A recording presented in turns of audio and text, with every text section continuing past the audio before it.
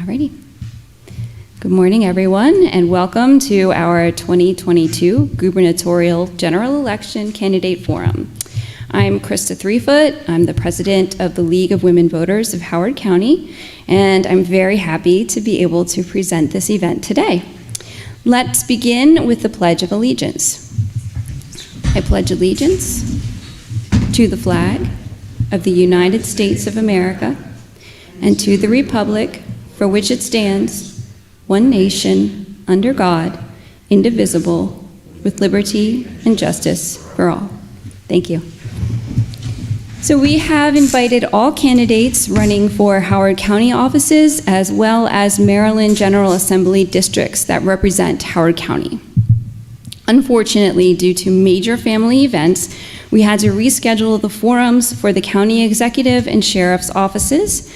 The rescheduled date will be Sunday, October 2nd at 1 p.m., and that will be happening via Zoom. We'll get all the link information out as soon as we have that set up. Before I hand things over to our first moderator, Ms. Valerie Montague, I would like to express our gratitude and also give a call to action on behalf of our board. So first, a huge thank you goes out to the partners who helped us make this event possible, specifically the Horizon Foundation, the Association of Community Services of Howard County, Luminous Network for New Americans, and the Columbia Alumni Chapter of Delta Sigma Theta Sorority. I would also like to thank our candidates who are here now and those who will be coming later. We appreciate you taking your time to help us fulfill our mission of educating and empowering voters. Finally, I would like to thank the many volunteers who've made this event possible, especially our Vice President Laura Mettle and Alice Giles, who stepped in several times to save the day. I really appreciate it, guys. And there are way too many other people to name, but I do appreciate everyone's hard work. We would not be here without you. Now for the call to action. Our board needs help. The pandemic has significantly impacted us. Right now we're running at about half capacity. So we have so many big plans, exciting things that we want to do for you guys, the voters here in Howard County, but we just can't implement anything new, and really we're kind of struggling to sustain what we've always done here. So we need your help. We hope that you give me a call, send me an email, and let me know that you are excited to help us. We hope that you find this event informative and that we see everyone at the polls this fall.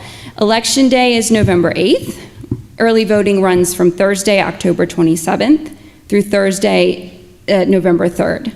And now I will turn the program over to our first moderator, Ms. Valerie Montague. Thank you, Valerie.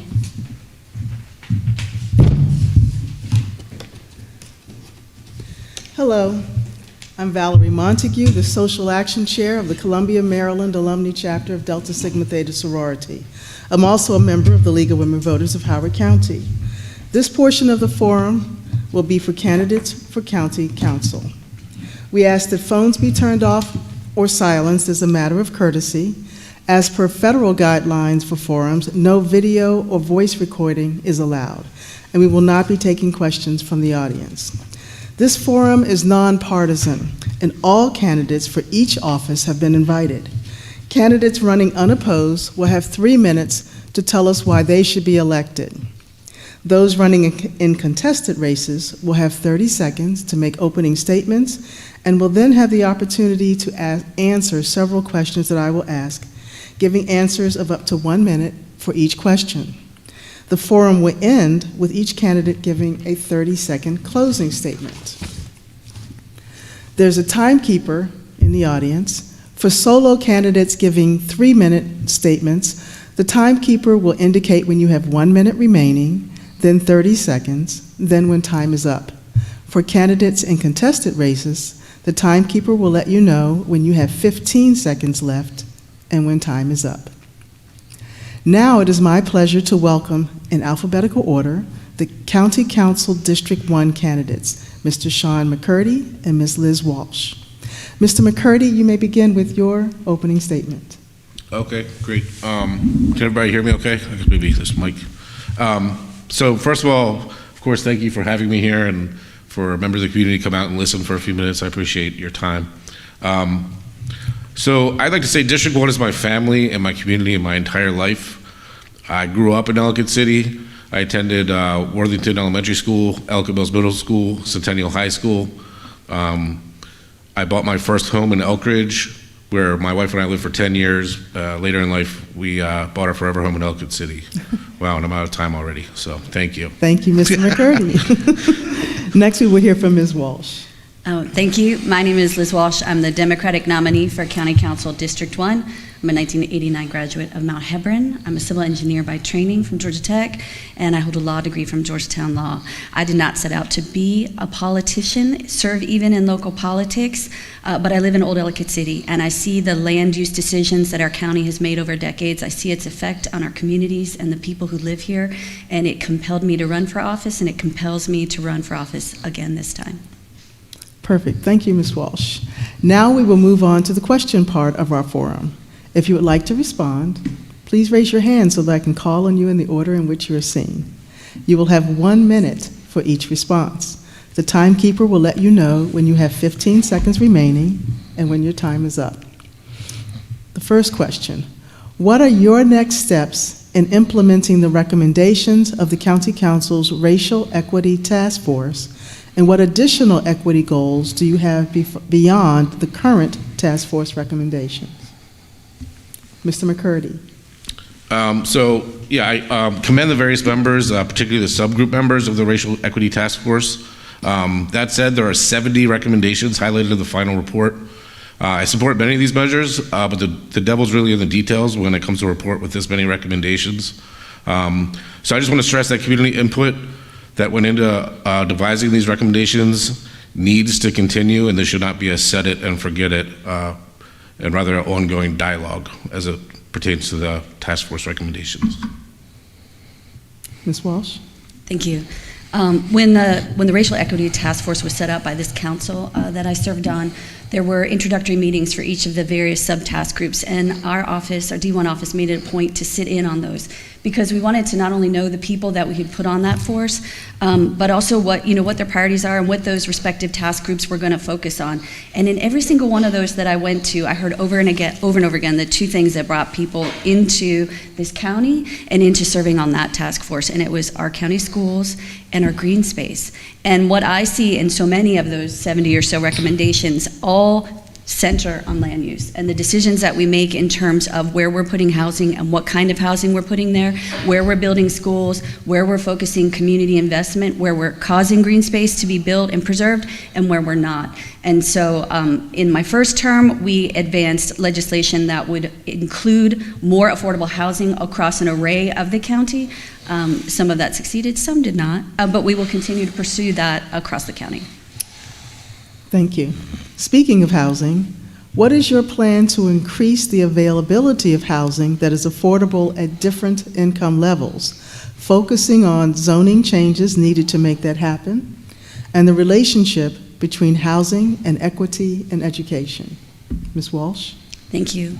In this term, I guess, we're still in that first 4-year term, our D1 office, taking a recommendation from the Equity Task Force, put forward a zoning regulation amendment, something that would change existing zoning law to say, in planned golf course communities, we need to include affordable housing. That was specifically aimed at the Turf Valley development, just outside of D1's bounds, where lots of kids go to D1 schools. Since 1986, and all of those hundreds and hundreds of homes built there, of all different kinds, standalone single-family homes, townhomes, apartments, condos, none of those had any affordable housing component. Notwithstanding that most other districts, since a long time ago, at least 10 years, have had at least 10 or 15%. It didn't happen there. We tried to get it included. That was unsuccessful. In other places, though, we've said you can't send the affordable housing that you're required by law to build to other places. We've seen that in Elkridge, where the two Riverwatch communities basically collect housing obligations that should have been spread all around the county as they were being built. That's what we need to do, is build affordable housing everywhere. Thank you, Ms. Walsh. Mr. McCurdy? Yeah, so affordable housing in Howard County is a major issue, particularly for working families, and those are getting priced out of certain markets. My opponent did oppose resolutions to support redevelopment projects like Roseland Rise, Hickory Ridge, and Dorsey Overlook. So I'd say it's one thing to support affordable housing measures for working families, but it's something completely different when you oppose measures to provide affordable housing for those working families. So I think it's time for a county person who will support affordable housing measures, and of course in accordance with the APFO, the Adequate Public Facilities Ordinance, and not just someone who votes no and gives us no alternative plan. Thank you. What should Howard County government do to prevent or mitigate the harms caused by climate change while respecting the needs and rights of developers and private property owners? Mr. McCurdy? I guess we'll just keep alternating. Right? So I'd say few cities in Maryland have experienced the real dangers of climate change as Ellicott City has. The floods in 2016 and 2018 were clear reminders of that, but increasingly we're seeing flash floods that make a lot of Ellicott City residents uneasy about the state of things. I think we have to better prepare for the impacts of climate change through more resilient infrastructure, as well as continuing our efforts to improve the county's energy stewardship. There are significant opportunities to expand renewable energy further, like rooftop solar on buildings on Route 1 and the Route 1 corridor. And I'm also looking forward to actually implementing the 2022 Climate Action Plan and seeing where we can work with key stakeholders to make the plan as successful as possible. I would argue my opponent did little to help our current county executive or state delegation procedure to procure any additional state funding in Ellicott City.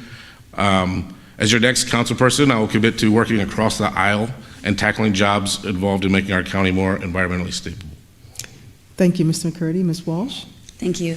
I agree with Sean. Ellicott City, old Ellicott City at the bottom of those hills exemplifies what happens if we do climate change at the very local level and how we address it wrong.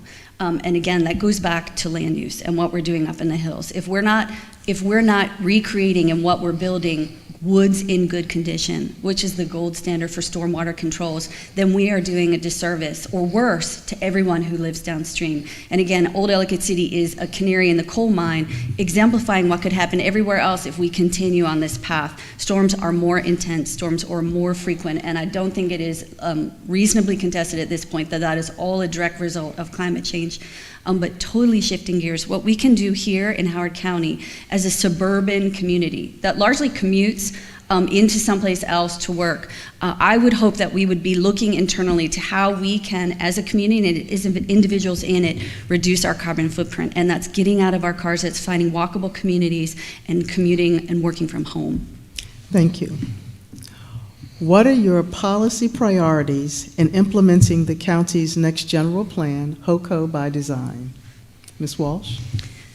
Howard County's next general plan has to center schools. We say this every single time it comes out. This council, completing its first four-year term right now, had two opportunities to talk to the county administration and the Department of Planning and Zoning about how to approach that next general plan exercise.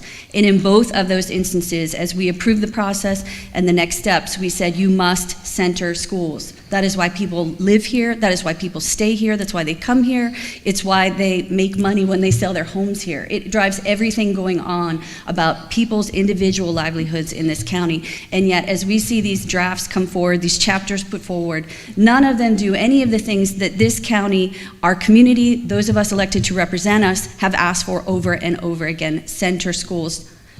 Just in the last, I guess, 2 months, I testified before the Board of Education and said, hey, we do not have land banked for these schools that we know we need. Historically, we've added 1,000 kids a year, and we don't have places to see them. We've seen the horrible consequences of that play out in Helkridge, High School 14. We need to land bank now. Thank you. Ms. McCurdy?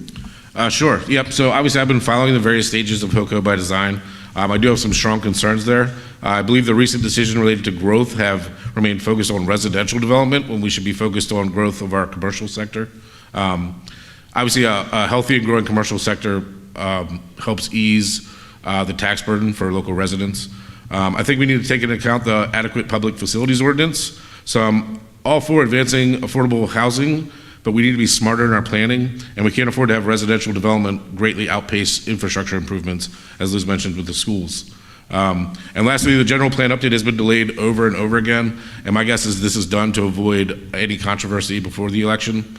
When I'm elected, I will actively engage the community in the process and give them a greater voice in the preparation of the general plan. Thank you. In your opinion, what infrastructure needs are most pressing in Howard County and why? Mr. McCurdy? Sure. So infrastructure takes a huge hit when we constantly look the other way at the adequate public facilities ordinance. I want to be vigilant on developments, but at the same time be pro-growth, particularly commercial growth, which again will help keep our property taxes down. I think we also really need an infrastructure review of our current capacity. I can't stress this enough with the school redistricting and gerrymandered maps. These are not solutions, they're just Band-Aids. 2019 school redistricting is a big reason I even got into politics and why I'm sitting here today.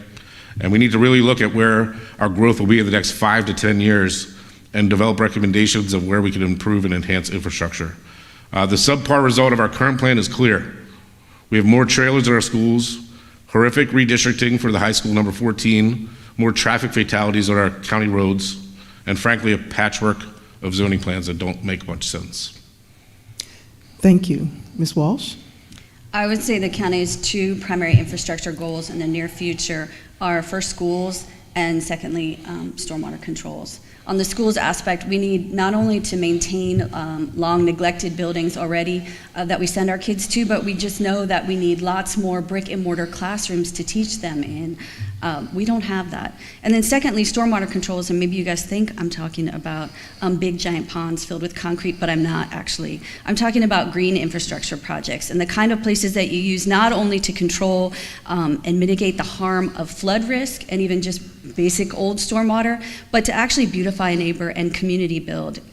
There's a real kind of binary mindset, which is this project does this thing and this project does this thing, but if you do it right, you can build stormwater controls and public infrastructure that's actually a place of beauty, a place of community that brings people together, even when it's not raining a whole lot.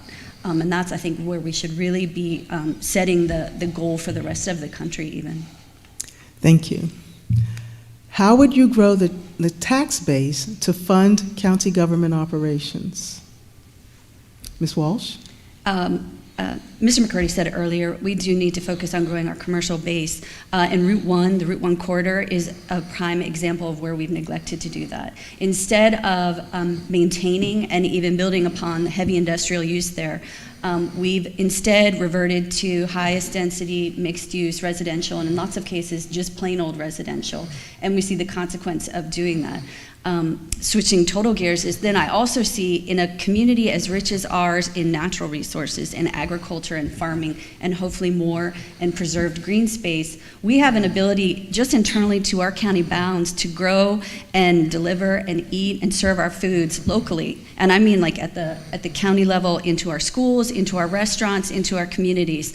You see that happening with CSAs, you see it's happening so more with some of our nonprofits, but I really think the food supply chain is something that we should be just doing 100% right. Like there's so much opportunity for growth and for success in that arena.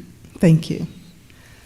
The nonprofit sector provides a significant number of programs and services in Howard County. How do you plan to bolster? Oh, I'm sorry. I apologize. I apologize, Mr. McCurdy. I'm sorry. No problem. So, obviously, our small businesses continue to face adversity, starting with the pandemic and now with this rampant inflation. The issues, I think, have been compounded by my opponent's decisions to increase taxes and fees and regulations. So prior to beginning my career in IT, I worked in the hospitality business for 10 years. So I know a lot of the restaurant owners and managers throughout District 1. I've watched a lot of them struggle through the pandemic while trying to sift their way through new regulations on plastic straws, carry-out containers, other unnecessary regulations with zero communication from the council. I would work to create a more inviting and level playing field for our small businesses. They've been through enough they've been through so much already with the COVID-19 pandemic, and the last thing we need is, and the least we can do is give them a fair shot to succeed and grow here in Howard County. So I think the tax and fees, they included a 34% increase in fire and rescue tax, fees assessed on trash collection, which are up by 48%, and increased taxes for home refinancing. So I think District 1 needs someone to hold the line on taxes. Thank you, Mr. McCurdy. The nonprofit sector provides a significant number of programs and services in Howard County. How do you plan to bolster these organizations, particularly given the increased demand that nonprofits are facing? Ms. Walsh? The pandemic illustrated how much this county particularly relies on those nonprofits to deliver services to the people in our county most in need. And the pandemic also illustrated how many of those families exist and are so close to the edge in terms of needing that. Even before the pandemic, we noticed, though, that a lot of the nonprofits were struggling even to pay and keep up with staffing in their own ranks. And a lot of those families themselves qualified for some of the programs that those nonprofits were providing. So we have advocated consistently year after year, before the pandemic and through, to pay and to staff those nonprofits at a level that allows them not only to be competitive with other nonprofits in the county governments where their employees otherwise would work, but to provide a living wage and a decent quality of life to the people who were asking to do that for our own constituents. Thank you. Mr. McCurdy? Yeah, with the nonprofits, I guess, to be honest, I wasn't prepared to speak on this subject, but it reminds me back to the COVID-19 pandemic and the beginning of it. There are and were several food distribution centers out there in the county helping out our residents during tough times. I think it's important to keep them afloat and around. I was out there trying to volunteer when I can. I think, you know, as far as the nonprofits go, we just need to make sure we can support them and give them all the tax breaks they can get and continue to help them. Unfortunately, I think, as Liz mentioned, the COVID-19 pandemic really hurt everybody, and especially nonprofits, because they rely on a lot of volunteers that weren't really able to come out of the house. Thank you. Last question. How will you work to increase the transparency and accessibility of the legislative process to residents with various needs for in-person and virtual or hybrid participation? Ms. Walsh? I think what we've seen during the pandemic is allowing people to participate not only in the legislative process, but in all sorts of things that the government does, whether just attend public hearings or testify or whatever, to be able to do that virtually, to Zoom in or call in or stay at your home where your kids are, or not have to drive at night, and be able still to have just as meaningful a role in that community engagement as someone who's able to show up at 7 o'clock and sit in a freezing cold room for 3.5 hours waiting to testify. You know, that's how we've done it forever and ever. And there are still people who love to sit in that room and testify, and we love to hear them because we're there now.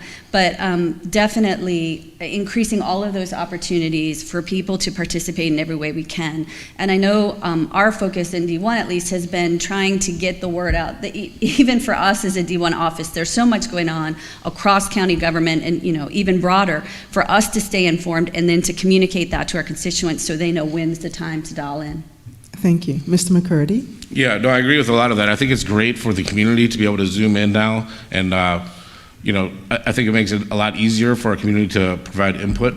I will say that over the past 2 years, we've seen a lot of our leaders, though, hide behind Zoom cameras, and I think it's time that everybody, our leaders, come back into the office and roll their sleeves and get more involved.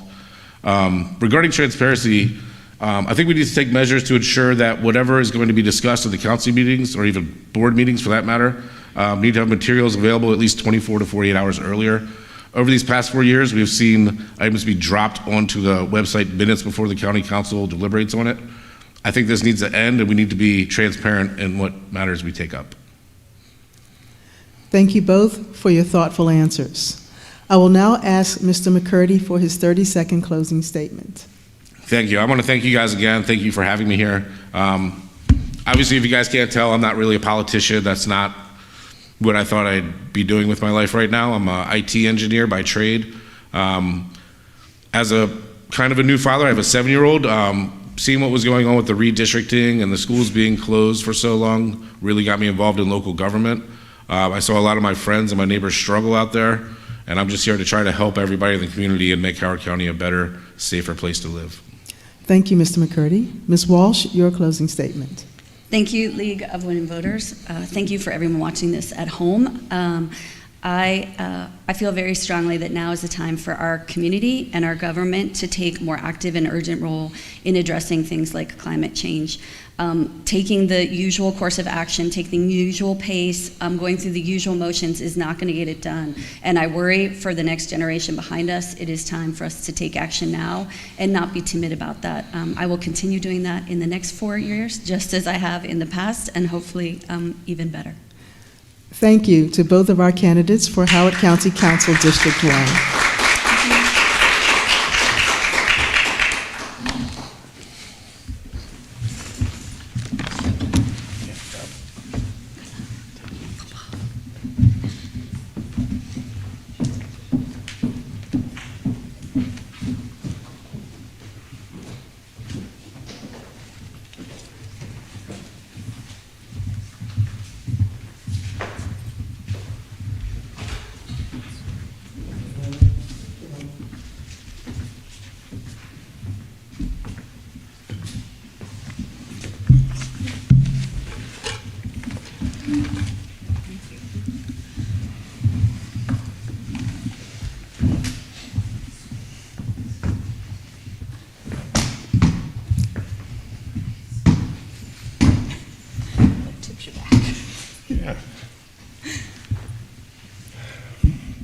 Thank you.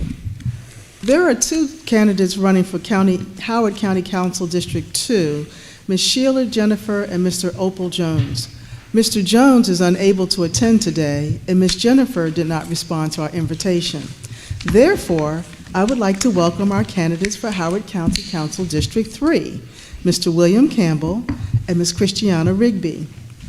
In alphabetical order, Mr. Campbell, would you please begin with your 30-second opening statement? A timekeeper will let you know when time is up. Good morning. My name is Bill Campbell. I've been a resident for 48 years. The reason I've gotten into this race is I'm appalled at the conditions that our school children have to put up with.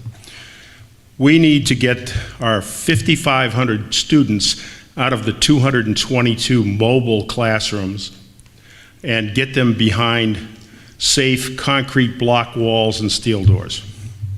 That's the main reason I'm running. And in looking at this, I found out that we are not addressing the financing, and that's what I would like to address. Thank you, Mr. Campbell. Next, we will hear from Ms. Rigby. Good morning, everyone, and thank you to the League, OMHS students, HCC, everyone who's helped create this possibility today. I'm Christiana Rigby. I'm a Democrat, and it's been my honor to represent District 3 on the County Council over the last few years. District 3 is the southeast corner of the county and includes communities in Columbia, Elk Ridge, Savage, Jessup, Guilford, and North Laurel. Over the last few years on the County Council, I've worked collaboratively to deliver record school funding. Thank you. Now we will move on to the question part of our forum. If you would like to respond, please raise your hand so that I can call on you in the order in which you are seen. You will have 1 minute for each response. The timekeeper will let you know when you have 15 seconds remaining and when time is up. First question. What are your next steps in implementing the recommendations of the County Council's Racial Equity Task Force, and what additional equity goals do you have beyond the current task force recommendations? Me? Is your hand raised? Oh, no. We could both raise. And No, ladies first. sure. Ms. Rigby? Absolutely. So we've taken action on about 20 of the recommendations. I'd say most importantly, is the raising of Howard County's minimum wage, which really puts people in a position where they're able to pay their bills, they're able to have a much better quality of life and to put that money right back into our local businesses. We have funded multiple positions and multiple recommendations from the education policy subgroup, including liaisons, as well as increasing the positions of educators. We're in the general plan right now, And so that is possibly one of the biggest opportunities to look at how to have a more equitable county, and what those opportunities will be available for people. We have joined the Government Alliance on Race and Equity. There are so many things that we've done through these 20 recommendations that if you'd like more details, I'm more than happy to follow up with you, and I think it's really coming together as a community and seeing those next steps. Thank you. Mr. Campbell?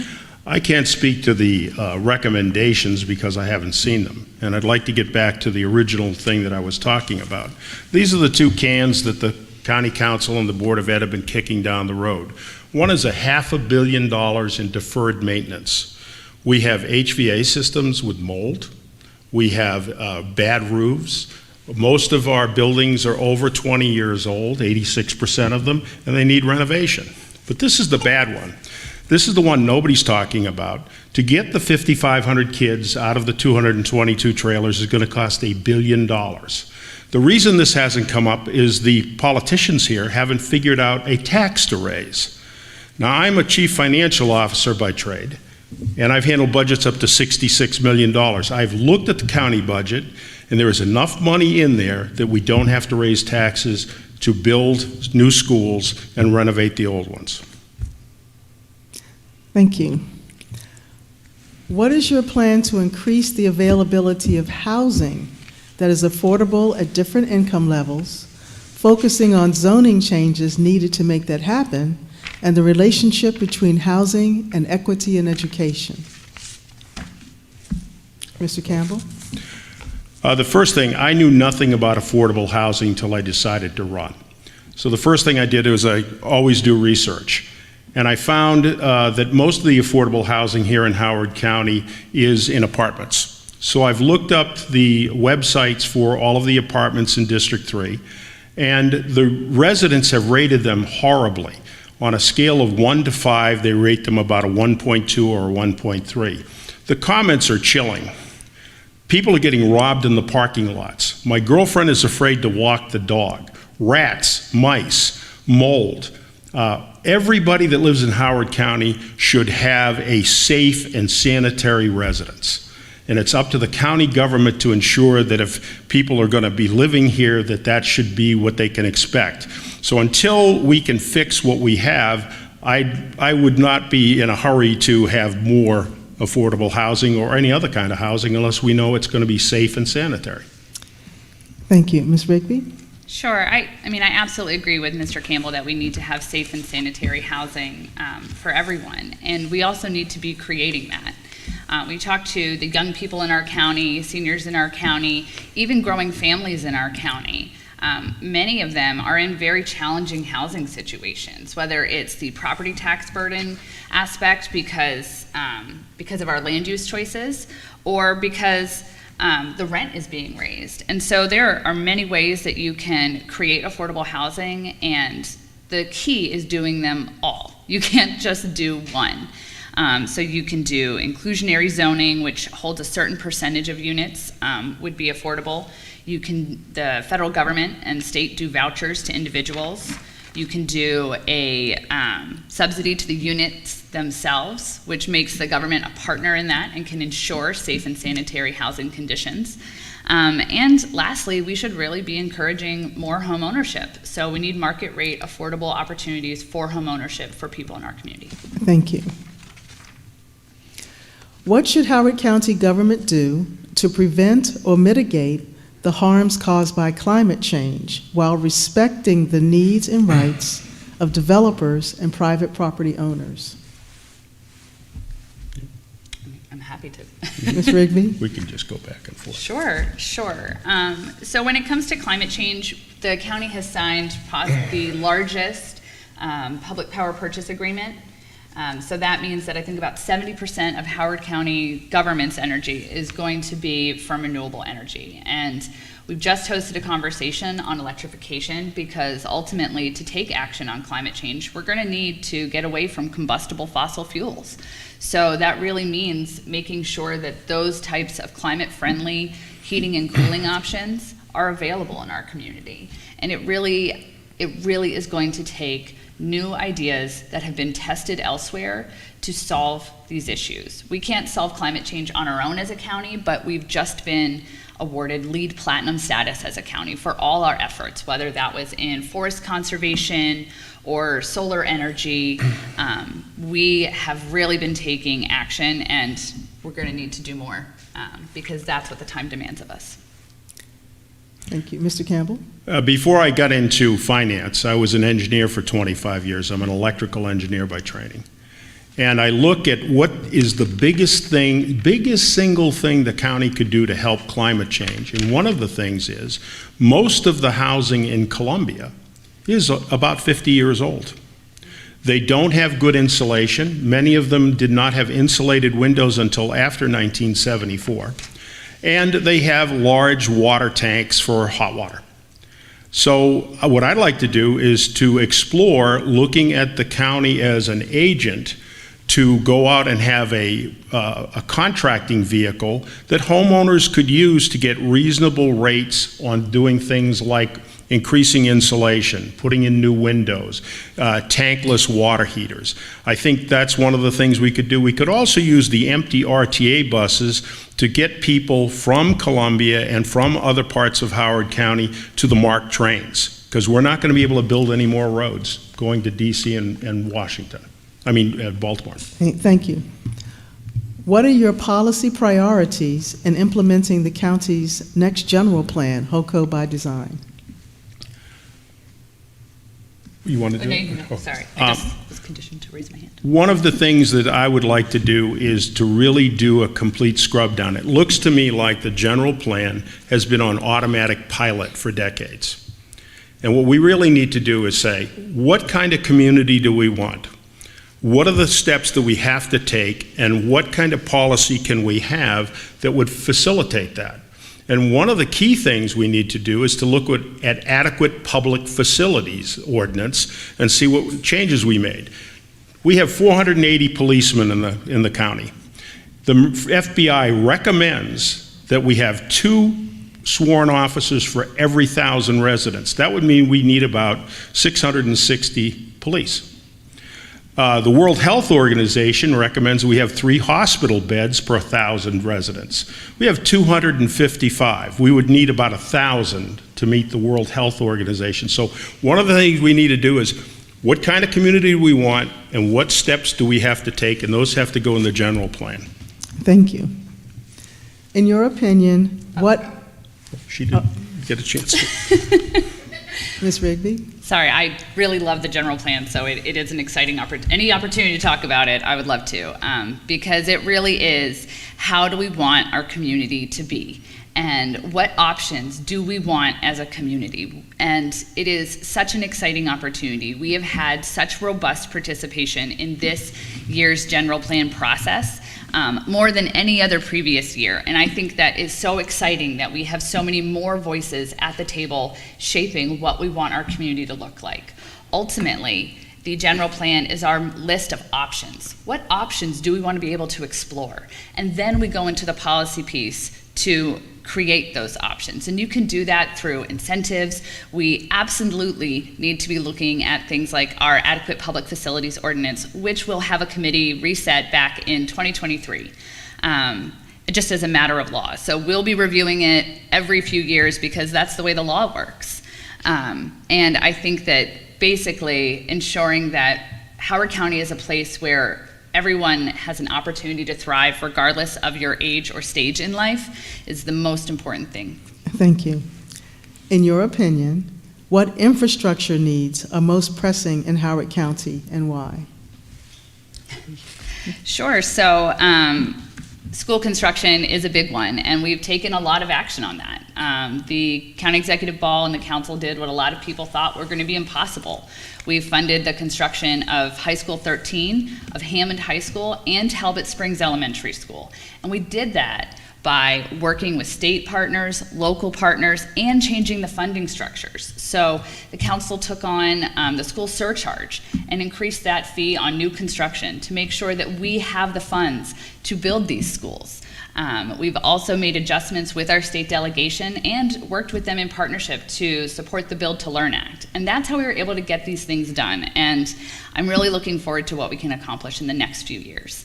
We've also funded fire stations and parks and a 50-plus center for our community, because we're not just a single service community. When we talk about thriving at every stage of life, we really mean that. So, Thank you. Mr. Campbell? I don't want another park, fire station, courthouse, or anything built until we address school construction, till we have a fully funded plan. You look at your budget tells you what your priorities are, and our priorities are not on school construction. The amount of extra money, $200 million over 10 years, will not even dent the deficit that we have. As far as partnering with our state partners, the Howard County Board of Ed sent a letter to our state delegation asking for help from Annapolis. And one of the things in there that was most chilling is that we have not gotten some funding because we did not get matching funds from the county government. That's unacceptable. Thank you. How would you grow the tax base to fund county government operations? Is that me? One, like I said earlier, I've been the Chief Financial Officer for the U.S. Coast Guard, the U.S. Department of Veterans Affairs, and Amtrak. And I understand budgeting and I understand money. I've gone through the 668-page school budget and came up with a 11-page guide called the Citizen's Guide to the Howard County Public School System. Then I took the state report cards on our school system and added 3 more pages. What I would do is I would zero-base the budget for the first year that I'm in office. So I would look at every single line item and say, is this more important than school construction and school renovation? And if it isn't, that money ought to go. We spend only $98 million this year, on school construction. We've got $148 million on county construction. I think our priorities are skewed. Thank you. Ms. Rigby? sure. So I think one thing that's important to note is that the county fully funded HCPSS's capital construction request this year. So we have fully funded what the Board of Ed has said are their priorities, and we have funded that. Secondly, when it comes to expanding the tax base, that's really investing in people's quality of life. We receive funds through property tax and income tax. So, that's how county revenues are, the vast majority of them are associated. And I think if we build some of those missing middle opportunities, we have apartment buildings and we have single family attached or detached, but we're missing so many things that are in the middle of that, and that would also work to help our tax base, but it would allow for housing for teachers, bus drivers, nurses. It's essential housing for essential workers in our community. And by solving these problems together, that will support our tax base. And lastly, we have many challenges. We have flooding in Ellicott City, and we need to address that. And that is some of what our capital funds go to. Thank you. The nonprofit sector provides a significant number of programs and services in Howard County. How do you plan to bolster these organizations, particularly given the increased demand that nonprofits are facing?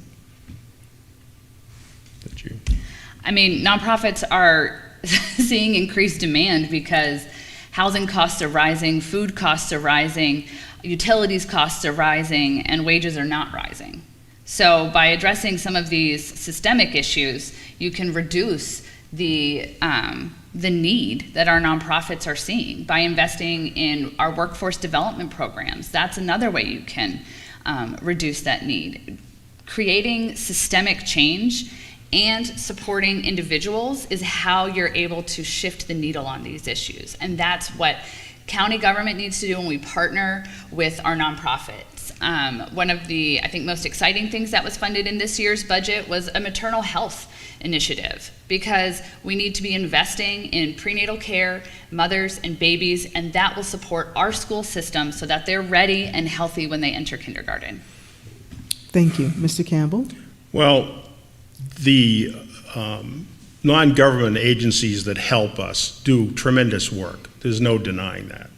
However, they can only do a certain amount. They can't do it all, and some of the things, quite frankly, we should be doing as the county. We always get back to talking about minimum wage. I'd like to turn that around and start talking about maximum wages, okay? And one of the things that we need to do is to have better training programs, whether they're in the trades or they're in service or something else, that we can help people to get their potential. Not everybody should go to a four-year university, but everybody needs to be self-sufficient and self-supporting, and we should do whatever we can, and that's our job, is to make sure that I'd like to expand VOTech. Instead of having one laboratory school, I'd like to see other opportunities so that we can get people off of welfare and be self-sufficient. Thank you. Last question. How will you work to increase the transparency and accessibility of the legislative process to residents with various needs for in-person or virtual or hybrid participation? Ms. Rigby? Sure. So it's really interesting to think about this question, because I think how everybody in this room would have considered and approached this in 2019 is very different than how we consider and approach this now in 2022. I can tell you, going to council meetings on Mondays at 7, getting to the Banneker room to wait to speak for 3 minutes, to hopefully get back in time for bedtime for my then baby, was really tough. And I think it's amazing that we have this opportunity to have hybrid meetings now where you can have so much participation and reduce those barriers to access. I think also making sure that we have enough broadband throughout the county, so that way if you can't travel in, you're able to do that. But expanding participation is vitally important. I've passed whistleblower laws. On the Racial Equity Task Force, we had a legislative process group, and I've been really working to implement some of those recommendations, because translation services, expanding access, and helping residents understand our process is very important. Thank you both. Thank you both for your thoughtful answers. I didn't get to answer that question. Yes. I apologize, Mr. Okay. Campbell. Well, one thing, I can devote my entire time. I'm now retired fully. COVID killed my company, so I'm available 24/7. I find that people oftentimes are reluctant to write a letter or to make a call, but if you're in their vicinity and they have a problem, they will tell you. I manage by walking around. It is my intention to go regularly to every community association, to have open days where people can, I will drop by a certain place like Baldwin Hall and Savage, or one of the community centers, and talk to people and find out what their issues are and how I can help them. Sometimes I'm going to have to tell them I can't help them, but that's helpful too. So what we have to do is think out of the box about only having council meetings and only having somebody come and to a meeting every once in a while. They can't all do that. They're busy. Thank you. Thank you both for your thoughtful answers. I will now ask Mr. Campbell for his 30-second closing statement. Howard County is a big business. We have a budget of $2.4 billion. It requires professional management. I've managed budgets up to $65 billion. I've gone through the county budget, and I see plenty of things there that I would question. And so what I'd like to do is represent you and the people in District 3 and work hard and get the funding for the schools, whether the school system wants to ask for it or not, and get the deferred funding, which they have asked for. Anything else is inexcusable. Thank you. Ms. Rigby, your closing statement. Sure. Well, thank you everyone who's helped organize today. I'm really running for re-election to continue the progress that we've made together, and I include every person in Howard County in that, because it's really the things that we do with people that matter. And the next term of the council will be one of the most consequential in history. We have to continue record funding for our public school system, especially in advance of mandates from the state, design our communities to promote walkability and connection, and really create places where everyone can thrive. I hope to continue that work, and I hope to earn your support. Thank you. Thank you to both of our candidates for Howard County Council District 3.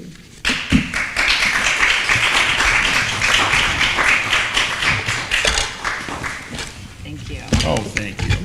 And if anybody would like a copy of this guide for our school system, if you go to W.H. Campbell for County Council District 3 on Facebook, I'll try to send it to you, but I'm all by myself, so it may take a while.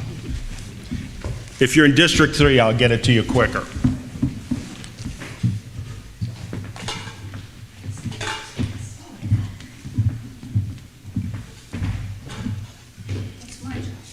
Okay.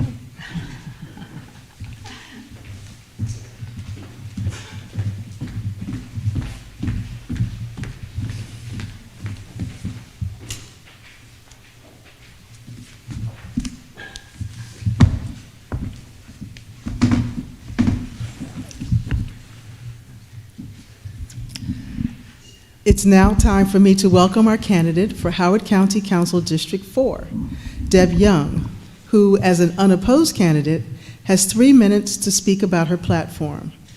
Ms. Young, the timekeeper will let you know when you have 1 minute remaining, then 30 seconds, and when time is up. Please begin. All right, my name is Deb Young, and I'm running for re-election for County Council in District 4, an area that includes 5 of the Columbia Villages, parts of Western Howard County, Fulton, Maple Lawn, and North Laurel. First and foremost, I love this county. I've lived here for 34 years and have volunteered on county commissions and boards for decades. I was actively involved in my daughter's schools, having served as a vice president for the Harper's Choice PTA and president of the Wild Lake Booster Club. I am an attorney, and I have worked most of my professional life providing legal advice to small nonprofit organizations. I decided to run for office more than 4 years ago, in part because of my deep involvement in my daughter's schools and my concern that residents' voices were being drowned out by developer interests. I believe there is much unfinished business and that I have more to contribute. Specifically, I would like to ensure that school funding is maximized to the extent that we can under our budget process, encourage sound growth management and land use controls that are critical to our school system, our efforts to promote affordable housing, and preserve our environment and open space. The upcoming adoption of the general plan will involve a balancing of different desirable public policies, and I want to make certain that the community voice is heard. I will speak out in favor of the human rights of our residents. Howard County is the second most diverse county in a state that is found to be the most diverse state on the East Coast. We all need to treat people from different cultures, races, and ethnicities with respect and celebrate the uniqueness of our Howard County residents. I will champion our aging population and pay attention to their needs, whether it is through tax credits, additional services, or more robust at-home services. We will be facing some very big issues in the near future as we plan for the final phase of Howard County's growth. We need to grapple with school overcrowding and roads that look like parking lots, the potential environmental damage from concentrated flight paths and overdevelopment, and how best to accommodate those in need, whether it is through housing or social services. We can and should address all of these issues with transparency and community input. I stand with our residents on these issues, which is why I use the Citizens Election Fund to finance my campaign. I want to ensure that the people's voice will not be drowned out by special interests. I am excited that in 5 of our 6 local races, there is a candidate who has chosen to use public funding as well. I want to thank you. I look forward to continuing to serve the residents of District 4 in Howard County for another 4 years, and thank you for your support. Thank you, Ms. Young, for joining us today.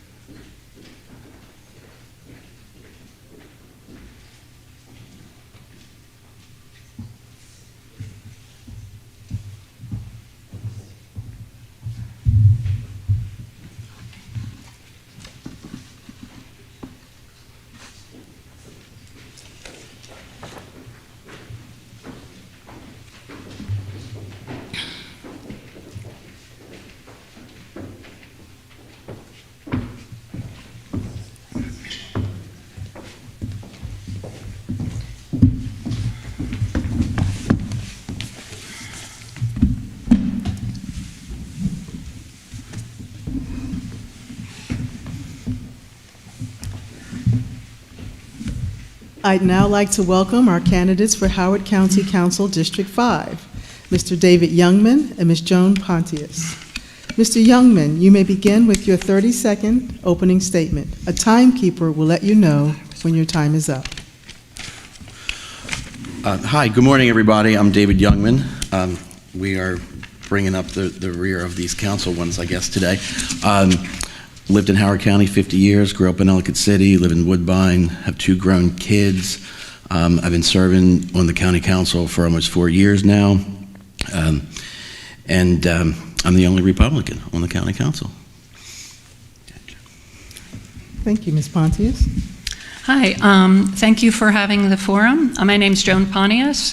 I'm running for County Council District 5. We moved here 20 years ago for my job at the NIH as an analyst. Like many residents who moved here, we were drawn to the beautiful county, the open spaces, but we've been concerned about the rapid residential growth that's leading to crowded schools. Oh, I thought I saw us stop. Crowded schools and traffic congestion. The contributions from developers to our politicians has eroded trust in our elected officials, and I'm running a publicly funded campaign. Thank you. Thank you. Now we will move on to the question part of our forum. If you would like to respond, please raise your hand so I can call on you in the order in which you are seen. You will have 1 minute for each response. The timekeeper will let you know when you have 15 seconds remaining and when time is up. What are your next steps in implementing the recommendations of the County Council's Racial Equity Task Force, and what additional equity goals do you have beyond current task force recommendations? I don't mind going first. I don't have any. I did not support the creation of the task force, and I think it turned out kind of how I expected, where it excluded a lot of the minority groups in the county. I think there's some good recommendations in workforce development and expansion of mental health services, but then a lot of the recommendations ranged from anti-police, racially charged curriculums in schools, waiving APFO for housing, and I just I don't really support that it was created, and I don't support a lot of the recommendations that have been made. Thank you, Ms. Pontius. What's most striking to me is the problem with housing. We have segregated housing in the county, and it keeps getting worse. We have acres and acres of million-dollar homes going into farmland in one section of the county, but housing for low income and subsidized housing in another. And then this creates problems with the schools, because then they have segregated schools, and then next thing we know, they want busing. So at the county level, we have to have more diversity throughout the whole county. We need better we have too many low-paying jobs. There's income disparities. I would support, David Youngman did not support raising the minimum wage, and we need to have these low-paying jobs, especially our essential workers, being well-paid so that they can support themselves in our county. Thank you.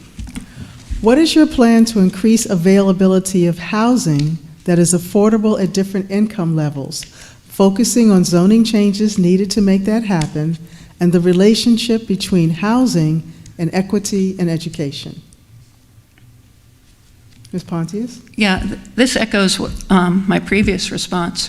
The county council is involved in the zoning decisions of what kind of housing goes in and where.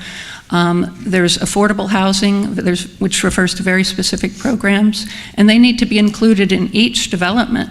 We cannot continue the road of generating segregated communities in the county.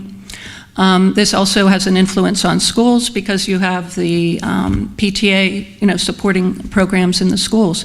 So that creates further segregation of our wealth and limited opportunities for our children. I think. I agree with much of that, and I'm going to expand to say that you know, one of the ways to create affordability is supply. But, I mean, Howard County is a mature county. We are running low on land, and just continuing this multi-generation path of our reliance on residential development is going to break us. And we're just not going to be able to, nor should we try to create residential housing for everybody who wants to live in Howard County. It's just not possible.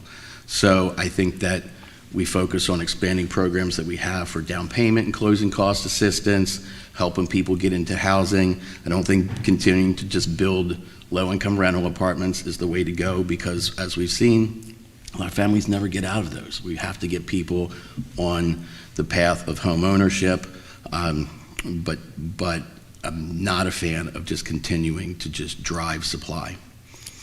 Thank you. What should Howard County government do to prevent or mitigate the harms caused by climate change while respecting the needs and rights of developers and private property owners? Look, if you talk to experts, you know, National Weather Service and stuff, we could be in this period of it raining harder, for longer, faster, for a couple hundred years. And we just, most of what we've built here over the last couple hundred years just is not designed for that. We've already increased some stormwater management requirements, which is critical. We've got to get into these older neighborhoods and get stormwater management retrofitted, places like Dunlogan, Valley Mead, those areas. What we've built is just not designed for the level of rain and intensity of rain and storms that we're probably likely to get for quite a while. Yeah, climate change is something we have to embrace. Right now, the county council, their response is sort of restricted to greenhouse gas emissions. We have to prepare for extreme weather events, such as the flooding that we've witnessed. This could also have an influence on farming, on agricultural properties, when we have hot summers and the seasons start changing. We could look towards other ways to address climate change, such as the carbon emissions. We talk a lot about, we have requirements for energy conservation in homes and energy efficient homes, but these are often about what material is used to build the homes, and they aren't about how much energy the carbon footprint of these homes. Some of them are 7,000 square feet. So we could look at that, and also carbon sequestration. We could encourage the planting of trees to help carbon sequestration. Thank you. Thank you. What are your policy priorities in implementing the county's next general plan, HOCO by design? Can you repeat the first part? What are your policy priorities in implementing the county's next general plan, HOCO by design? I don't mind going first. You don't want to go first? I'll go first if you want. You want to go first? We absolutely have, I talked about this earlier, we have to shift away from this appetite and reliance on residential development. We've got to get back to looking for ways to expand commercial development in Howard County. We've got opportunities in Gateway.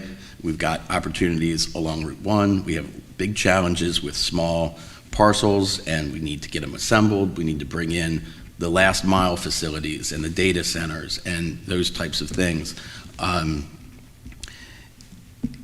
That's going to be my focus in the general plan. We actually haven't seen the general plan yet. I think that one of my other focuses is going to be, because I'm expecting what it's going to look like, is preservation of existing neighborhood character. I'm not going to support, going into existing neighborhoods and dropping in high-density housing in neighborhoods of half-acre houses, nor should we be dropping in detached homes in areas of high density. Thank you. Ms. Pontius?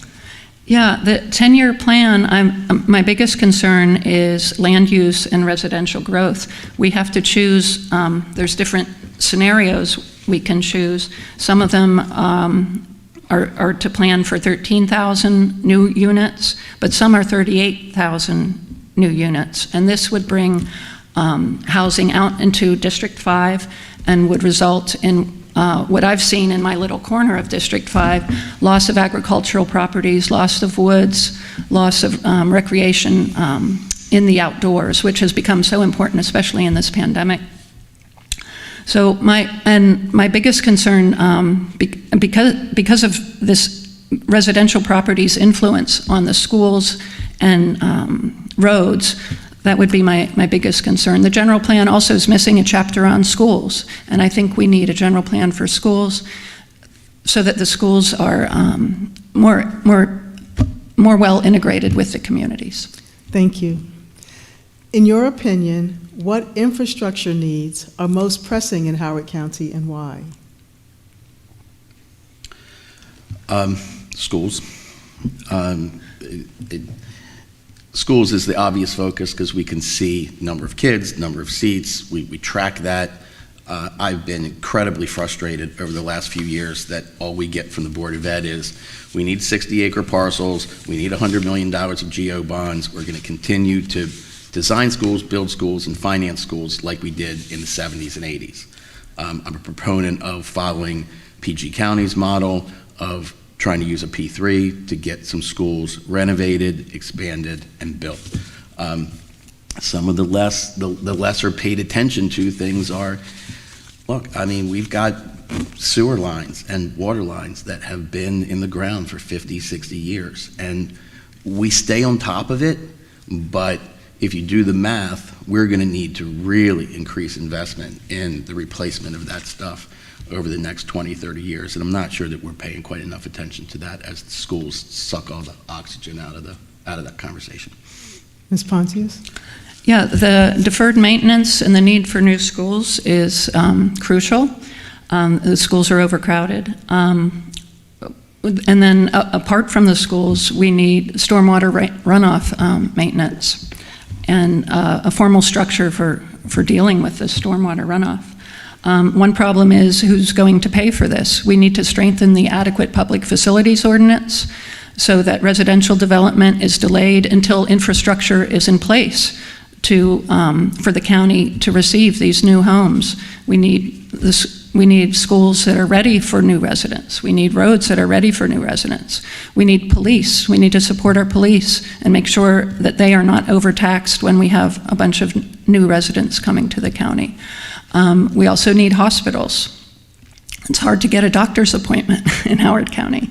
So all of these things, we would have to review the adequate public facilities ordinance and make sure these other needs are incorporated in zoning requirements. Thank you.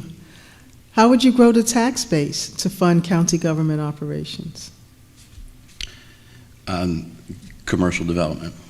You know, I talked about it a little bit ago. For a long time, Howard County has done the easy thing, which is build houses. We had the space to do it. A lot of people wanted to move here. All of our houses got built, and you know, that's great because I mean, it brings people here. There's no sense having a community if nobody lives in it. But we are just maxed out. We cannot continue to rely on that. We've got to increase our supply of commercial tax base. Ms. Pontius? Yeah, I agree. The residential development does not pay for itself, and I think everyone agrees that that's a path we can't go down to. We need to increase commercial, but there's various zoning changes that are, for example, putting residential units into commercial, and that takes away the ability for commercial properties to thrive. We need the agricultural properties to be profitable so that they don't sell out to developers. We need to have the agricultural community give us food security. We need food from them, especially in moments like in the pandemic and supply chain interruptions. We can get our food from our neighbors in Western Howard County. There will be some bills for agritourism so that the farmers can have increased, like pick your own places, like at Laurelyn Farm, or petting farms, such as Clark's Farm. And these all contribute to the commercial base. Thank you. The nonprofit sector provides a significant number of programs and services in Howard County. How do you plan to bolster these organizations, particularly given the increased demands nonprofits are facing? Ms. Pontius? This would be with two ways. One, I would listen to them and hear what their needs are, help define what changes are needed to achieve their goals. We could define funding sources and needed legislation to help them. But also, we need to communicate to them as well, and that includes public access to pending regulations and transparency in government.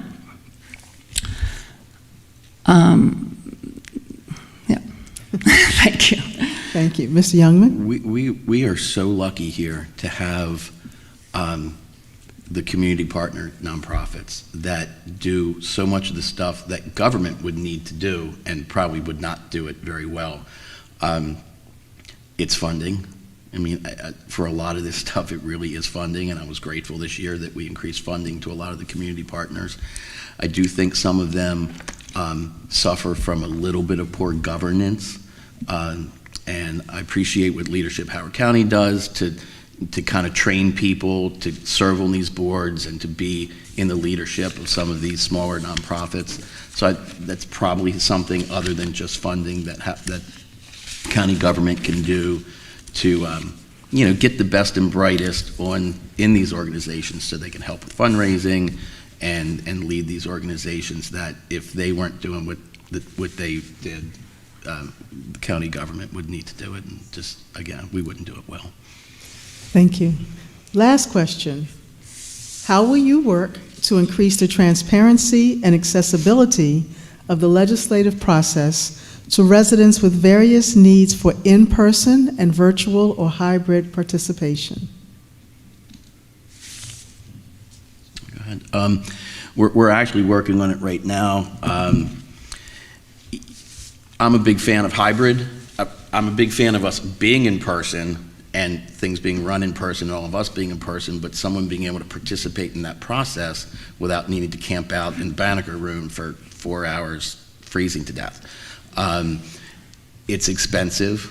It requires a lot of staff, but we've got Banneker set up now to be able to run full hybrid, and our conference room we call CVG, the C. Vernon Gray Conference Room, is being retrofitted with equipment now that we can also run hybrid. My goal is to get the boards, commissions, all of us back in person, but someone being able to testify, participate, not just watch, but actually participate in virtually. Thank you, Ms. Pontius. Can you repeat the question? How will you work to increase the transparency and accessibility of the legislative process to residents with various needs for in-person and virtual or hybrid participation?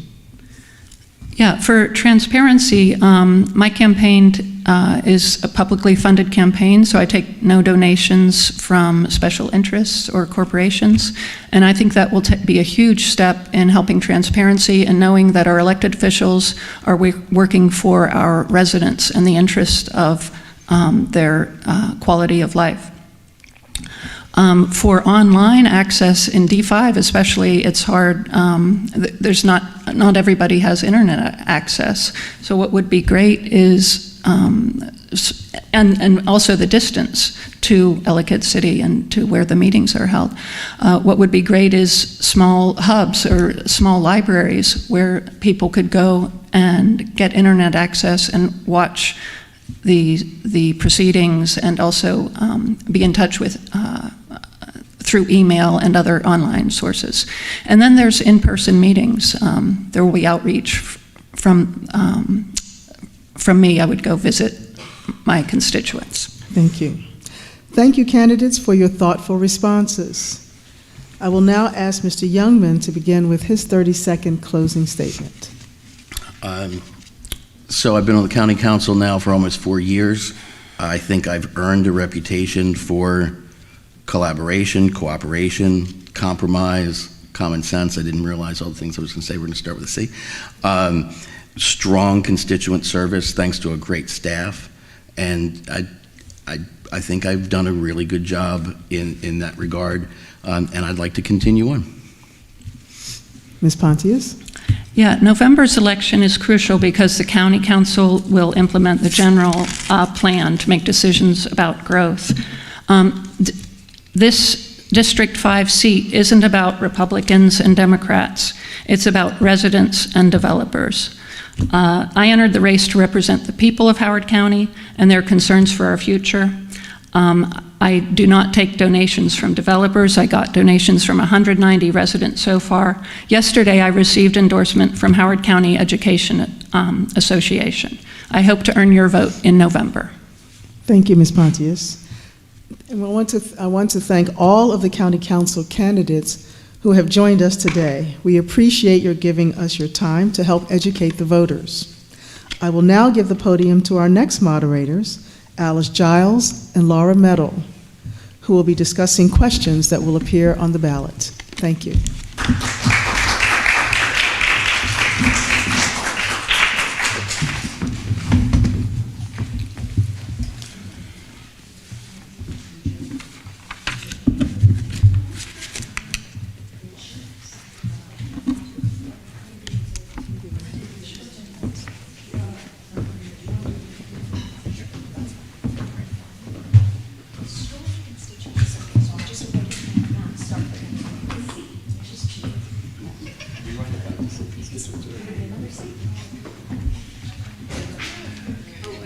I think we're going to do, yeah, because we have some dialogue.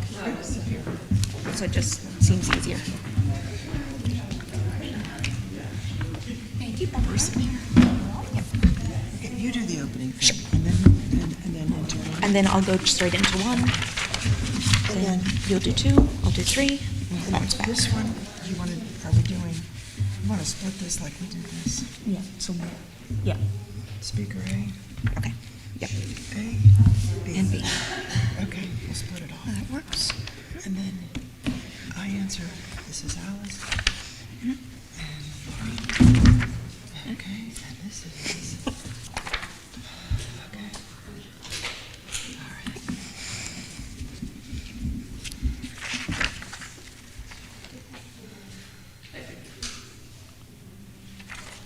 You said? This is Laura and this is Alice. I'm A. Raise your Alice. Represent. It should be on. Sure. Okay. Thank you, Valerie. When you vote this November, you will find, in addition to the candidates, 5 ballot questions, also referred to as ballot measures, on your ballot. These are proposed amendments to the state constitution, which require a direct vote by the citizens of Maryland. This year, the questions focus on the court system, its structure and naming protocols, residency requirements for candidates for state office, and the legalization of marijuana. For each question, we will provide a summary of the existing law and proposed amendment, some detail on the rationale for developing the amendment, and clarity on what a for or against vote means.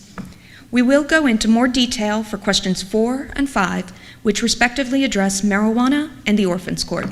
We have found in discussion with Howard County citizens that these 2 ballot questions have caused both the greatest confusion and the greatest debate, and so we hope to provide a little bit more clarity before you vote. Question 1, Court of Appeals and Special Appeals renaming. The ballot language for question 1 is as follows. Changes the names of Maryland's appellate courts from the Court of Appeals to the Supreme Court of Maryland and from the Court of Special Appeals to the Appellate Court of Maryland. Under the new law, judges serving on the Court of Appeals will be justices of the Supreme Court of Maryland, and the Chief Judge of the Court of Appeals will be the Chief Justice of the Supreme Court of Maryland. Currently, Maryland has 2 appellate courts which resolve appeals from decisions of the state's court trials. The lower appellate court is called the Court of Special Appeals, while the state's highest court is called the Court of Appeals. Proposed, this constitutional amendment would change the Court of Special Appeals to the Maryland Appellate Court and change the Court of Appeals to the Supreme Court of Maryland. In addition, the judges of the Court of Appeals would be known as justices for the Supreme Court of Maryland. If this amendment passes, both courts would continue to operate without interruption. Sitting judges would continue into the courts to which they were appointed.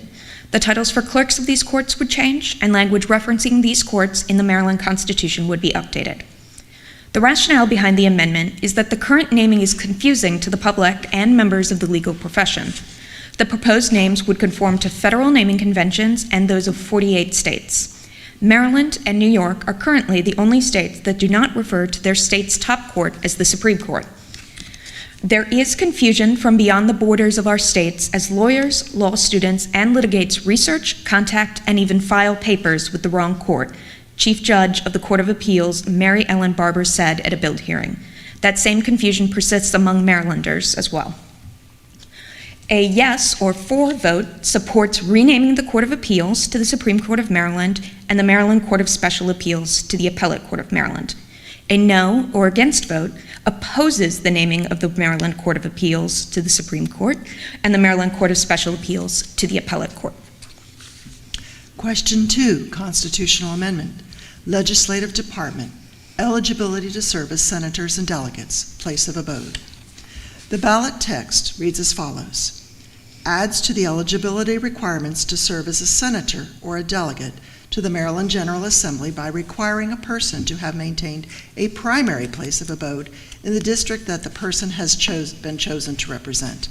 Under current law, a person must have resided in the district to which the person has been elected for at least 6 months immediately preceding the date of the person's election, or if the district has been established for less than 6 months prior to the date of election, as long as the district has been established. The new law requires, beginning January 1st, 2024, a person must have both resided in and maintained a primary place of abode in the district for the same time periods as under current law. Currently, under the Maryland Constitution, a person is eligible to serve as a state senator or delegate if the person meets the following requirements on the date of election. 1, is at least age 25 for senator or age 21 for delegate. 2, is a citizen of the state of Maryland. 3, has resided in Maryland for at least 1 year. And 4, has lived in the district to which the person has been elected to represent for the 6 months before the date of the election, or if the district has been established for less than 6 months, for as long as the district has existed. The proposed change would be that beginning January 1st, 2024, a person's primary home must be in the district the person has been chosen to represent for at least the 6 months before the date of the election, or in the case of a new district, as long as it has existed. In other words, under the amendment, a member of the Maryland General Assembly will have to truly live in the district they represent.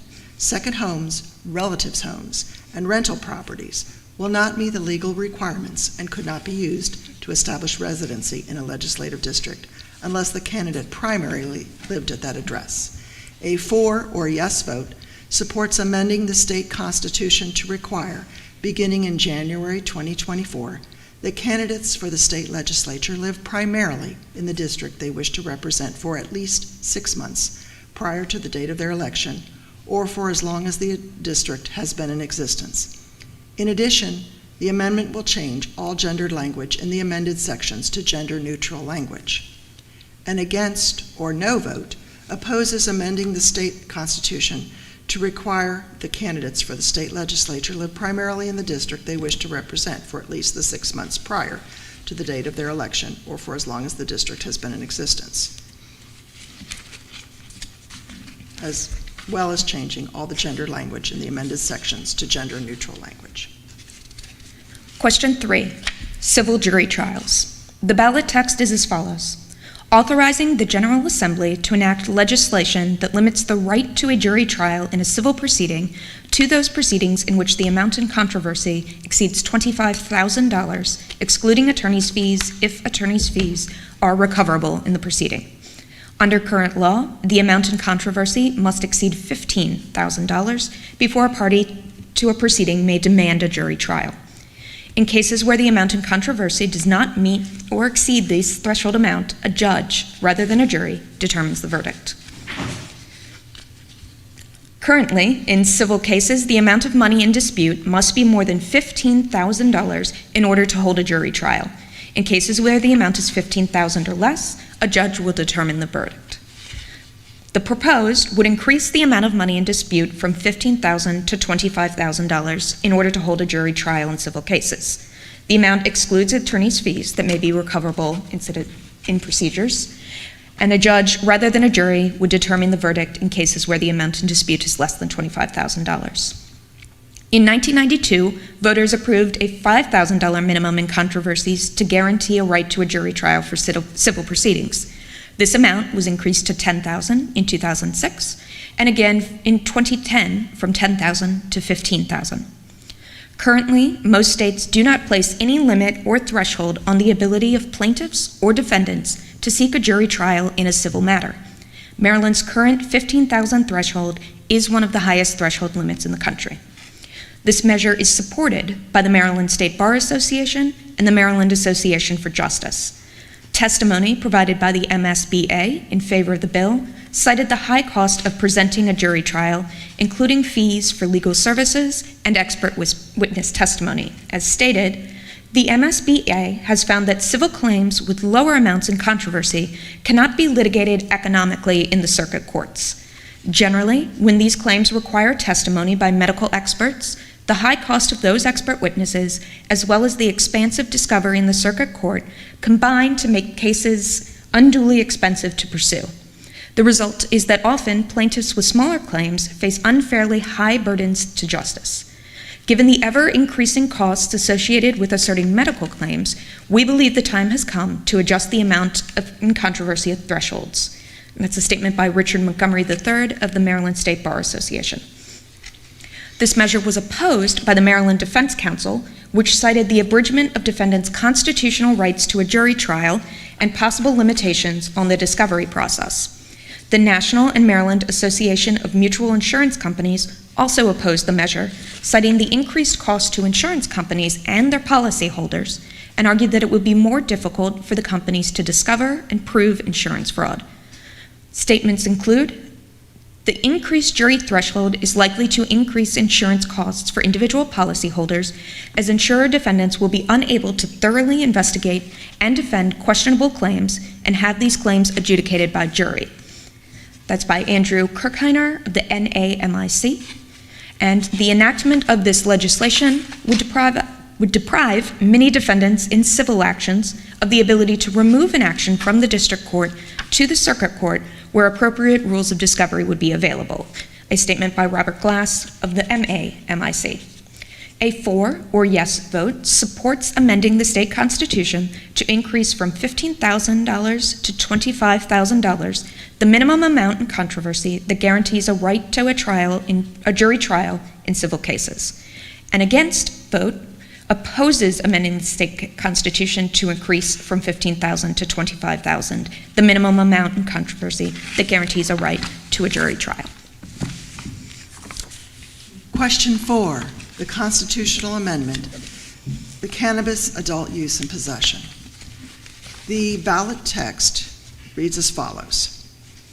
Do you favor the legalization of the use of cannabis by an individual who is at least 21 years of age on or after July 1st, 2023 in the state of Maryland? This adds Article 20, Section 1 to the Maryland Constitution. Currently, under state law, possession of 10 grams or more of cannabis, more commonly known as marijuana, is a misdemeanor punishable by imprisonment for up to 6 months, a fine of up to $1,000, or both. Possession of less than 10 grams of cannabis is a civil offense, punishable by a fine of up to $100 for a first offense, $250 for a second offense, and $500 for a third or subsequent offense. Marijuana or cannabis is listed on Schedule 1 under the Federal Controlled Substances Act. The proposal, if enacted, this constitutional amendment adds a new Article 20 to the Maryland Constitution to provide that on or after July 1st, 2023, an individual in this state who is at least 21 years old may use and possess cannabis. This authorization also requires the General Assembly pass a legislation providing for the use distribution, possession, regulation, and taxation of cannabis within Maryland. The origin of the amendment is that the legislature began the process of cannabis reform, starting with this ballot question referendum seeking the approval of Maryland voters. A for vote, or a yes vote, means that beginning July 1st, 2023, possession of up to 1.5 ounces of and use of cannabis by adults over the age of 21 will be legal in Maryland. A vote against or no means that possession of over 10 grams of cannabis will continue to be a misdemeanor crime, punishable by up to 6 months in jail. All right, and now we'll go through some of the commonly asked questions and answers we've seen about this bill.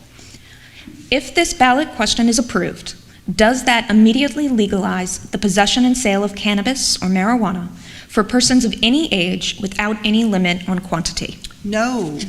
This amendment requires the Maryland General Assembly to study and write new laws pertaining to the legalization of cannabis in Maryland. The MGA has already passed enabling legislation that will take effect if this amendment is approved. The legislation establishes study groups to collect and analyze data for use by the Cannabis Public Health Advisory Council in guiding the writing of new laws governing use and possession in Maryland. It also creates the Cannabis Public Health Fund and Cannabis Business Assistance Fund to support the implementation of legalization. Starting in July 1st, 2023, adults over the age of 21 may legally possess no more than 1.5 ounces of cannabis or equivalent product, or 2 cannabis plants secured within their home and not planted in their yard where other people may harvest it. Paraphernalia will be legal. Starting July 21st, 2023, persons in possession of up to 2.5 ounces of cannabis will be subject to a civil citation and a fine. Possession of larger quantities coupled with indications of intent to distribute will become a misdemeanor offense subject to a $5,000 fine and up to 3 years in prison. Question 2. What about cannabis use and possession by people under the age of 21? Use and possession of cannabis by persons under the age of 21 will remain illegal. Starting in July 21st, 2023, a person under the age of 21 found in possession of up to 1.5 ounces of cannabis will receive a civil citation subject to a fine and court-ordered drug intervention. Question 3. If cannabis is classified under federal law as a Schedule I controlled substance, why are we discussing its legalization? The House of Representatives has passed legislation to remove cannabis from Schedule I at the federal level. 18 other states, including Virginia and the District of Columbia, have legalized recreational cannabis use by adults. Maryland has had a medical cannabis program since 2014. Question 4. How would this ballot question impact legalized medical marijuana? It does not affect legalized medical marijuana. However, the quantities permitted by this legislation are significantly smaller than the quantities authorized under the medical marijuana laws. Those who possess cannabis for medical purposes are advised to retain their permits and carry them if they are transporting cannabis on their person or in their car. Question 5. If the use and possession of small amounts of cannabis is legal starting in July 2023, will one be able to legally purchase cannabis at that time? Possession with intent to distribute will remain illegal for the time being, as will the sale of cannabis products other than in a medical dispensary. Future legislation will establish regulations for the legal sale, distribution, and taxation of cannabis and cannabis products outside of a medical dispensary. Question 6. I'm interested in establishing a legal business distributing cannabis and related products. What can you tell me about that? Well, the Cannabis Business Assistance Fund will be established to support business development with an emphasis on small, minority, and women-owned businesses, especially in communities that have been adversely impacted by the drug trade. Comprehensive regulations for licensing, production, distribution, and taxation, ensuring public safety, updating court records, and updating guidance and training for law enforcement will be forthcoming. Question 7. Will people be able to smoke marijuana in public places? No. Cannabis use is subject to the provisions of the Clean Air Act. Public use of cannabis, both indoors and outdoors, will continue to be illegal.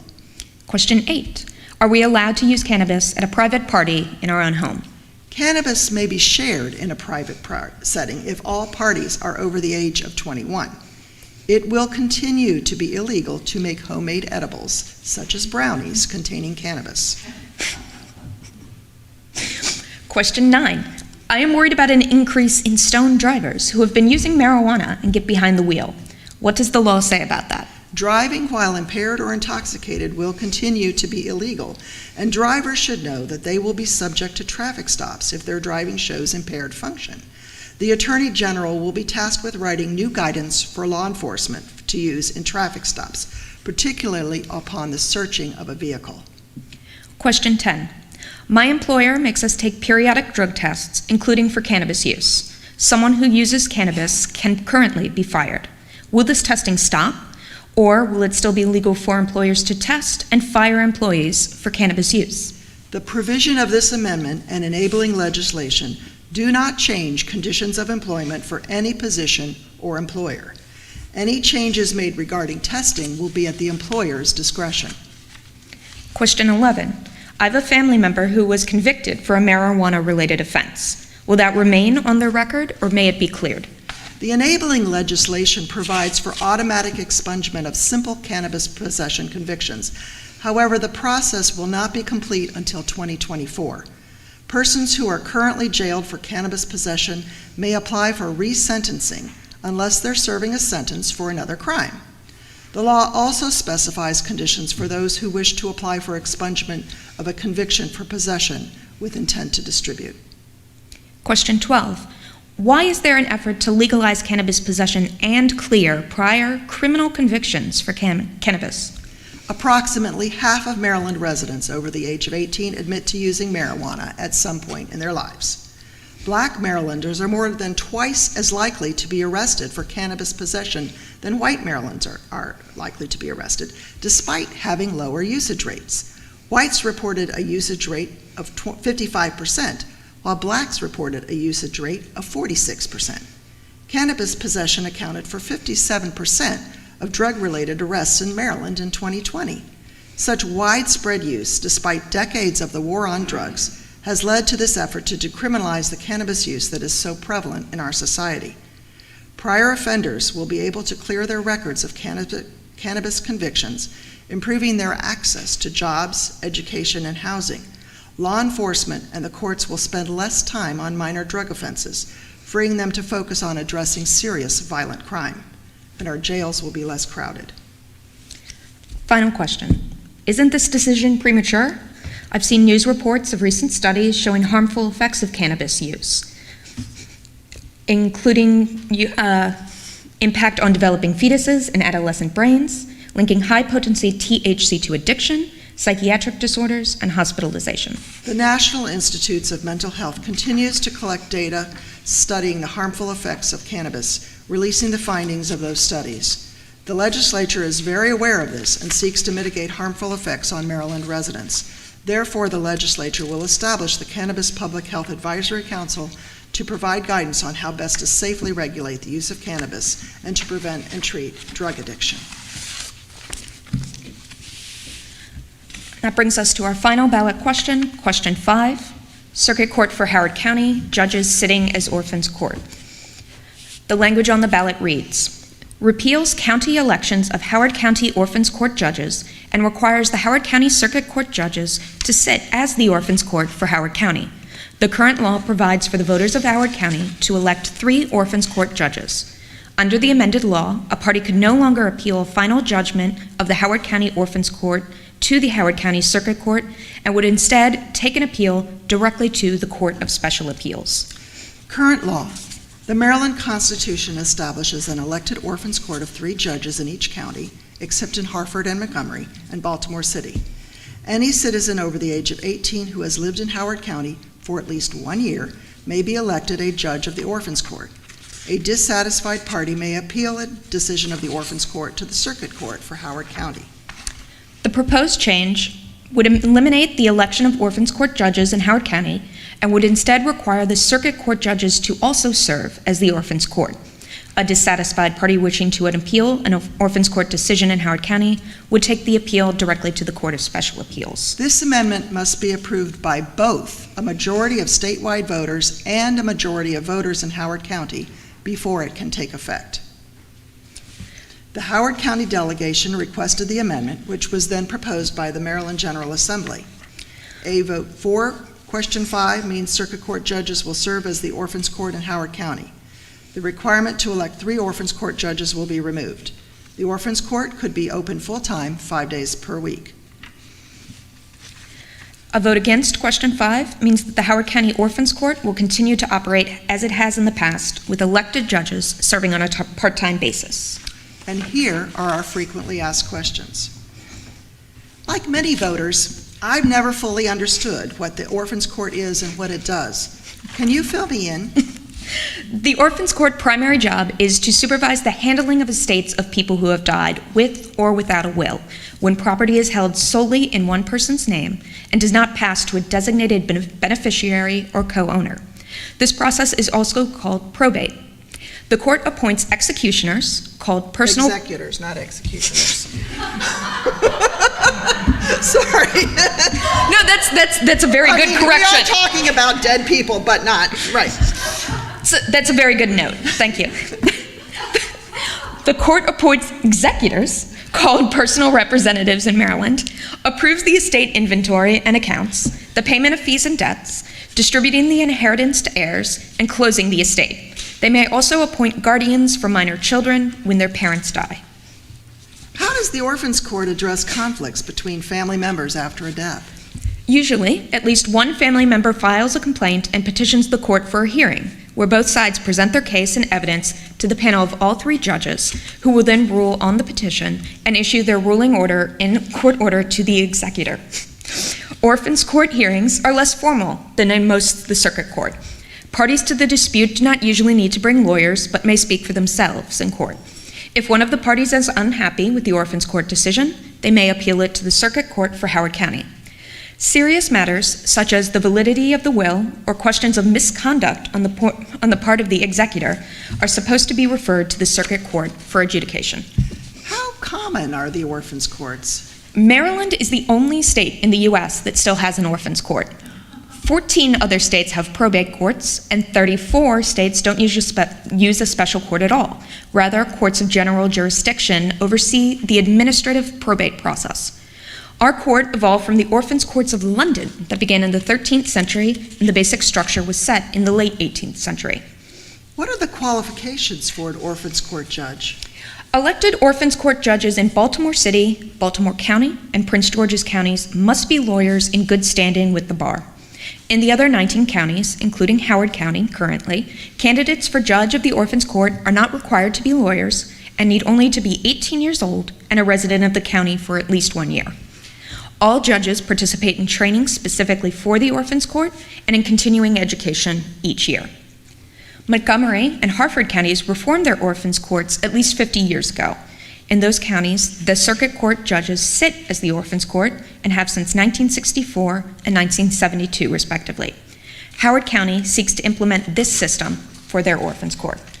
Is it unusual for judges not to also be lawyers? It is. As we've stated, only 19 counties in Maryland and the state of Alabama allow people who have not been admitted to the practice of law to serve as judges and issue rulings in contested probate matters.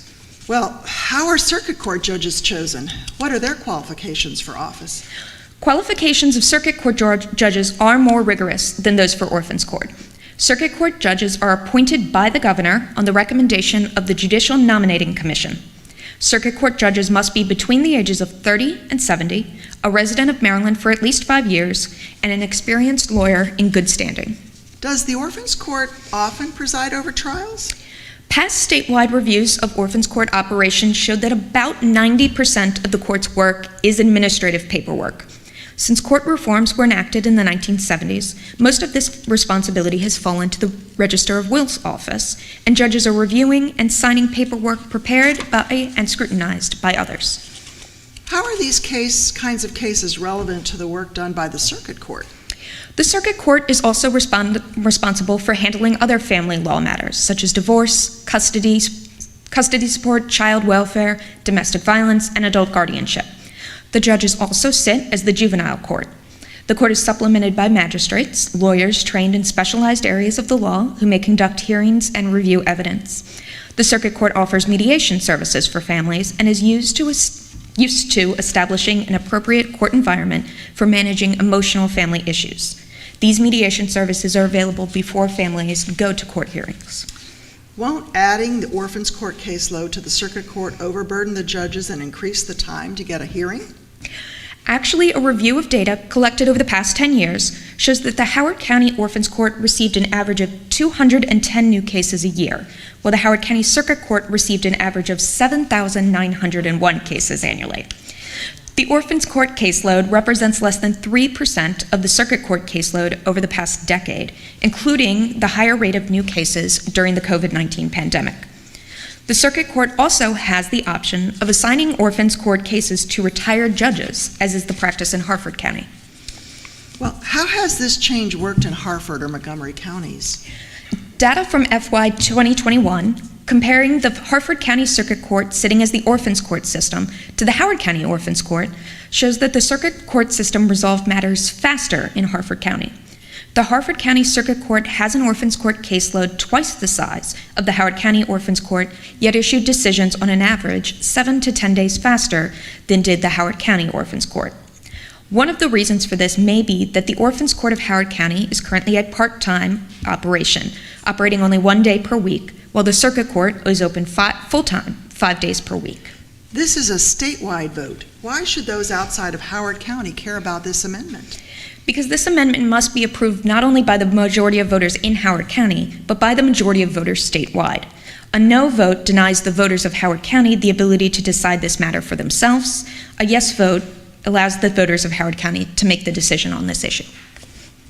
That concludes our portion of the forum on the ballot questions.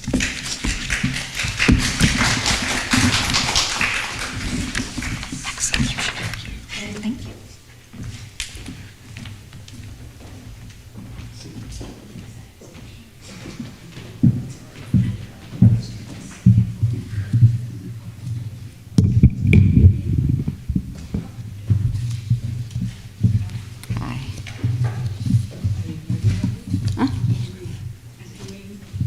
Yes. I think that is me.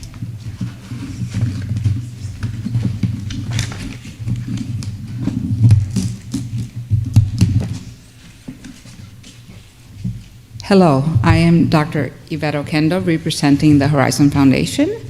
This portion of our forum will feature candidates of Howard County State's Attorney, Clerk of the Circuit Court, Register of Wills, and Judge of the Orphans Court. We ask that phones be turned off or silenced as a matter of courtesy. As per federal guidelines for forums, no video or voice recording is allowed, and we will not be taking questions from the audience. All of these candidates are either running unopposed or the number of candidates is equal to the number of open seats.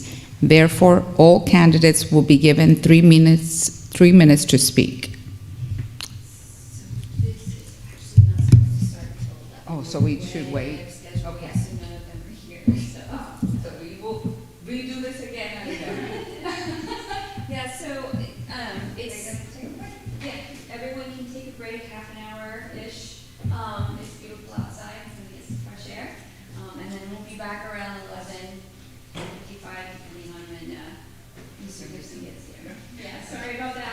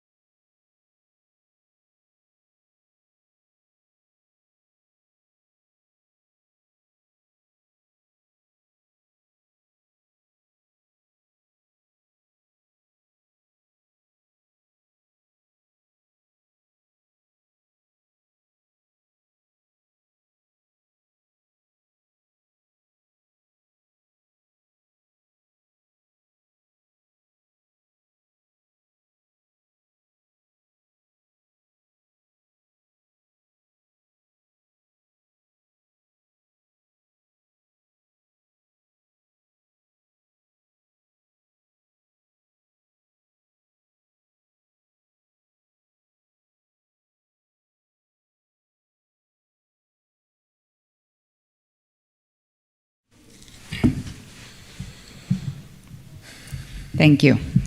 Hello, I am Dr. Yvette Oquendo, representing the Horizon Foundation.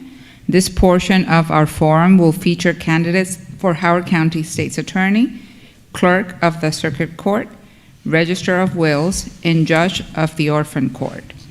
We ask that phones be turned off or silenced as a matter of courtesy. As per federal guidelines for forums, no video or voice recording is allowed, and we will not be taking questions from the audience. All these candidates are either running unopposed or the number of candidates is equal to the number of open seats. Therefore, all candidates will be given 3 minutes to speak. First, I will introduce the candidate for State's Attorney, Mr. Richard Gibson. Mr. Gibson, thank you for joining us today. It's my pleasure. Missing your son's soccer game. You will have opportunity to see some others, right? Of course.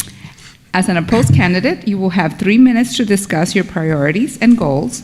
The timekeeper will indicate when you have a minute remaining, then 15 seconds remaining, then when time is up. May I begin? Yes. Well, first off, I want to say thank you and express some gratitude for the League of Women Voters to give me the opportunity to connect with the community in this way. I really appreciate it. My name is Rich Gibson. I am the State's Attorney for Howard County, and in that role, I'm the Chief Law Enforcement Officer in the county. I work very closely with our law enforcement partners to maintain safety and ensure the prosecution of our criminal matters are done in a fair and just way. I supervise an office of a little over 90 personnel who work tirelessly to serve the community, and we manage approximately an $11 million budget in that effort. In terms of my background, I've been a prosecutor for 18 years, working in multiple jurisdictions throughout the state of Maryland. I've prosecuted every kind of case from district court to homicides and gang cases and human trafficking cases. In terms of what we've done in the last 4 years since being elected, we restructured the office. The office was previously set up in a way that I didn't think was aligned with our priorities.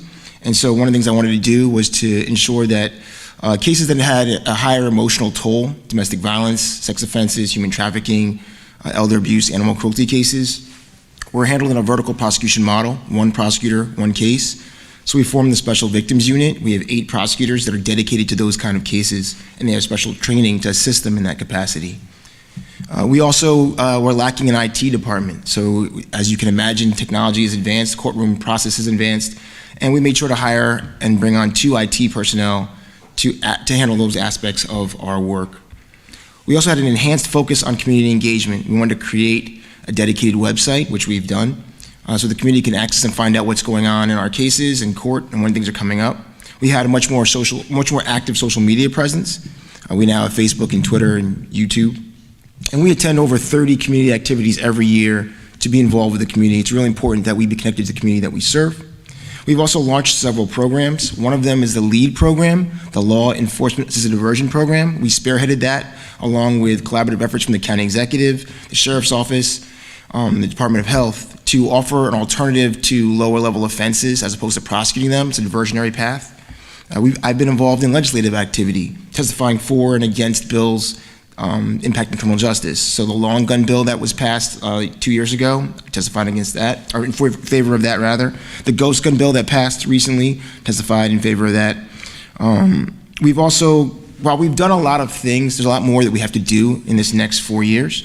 One of the areas I want to work on is reentry programs. The vast majority of the people that we incarcerate are going to return to society. We have to do everything we can to give them a positive reconnection to our environment so that we don't reoffend, so I don't have to deal with them again, and we don't have to deal with them again. Again, my name is Rich Gibson. I'm currently your state's attorney. I'm running for re-election, and I'm running unopposed, but I certainly want your support and your vote in November. Thank you very much for this opportunity.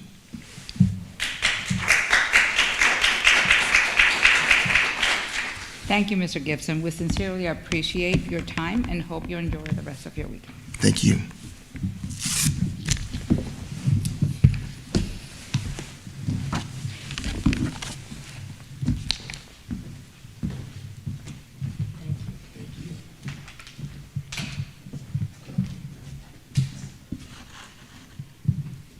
Next, I'd like to welcome Mr. Wayne Robbie.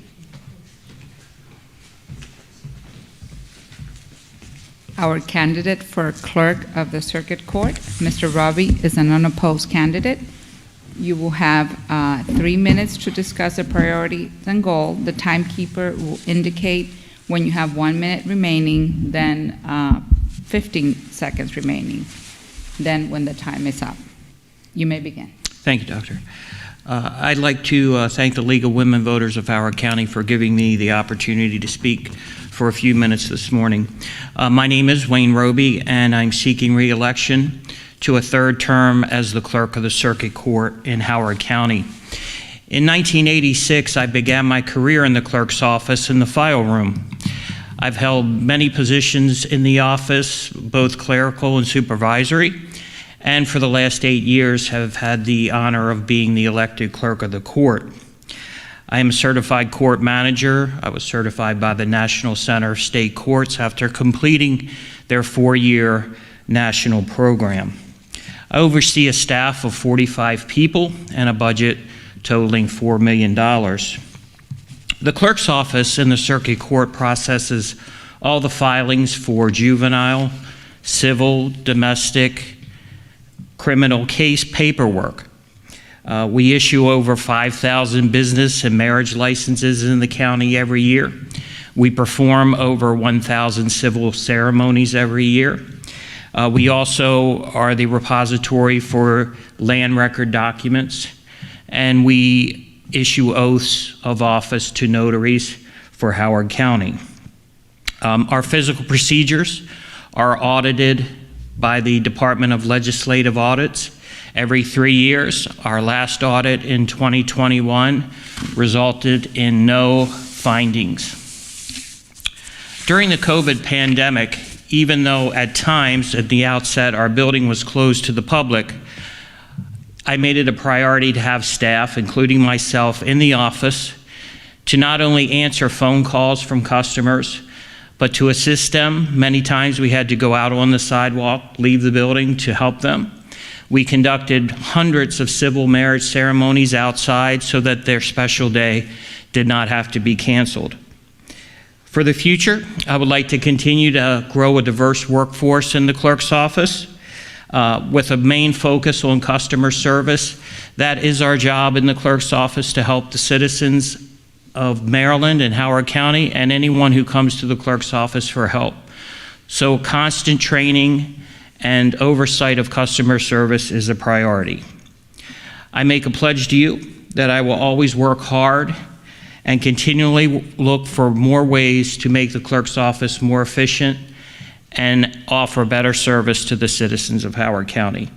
I appreciate your consideration and your vote. Thank you very much.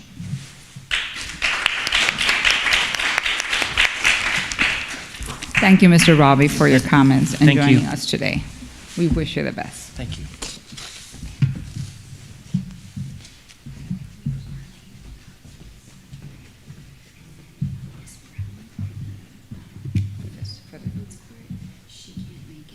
So it's only going to be Miss Elizabeth Fish. Okay. And do this one first. Okay, sure. Okay. Did you pick up the one for the? I think he took it with him. I took it with him. Yeah, I think when he picked up his tablet, he picked up the name.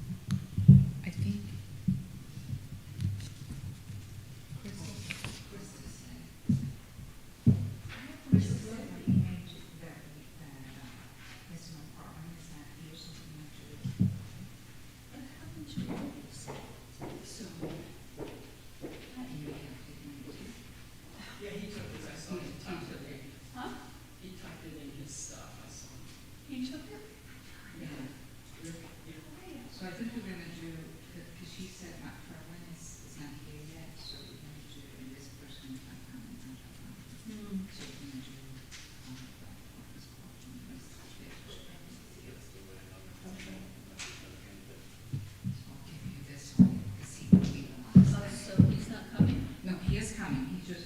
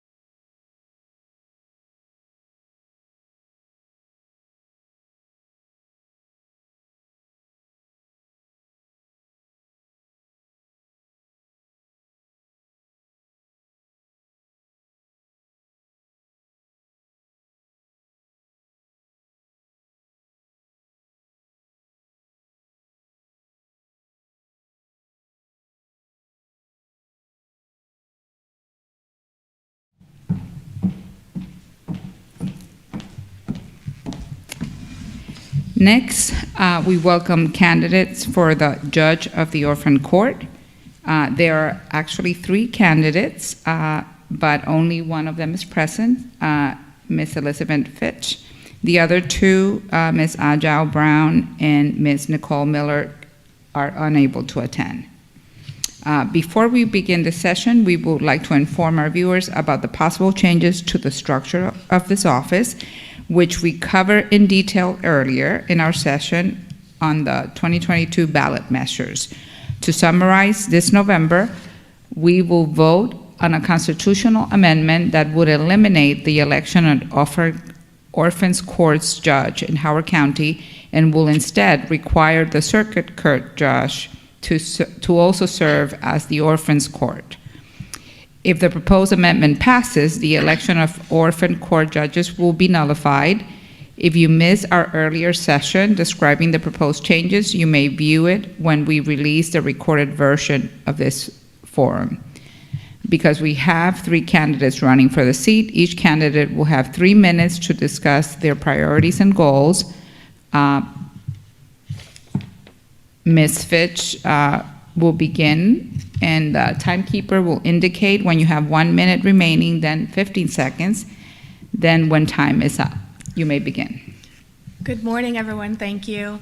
I'd like to thank the League of Women Voters for Howard County for organizing and hosting this forum. As always, it's very well organized and very helpful to the voters. I thank them for explaining the ballot measure. I think everyone is aware at this point that there is a ballot measure, so I won't get into that. My name's Elizabeth Fitch. I'm a current associate judge to the Orphans Court for Howard County. Our court currently meets 1 day a week. The other 2 judges that I currently sit with are retiring, so Ms. Brown and Ms. Miller, who are not here today, and myself will be the next judges of the Orphans Court. This election was decided in the primary, so in November we will be on the ballot. And the referendum will be on the ballot.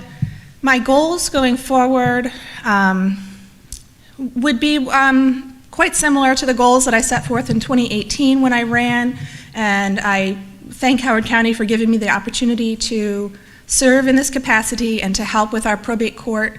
It would be wonderful to begin a mediation program and a pro bono program for probate specifically in Howard County. And I'm working with other people in the county to make that possibility a reality in the next term. It would also be great for the Orphans Court to become an all-attorney court. Currently, 2 of us are attorneys and 1 of us is not. Myself, I practice full-time as a litigator for the law firm of Silverman Thompson. And then 1 day a week, as I said, I sit here on the Orphans Court for Howard County. Things do come up other days of the week, and we tend to those things as we can if they're priorities. I think one of the goals of the referendum is to make more full-time availability of the probate court. I won't comment on that, but I guess just a little bit more about the the court, one of my goals is to create more public awareness of the court, in addition to professionalizing it and creating pro bono and mediation programs. I think those programs would serve our community well and the state as a whole very well if people that are coming before the court who don't necessarily need attorneys to represent them fully, but to have somebody to go to them for limited advice, or how do I fill out this form, or what are the intestacy laws, or what does this will say, things like that, just to provide a little bit more guidance to beneficiaries and personal representatives and potential fiduciaries. So I thank you all for being here, and I hope you will vote for me in the November election. For more information about me, you can visit my website at elizabethannfitch.com. Thank you so much. Thank you, Ms. Fish. We appreciate you coming today to support this event. Thank you very much.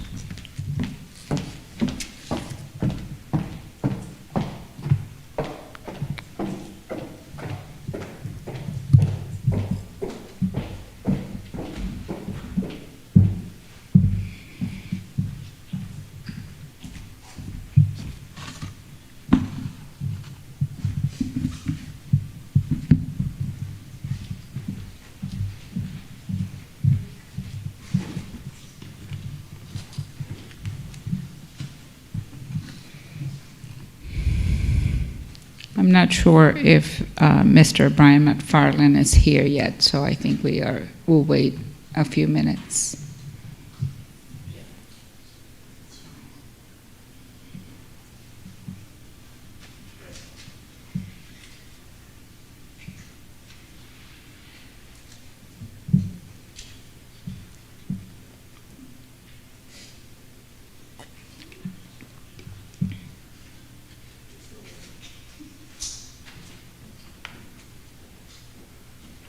Not here?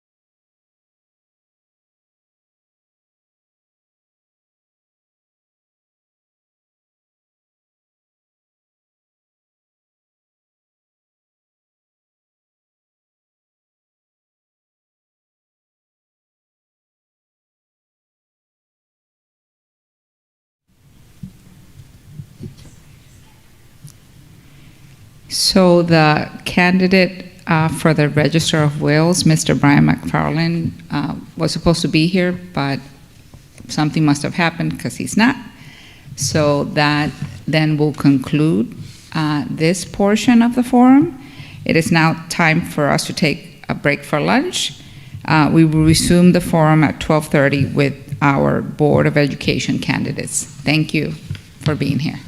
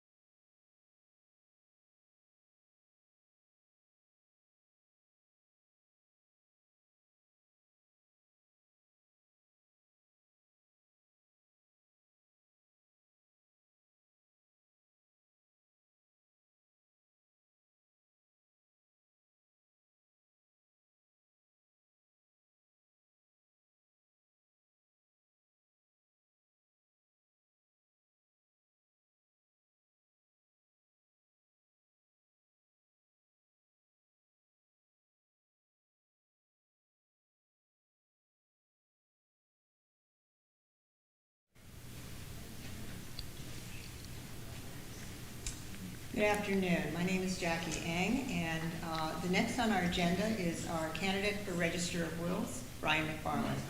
Mr. McFarland, thank you for coming today as an unopposed candidate. You'll have 3 minutes to discuss your priorities and goals.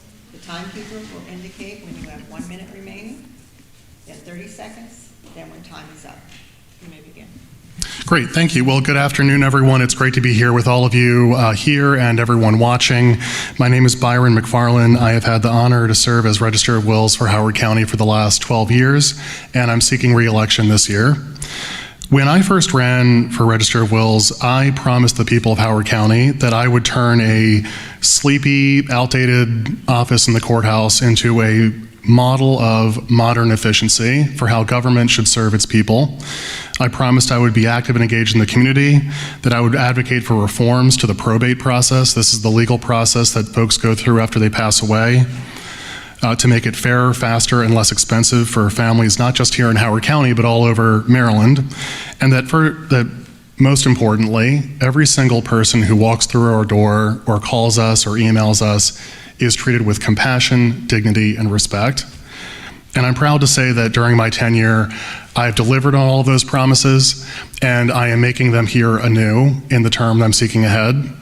I'm also proud that during this time, my office has developed a reputation for being one of the best in the county and one of the best Register of Wills offices in Maryland.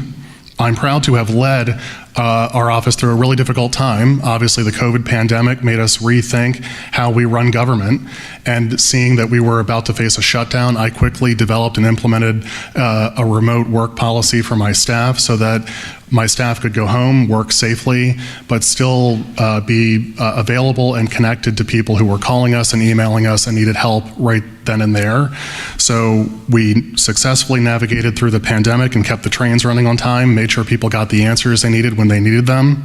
And I also have overseen a really huge transition, which is the move to a brand new circuit courthouse. This was no small task, as anyone who's ever moved anything knows.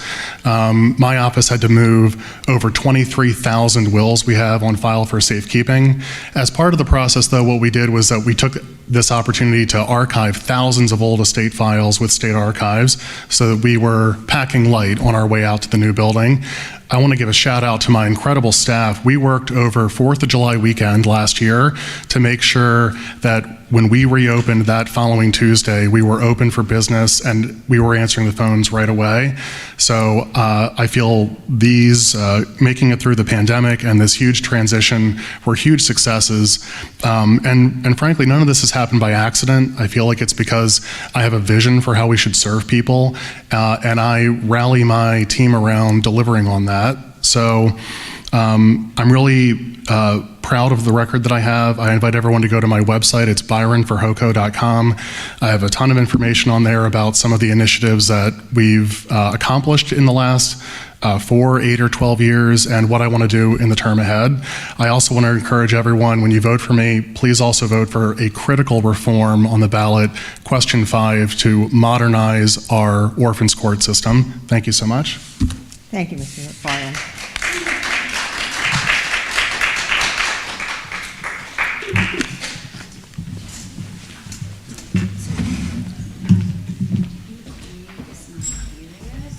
So I did say 12:35, that would be the start time. Okay. So let's give her a couple more minutes. And then, if she comes in late while we're on stage, we'll bring her up and then just see her quietly. And Right. then don't go back to ask any other questions. She can just jump in. Or her statement or whatever. She comes after Yeah. the last statement, I can then go back to her, as long as you're still making a statement. Yeah, exactly, exactly. Yeah, yeah. Okay. So hopefully she's here soon.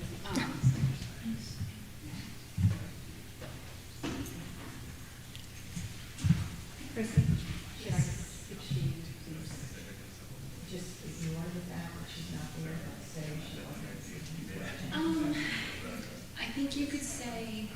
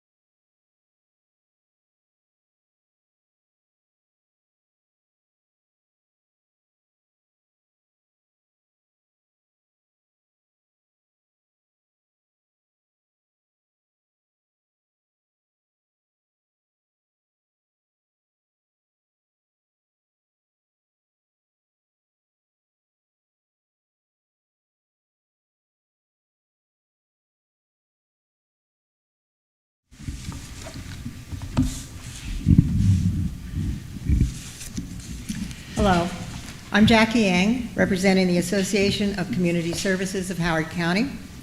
I'll be moderating our session for the Board of Education. The Board of Education is a nonpartisan race, and candidates are running to fill 2 at-large seats. At-large members represent the entire county. 4 candidates are running to fill 2 open slots. We ask that phones be turned off or silenced as a matter of courtesy. As per federal guidelines for forums, no video or voice recording is allowed, and will not be asking questions from the audience. We'll begin by introducing our candidates and inviting them to make a 30-second opening statement. Our first candidate is Ms. Trudy Adler. Begin. Thank you. Thank you for hosting today. I'm happy to see everybody here and those who are tuning in. My name is Trudy Adler. I'm a resident of Howard County for 40 years. We have 2 grown children went through Howard County public school system, and I have 2 grandchildren in the system now. My past service includes the Howard County Planning Board, Plan Howard 2030, and the Howard County Community College Education Foundation Board. My goals for the Board of Education are to support a robust education experience for all students in a safe and accepting environment. Our Board of Education must ensure that students graduate with a solid foundation to move on to college or career after the 12th grade. Thank you. Thank you, Ms. Adler. Now we invite Dr. Linfeng Chen to speak. So that's a move we share. So I'm the Dr. Linfeng Chen. I'm a parent of 3 kids at CPSS, and I really commit to the quality of public education. And also I'm not affiliated with any political party, and I put the students above politics. So also I believe a successful school really nurtures students' well-being and create a sense of the belonging and also the safety, and while providing every student with necessary resources. Thank you. Thank you, Dr. Chen. Thank you. Our next candidate is Ms. Jackie McCoy. Thank you. I think you all can hear me. Okay. My name is Jackie McCoy. I am running for the Board of Ed. I am a 35-year plus educator. I have a degree in mechanical engineering. 3 of my children graduated from Long Reach High School. I taught math there, and I'm in this race because I believe that we need to have real education, real access, and real family engagement, and that's my platform. Thank you. Thank you, Ms. McCoy. Last but not least, Mr. Dan Newberger. First, I'd like to say thanks so much to League of Women Voters and ACS. Thank you so much for hosting us and our other host organizations. It's a real treat to be here talking to you all today. My name's Dan Newberger. I'm a parent of 2 HCPSS students. My 12-year-old is here running around somewhere. The 9-year-old is home recovering from a early soccer game. We have great schools in Howard County. We have a legacy of excellence, but that legacy is in danger because we've been, quite frankly, coasting for a long time. And there are tough systemic problems that we need to solve to make sure our kids are getting the very best education that they deserve. And we need serious leaders on the board who can tackle these problems. Thank you, Mr. Newberger. Now we'll move on to the question part of our forum. If you'd like to respond, candidates, please raise your hand so that we can call on you in the order in which you are seen. You'll have 90 seconds for each response.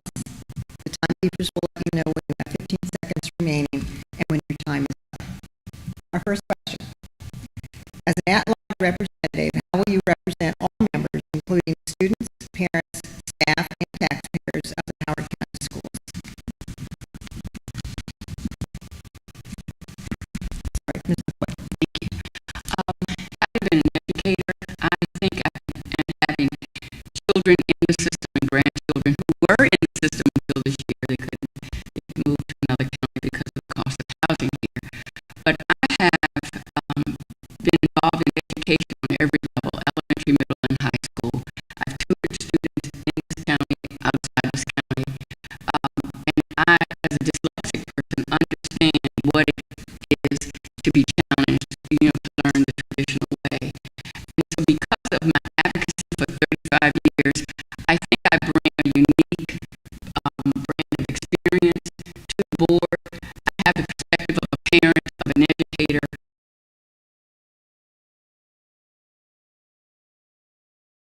understand what the challenges are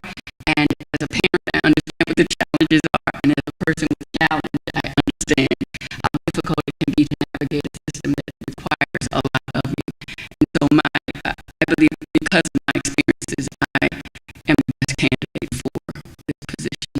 And the fact that it's at large means that I will serve all students in the district. There's not going to be of interest on one side or the other. I believe all students should have access to excellent education no matter where they live in this county. Thank you. Dr. Chen? So I think I want to share I have a unique experience, and I just want to say something here first. As a group, I'm proud of 3 children attending each level at HCPSS. So I really have a strong ownership. I want to make school better for my kids as well as my other kids. And also, I'm the first graduate in my own family, and I am a PhD degree from the University of Virginia. And my personal journey also told me that education can change lives. And I also want to make the education difference in our community students' lives. I hope that we can overcome the barriers as I did. And also, I'm a very involved parent at UTCPSS, elementary school, middle school, and high school, and also DOE operating budget committee and the school advice committee, science committee, and social studies committees. And also in the scouting sports team, and the fact that I come from my daughter's soccer game, just then I think we're involved in that. And also I'm in that day camp. I have a wonderful time. I love to see kids, students use hands-on, face-to-face communication.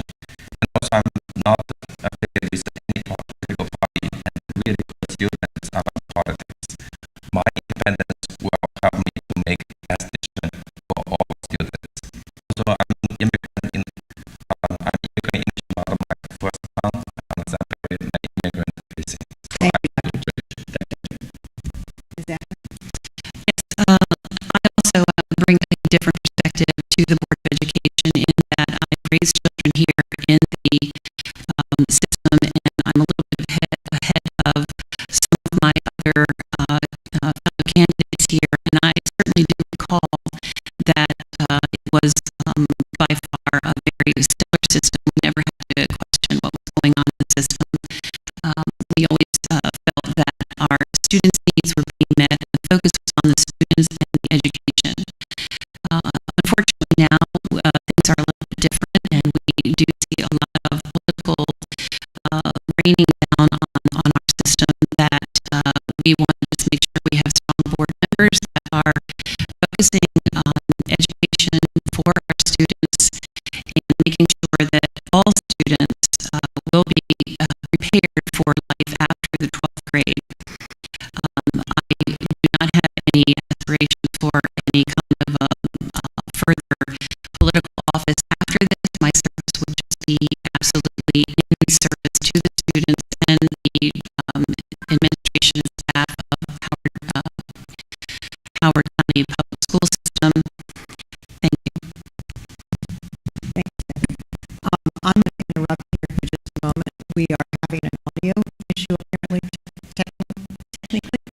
So we're going to pause until they tell us to start again.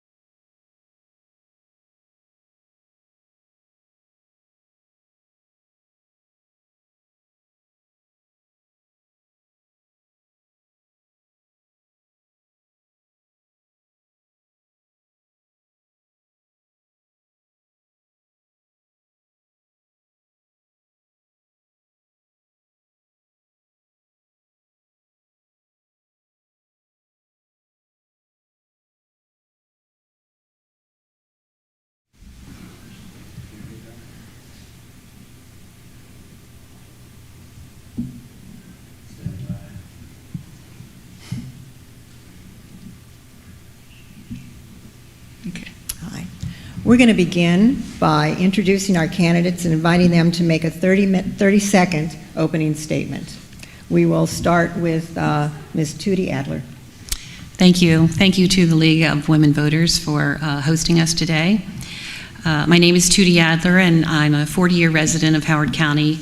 I have 2 grown sons who went through the public school system here, and I have 2 grandchildren now that are in elementary school here.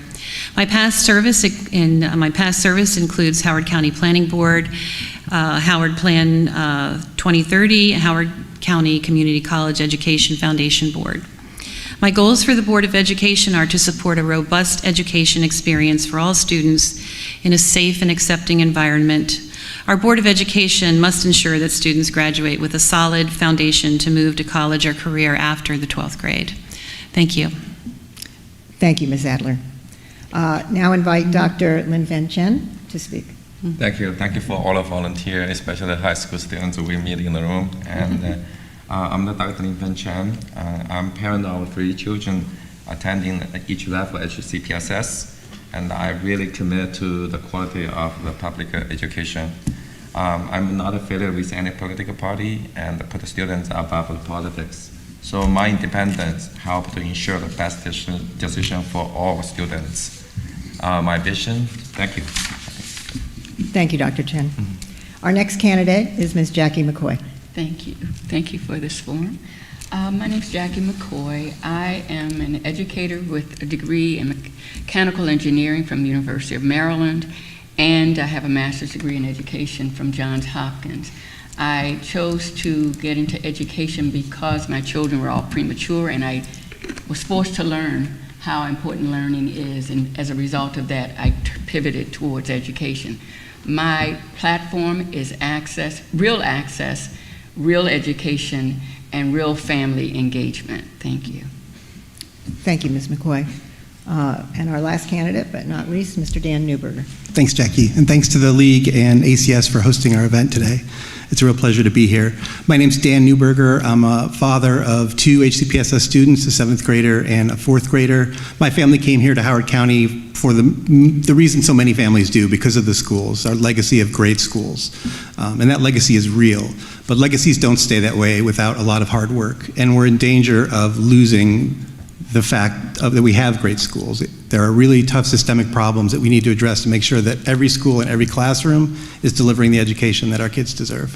Thank you, Mr. Newberger. Now we'll begin the question part of our forum. If you'd like to respond, please raise your hand so that I can call on you in the order in which you are seen. You'll have 90 seconds for each response. The timekeepers will let you know when you have 15 seconds remaining and when your time is up. Our first question. As an at-large representative, how will you represent all members, including students, parents, staff, and taxpayers of the Howard County Schools? Ms. McCoy? Yes. Having lived here for 25 years, I have a pretty good understanding of the county. As an educator, a math educator, I understand the importance of excellence in education from an educator's position as a teacher. As a parent, I understand the importance of advocating for my children, and I have a son who had a 504. I myself is dyslexic, and because of that, and I have 2 children who are in advanced classes, in GT classes, so I think I run the spectrum. My grandson, who attended Jeffers Hill, is just a regular student, so I know the challenge, I know regular, I know GT. And I've advocated for 35 years for students in this county, as well as tutored them for 35 plus years. And I taught at Long Reach High School. And because of my experience, I think I have a unique perspective on all levels to understand what it takes to run an effective school system. I look forward to serving the county countywide and not have an agenda for a specific district, but that I will support all students no matter where they live in the county. And my goal is that every student will have excellent education no matter where they live and no matter who their educators are. Thank you. Thank you, Ms. McCoy. Dr. Chen? So first of all, I'm a parent of 3 children attending each level at CPSS. So that's given me a unique perspective, all 3 levels, the issues they are facing. And also my personal experience, I'm the first college graduate in my family and I earned a PhD from the University of Virginia. My personal journey also told me that education is critical, can change people's life. I want to make sure the students, they can break the barrier just like I did. And I'm very involved parent at CPSS, got involved the elementary, middle, and high school, and the operating budget committee, social study, advisory committee, and calendar committee, and also the scouting and the sports team. So, and through that also I involved with know a lot of teachers, and the teachers are critical for us to make education successful. And I'm not affiliated with any political party. I look at the students, look at the issues, address the issue, and hopefully my independent position can make a best decision for all our students. And also I'm an immigrant and English is not my native tongue, and I understand the barrier many immigrants are facing. So I value the strength of diversity in our county. So I can work with any group to listen to all the groups across the county to make the best decision. Thank you. Thank you, Dr. Chen. Ms. Adler? Thank you for the question. I have a unique perspective on the Howard County public school system because I have grown children that I went through this system with. And I do see, when we talk about a legacy, I do see that there is a difference today. And we do want to make sure that we're shoring up our school system so that we can continue to count on excellent education for all of our students. That's what the taxpayers are expecting, and I do. I'm very pleased to be countywide and be responsive to all areas of the county. I am supportive of keeping our children in their neighborhood schools, as are many parents who I've spoken to, and making sure that we are creating a safe environment for every child, every administrator, everybody who's on the property. And I will, it's very, very important that we support our teachers. The pandemic and other factors have overloaded them with so many things that we need to support our teachers so that they can really teach our children in the best environment that we can possibly provide. And we celebrate our diversity in the county. It's always been that way, and it's getting more so all the time, and it's a very positive for our young people to prepare them to go out into the world. Thank you. Ms. Adler. Mr. Newberger? Thanks. So you're the timekeepers, just so I know, and that's the stop sign. Okay. So the board needs to be out in the community. The way I see the job, the meetings sitting on the dais, that's the least of the job. That's the tip of the iceberg. The board needs to be at the PTA meetings. They need to be in the teachers' lounges. They need to be in the principals' offices, and in the CA village meetings, and in the homeowner association meetings, and in people's living rooms, and in their backyard barbecues, talking to the community, listening to the community. That's how a successful Board of Education member represents the community. And that's also how a board member gets the information they need to make the right decisions.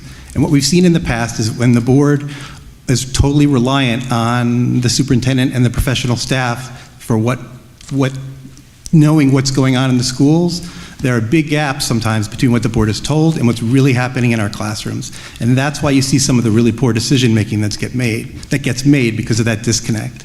And the board needs to not accept that and get out and talk to people and find out not just what they care about, but what's actually happening. And it's a partnership between the community and the parents and the teachers and the board and the students. And unless we are actively pursuing that as board members, things will be really lost. And so when we have these tough problems in the classroom, when we have these tough problems facing our schools, the board needs to be really connected to the community, really listening to the community, and really active in communicating to the community what they're thinking and how they're coming to these decisions. So that's how I see the job. Thank you, Mr. Newberger. Our second question. How will you ensure HCPSS implements Equity in Education Policy 1080 consistently? And in what ways will you make schools more inclusive of the diverse student and teacher population, including people of color, immigrants, and LGBTQ individuals? raise your hand so I can see who wants to answer. Dr. Chen? So I think as an immigrant, as a minority, I definitely feel the policies are very critical. But not just a policy, it's also implementation side. We need to make sure to understand the ground level, what we are where's the shortcoming we need implementing. For example, like special ed, we talk about we short staff. I heard so many issues related to the immigrant, the community. They didn't receive what they received. So the communication, making sure we reach them, talk to families, what kind of challenge they have. So that kind of equity, we need to make sure that it happen on the ground, not just floating on top. And it's good on the paper, have a vision, but it's what's happening on the ground that we really need to address. And also, the school is a part of the equation, also the community. How can we work together, bring up the community support, make sure the student can stay a strong connection with the school. They feel they get fully supported, even out of the school. That can bring more the equitable results. So, thank you. Thank you, Dr. Chen. Ms. McCoy? To ensure equity requires accountability. We have wonderful policies on the books in this county, but the question is, are they being executed properly? And I know as an educator that, it varies from classroom to classroom. Someone says, well, what school is the best school? Well, you can be in a building with excellent educators, but the building is not, considered an excellent school because of the location of the school in the community. And so for me, excellence, the equity comes in providing what each student needs, what each teacher needs, the supports that they need, and no matter what the policies are, to make sure that they're executed properly. That means talking with the community, talking with the students, talking with their parents.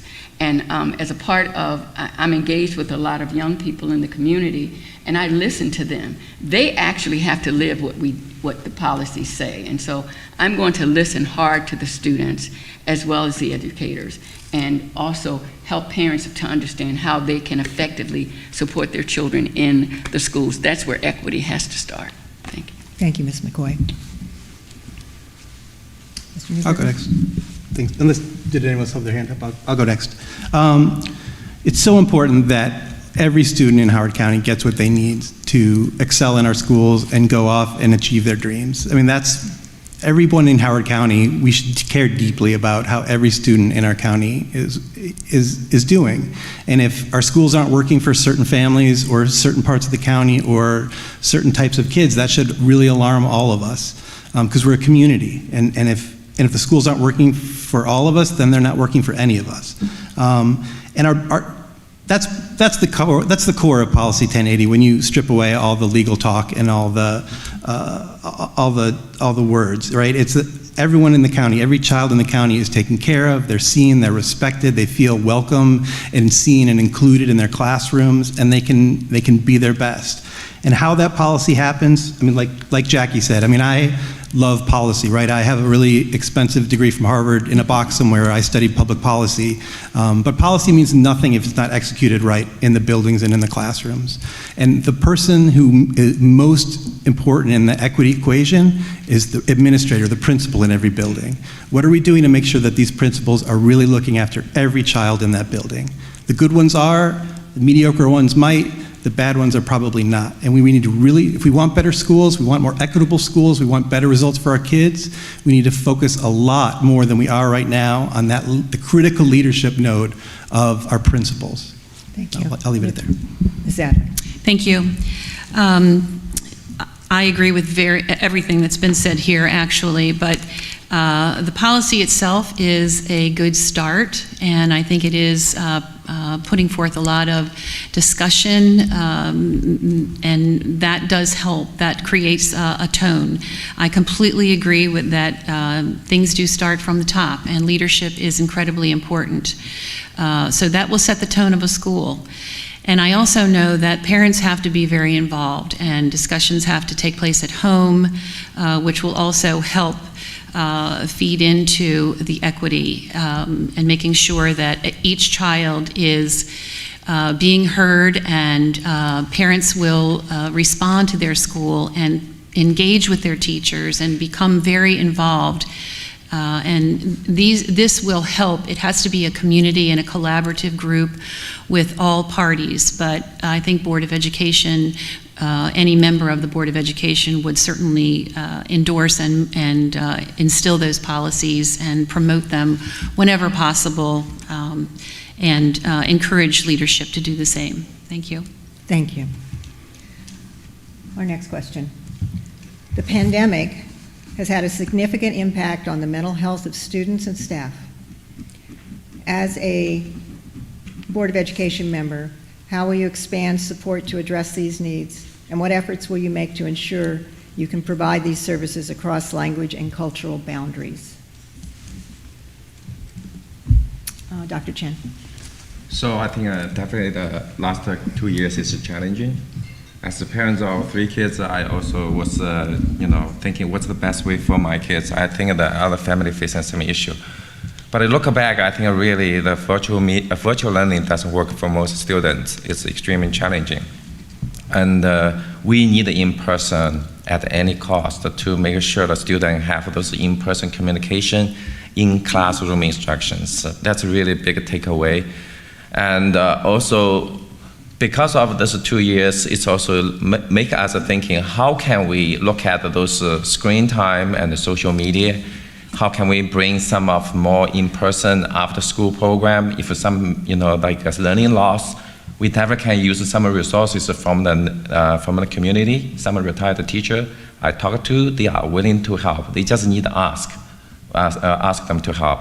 And also the high school students, they are very capable. We can use them to help volunteer to teach the middle school and elementary school as a teacher assistant, just like my daughter did during the summer. It's a really wonderful experience for the high school student as well as the middle school. So I think the sky is the limit. We need to be creative, bring all the resources available, and also try to have in-person. I'm in scouting for many years. I know that in-person those learning is extremely important, and I will champion for that. Thank you. Thank you. Ms. Adler. Thank you. The mental health issue is uppermost at this point in time, since everybody struggled through the pandemic and the loss of learning and the isolation and so forth. So I'm very glad that the budget has additional help in mental health. The policy does require, I'm pleased to see that there is significant parental oversight over the mental health, and that we have some school teams that will help with maybe having a child be able to come to them, to let them know that they're struggling with issues, or maybe a teacher can identify and have somebody and go to somebody who can say they're noticing that this child is off a little bit, something might be going on, where can we help? So I'm pleased that there is additional support and investment in mental health, because I think it's particularly critical right now. Thank you. Thank you. Mr. Newberger? Thanks. I'm really worried that the schools are not doing enough as a district to address the results of the pandemic. If you spend some time digging through the operating budget, like I have, and like I'm sure my colleagues up here have, it is not apparent that we just went through a world-shaking pandemic. I don't see the pandemic in the budget. We talk a lot about learning loss. You'll hear all sorts of people talking about that. The superintendent talks about it. You hear it everywhere. Where are the plans and the programs to address it? Where are the tutoring programs that we're bringing in? Where are the outside, communities, partners that we're bringing in to address this? Where are the new summer school programs we're bringing in to help students recover? It's a lot of talk, and talk does not get things done. And that's really concerning, right? It's a back to normal budget, and we are not in a back to normal place. 2022-23 is not 2018-2019. Our kids have been through something significant. We've been through something significant as their parents and families. And to just pretend that we can go back to normal and do business as usual is not cutting it. I'm really worried about that. Mental health, is a critical issue, but we need to really look the problem in the mouth. It's a frightening, terrible problem that's facing our kids. And God bless our school counselors and psychologists, but one LSW in a school of 800 kids can't help the kids. One psychologist is too busy doing IEP meetings to really help the kids. We need to think about this problem from every different dimension if we're really serious about solving these problems, and I think we just need to. This is so important for our kids. Thank you. Ms. McCoy? Yes. Mental health is absolutely critical, and I think COVID-19 just took the lid off and exposed just how challenging things can be when we are isolated from one another. And just as Dan said, it seemed to me from when my grandson was in school that there was very little attention given to the learning loss. And I know the teachers were not given the tools necessary that they needed to kind of blend in the academics that they were required to do for their grade level, and also to buoy the students up for the two years of learning loss. And so accountability, as I said before, but communication helps.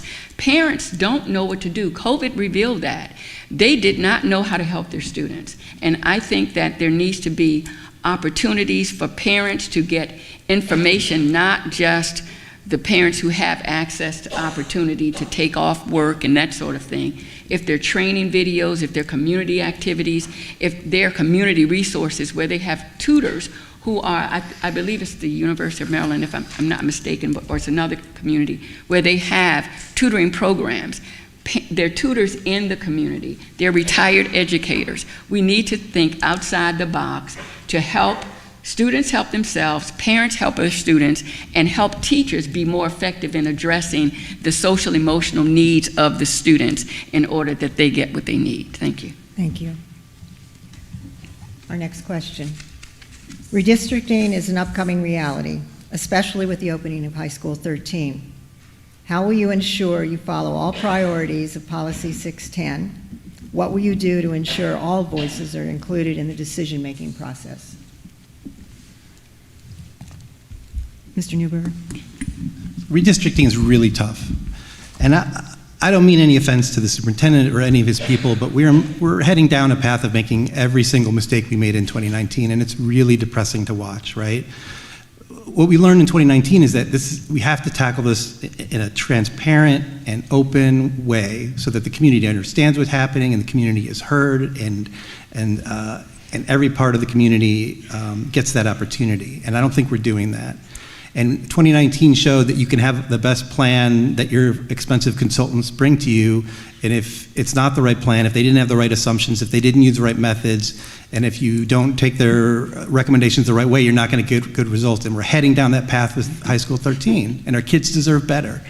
And it's, 60-10 is a policy, fine, right? What's the core issue? The core issue is the overcrowding and the overgrowing of the county, this unchecked growth that the county has allowed to happen. And it's decades of failures in leadership, honestly, at the county level and the district level, the Board of Ed. We haven't been making the right decisions over the years to keep up the infrastructure, to keep up the school growth, to match our growth, and now we have to live with it. And our kids are suffering because of the mistakes of people who have been in our seats 20, 30 years ago, right? And that's the reality. We have to face these problems head on. These are really tough decisions. We need to break out of this cycle of endless redistricting because it's tearing our community apart and it's not helping our kids the right way. Thank you. Ms. Adler. Thank you. Yes, agreed. Redistricting is a very passionate issue, and I completely agree that the way it's been handled over and over and over again is like you're just sticking your finger in the light socket and you just can't believe it's happening over and over again. We have to do something different. We need to be more creative. We need to be more focused in our particular areas where we are adding capacity. So something needs to change here, and I do agree it does pit community against community, and it's very, very unfortunate. I would like to see some different plans that would come back. I'd like to have the superintendent return the plan that he was given and come back with something different for this particular project. But absolutely, we need to do something more creative. The profile of purchasing acres and acres of land for a new school, it's just cost prohibitive and it's not efficient. It's not effective.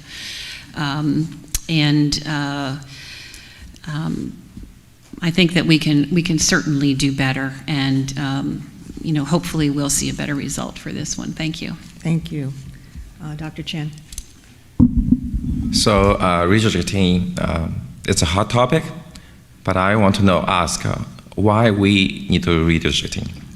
There's a couple of reasons. If it's overcapacity, it's an issue. We should focus on that. And look at I'm a structural engineer. My first job, the project is to build a new school at Long Island. So when I saw so many portables, they are not reducing, they are increasing. It's really making me sad. And look at all the high school location. They are not friendly for the east part of the 95, then for Oakridge. And right now it's high school 14. We don't have any plan. So that means the people living in certain area, they still have to travel 6 or 7 miles away. And then plus redistricting. And back to 2019, why people are upset, so many issues about redistricting, is why we doing that? What's the purpose? If it's for address the school overcrowding, let's focus on that. But if we try to solve the social economic issue, it doesn't work. Because the school reflects the social issue, not the school can address that. We address the wrong problem. So I supporting the redistricting only based on the school utilization. That's my position. Thank you. Thank you. Ms. McCoy. Thank you. Since Howard County is configured, it was an agricultural county, it's configured in such a way that it makes it very difficult to establish any kind of sensible way to build schools. You've got the agricultural areas that are limited on how much population can be there, and then you've got concentrated populations, and then you've got the issues with the roads, and we don't have a transit system. And so it makes it very difficult for students who do not have access to cars to be able to participate in their schools. But the reality is, if we're not all willing to make huge sacrifices to right the ship, it's never going to get fixed. Every student is going to be affected in some kind of way.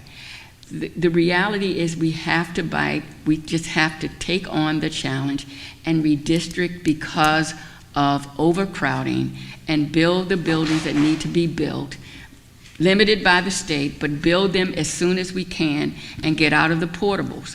If we will do that, and also address the needs of housing in this county. We've got,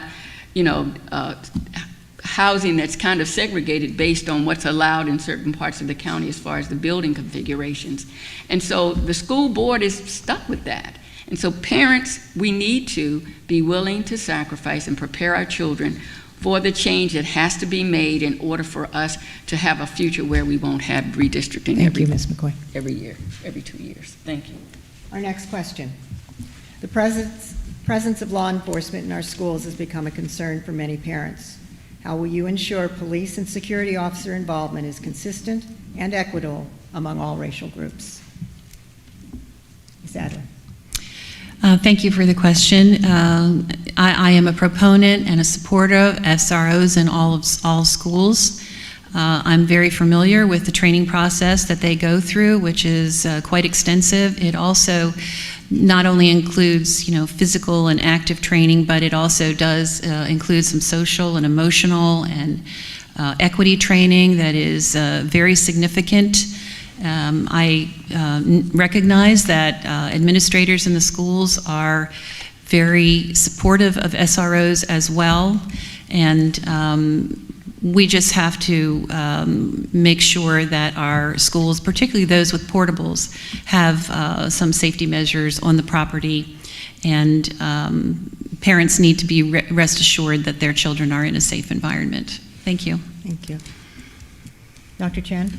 So if you look at a community survey, most people are satisfied with the supporting the SRO in the school. If you look at the recent instance, we have after the pandemic, we have a lot of issues acting up. You cannot ask a teacher to handle all the situation. You cannot ask administrator to handle the information, the issues, because the teacher need to focus on the classroom instruction. They are not capable to handle all the issue. If we ask them what they do, they leave the job. That's why we saw staff shortage, not because of the salary. It's because of too much stress, too much work, too much class disruption. So I think it doesn't matter what kind of uniform. We need somebody can help us to maintain a good learning environment for all the students. Especially the school, the benefits is the local students. When they have a good learning, they can focus on learning. Students, teachers can focus on teaching. Everybody benefit. So thank you. Thank you. Ms. McCoy? Well, as an educator, in the classroom, it is the educator's responsibility to manage the classroom, and we have some challenging times because of the disruption of COVID-19. Everyone's, emotionally, everyone's kind of going through all kinds of things. But it is the classroom where the atmosphere is set. And so if every person, the teachers, the administrators, even the custodians, and the SROs, if you want to have them, are trained in understanding the social and emotional needs of children, if they're trained to understand how to de-escalate situations, to recognize what is about to happen rather than allow it to happen, no one SRO, 2, 3, 4 SROs in the building is going to save a building. We've seen the results. We have to be vigilant. Even the students need to be willing to understand, okay, something's about to go off. Don't pull out your cell phone, but get ready to help to calm the situation down, not to escalate it. And so it has to be all hands on deck. SROs, good idea if you think so, but they will not. I'm on the 3rd floor at Long Reach High School. By the time the SRO would get to the top of the 3rd floor, I've already taken care of whatever issue may have happened. So we really have to be realistic and understand that no one person can solve the problem of issues of challenges in the schools. Thank you. Thank you. Mr. Newberger. So the whole SRO, no SRO question, I think it's another way that we are looking at a really complicated problem in a really limited way. The board absolutely needs to have schools and classrooms that are safe for our kids. We need safe environments so kids can thrive and learn. And that's the goal, right? I believe that there is a better way. I believe that we can transition from the current state to a better way. And in my mind, the best way to keep kids safe, to have safety and order in our buildings, is to have educators who are responding and reporting to HCPSS. HCPSS employees responsible for security in our buildings. We need a new organization. We need to rethink how we do security. And we need to have safety officers who report to the principals of those buildings, who are trained by HCPSS, who are overseen by HCPSS, and when they make mistakes and are the wrong people, are fired by HCPSS. You can't control outside people in your building through an MOU. It doesn't work, and the principals need to lead their buildings. Everyone who interacts with our kids needs to be an educator with a child focus, who knows how to de-escalate situations, who understand that kids' brains are still evolving and things happen without criminalizing kids' behavior, right? And that's why, I even think the bus drivers need to be HCPSS employees, because that's the first person your kid sees in the morning is the bus driver, and that is an educational environment on that bus, right? We need to bring this back in-house so that we can control it and really make sure that we're keeping our kids safe, all of our kids safe in the right way. Thank you. Our next question. How will you support the increased number of students and families facing food insecurity, especially now that federal pandemic relief has ended? Dr. Chen. I think the food issue really the important is the connecting the resources with the needs. I think a lot of issue is the family who are immigrant family, they may not know whether we have resources readily available to make a connection. I do saw the email Dr. Morrow sent out last week. I think that's a really good step to reach, but we still need people on the ground to reach each families. And one thing in a couple years, free meal for everybody, I think it's really doesn't work out very well. It's a lot of waste from our kids, from other people. So we really need to spend the money to people who really need.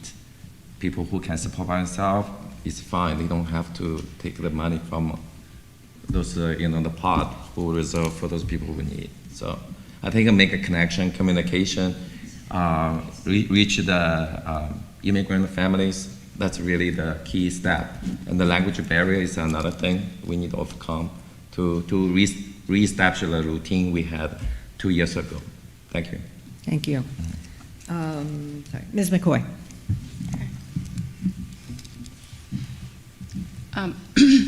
Food insecurity really is a societal issue.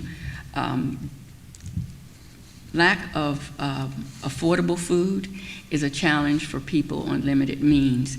Being able to count on at least one good meal a day in the schools is really important. And one of the things that my grandson said to me when he realized I was going to run for the Board of Ed, he said, "Can they give us better food?" So they have food, but is it edible? Is it something that the children will eat? And so if we're going to spend the money on food and providing a decent meal for the students, we need to provide food that is available, that is edible, that they want to eat, that is nutritious. And for the students who have financial needs, that we don't stigmatize the students by having them carry a different kind of card, or if their parents have to show that they have the need, there are means to do that, but there should be no evidence that one student is getting support over another when it comes to food. And so whatever we have to do that. I'm also a part of the Freetown Farm Community Gardens, and one of the things that we want to do is to have community gardens within the schools that the students can learn how to grow their own food. And so it's going to help, and they can teach their families how to do that. So there's more than one way to provide for food insecurity without counting on the funds from the system. Thank you, Ms. McCoy. Ms. Adler.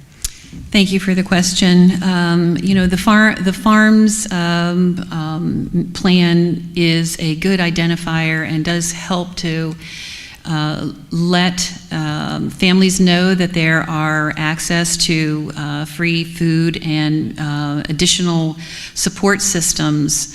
So this is in place. I'm very, very concerned about our current economic situation and worried about inflation and so forth, and how that's going to affect families that are on the edge. And we may have.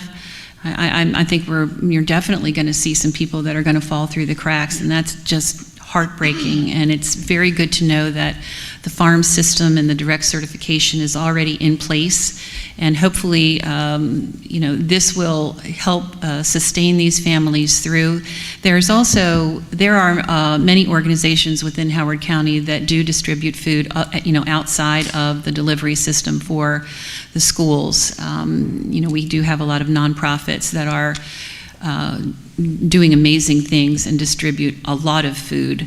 Not saying that that's going to meet all of the needs, but there are these policies are in place, and so hopefully through identifying through the school, and I do believe there is a PIN system for children to get lunch, and so they just put a PIN number in. Nobody knows whether it's a free meal or that it's just going on a tab at home. That's my understanding. Thank you, Ms. Adler. Thank you. Thank you. Mr. Newberger. So we're one of the wealthiest counties in Maryland, and we're one of the wealthiest counties in the country. And right now there are 10,000 kids in the county who are food insecure, meaning they probably didn't get breakfast today, they might not have had lunch, they might not have dinner tonight. 10,000 kids in our county. It's shocking. It should be really upsetting to all of us. 25% of HCPSS kids and it could be as high as 27% this year, qualify for free and reduced lunches. Here in the wealthiest county, we've got real gaps, real disparity in our community. We need to be really aware of that. And this is an education issue, right? Kids who are hungry, that kind of hungry, they can't learn. They can't behave themselves. Talk about SROs. If kids are fed, a lot of these issues go away, right? I mean, this is all related. This is all about educating our kids. Food is part of education, making sure the basic needs of our children. And a lot of us can take that for granted. I mean, if my kid goes hungry, it means that she left her lunchbox on the kitchen counter, right? We don't have those problems. So many of us are so fortunate and privileged, but a lot of our families, our neighbors, are struggling with these issues. And our schools are where our kids know they can be safe and taken care of. And we absolutely have to stay on top of this because it's an education issue. And when people say schools shouldn't play a part in socioeconomic issues, that's what this is. This is our society. We have families that are hungry, and our schools need to take care of that so that our kids can learn. All of our kids can learn. And one hungry kid who's disruptive because they can't concentrate, because they're starving, is going to disrupt the whole class from learning, right? This is an education issue, a core education issue. We have to get it right. Thank you. Our next question. In your opinion, does the Board of Education have a role in selecting or limiting which books are appropriate and available for classrooms and libraries? Ms. Adler. Yes, I do believe that in a public library, the oversight of books should be reviewed carefully, and I am not in support of some of the sexually explicit books. I've made that clear, and I would certainly like to see that we have some leadership on those issues.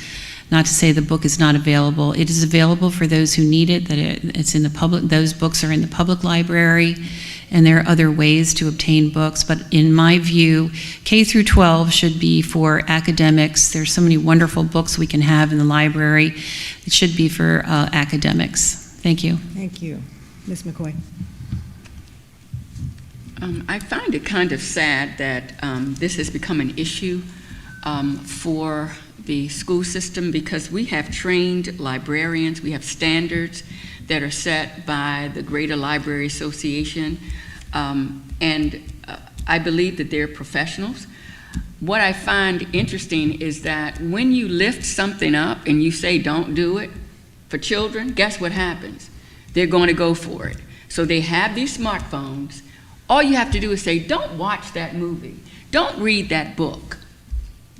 And what do? You shine light on it. And so what this issue has done is to highlight the very thing that the parents who are opposing certain books in the libraries are concerned about.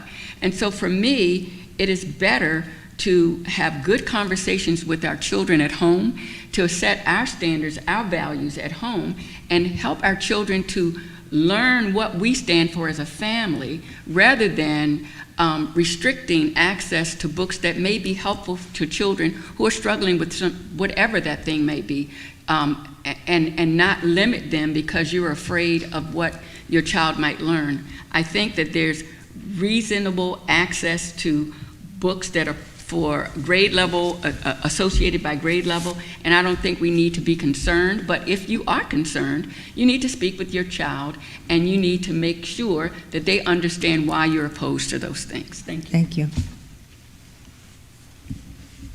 Dr. Chen? So I think the books, we do have a community review, and it's also important to hear the community, the all kind of voice. And I do think the book, it depends on the age, because not all the books are good for a certain age. So we need to evaluate, we need to make a judgment. And another thing is, there's a lot of issue there besides the books. So we really need to focus on the academics and put our energy on the area we really need to address. So thank you. Thank you. Mr. Newberg? This whole question really, I'm so disappointed that we're fighting this battle in 2022. There's so many important things going on in our schools. First of all, Policy 5040, I encourage you to read it. There's a rigorous process behind every book that gets on our shelves in our schools' libraries, and they're all age appropriate for the building. There are no high school young adult novels in our elementary schools. middle school books are selected for that age of tweens. High school books are screened carefully by our librarians through a rigorous process. And school librarians, media specialists, they are people who have dedicated their lives to the intersection of children and books, right? That's their job and their passion, and they're really good at it. And there's this rigorous process. Every book on a shelf in a public school in our county has been through this rigorous process, and it's on a list that's been approved by the American Library Association and the Association of American Public School Librarians, all this stuff. There's all this process, right? And those books are so important for our kids. You can't say you're for academics and be against books. You can't say you're for diversity and mental health and want to deprive these kids from these books. These books change lives, and these books save lives. Our LGBTQ, let's be clear, this is an issue that's being fanned by folks on an extreme end of the political spectrum, and they're coming after our LGBTQ kids. And those kids need these books. These big books save lives. So yes, these books belong on our shelves because they are going to help our kids. They're going to save the lives of our kids. No one parent should be able to tell any other parent's child what they can read in our schools. Thank you. It's outrageous. Thank you, Mr. Rubico.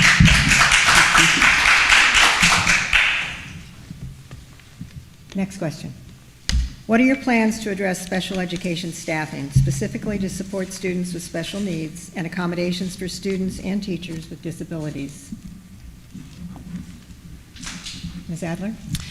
So the special education issue is huge. The parents that I have talked to repeatedly say very much the same thing.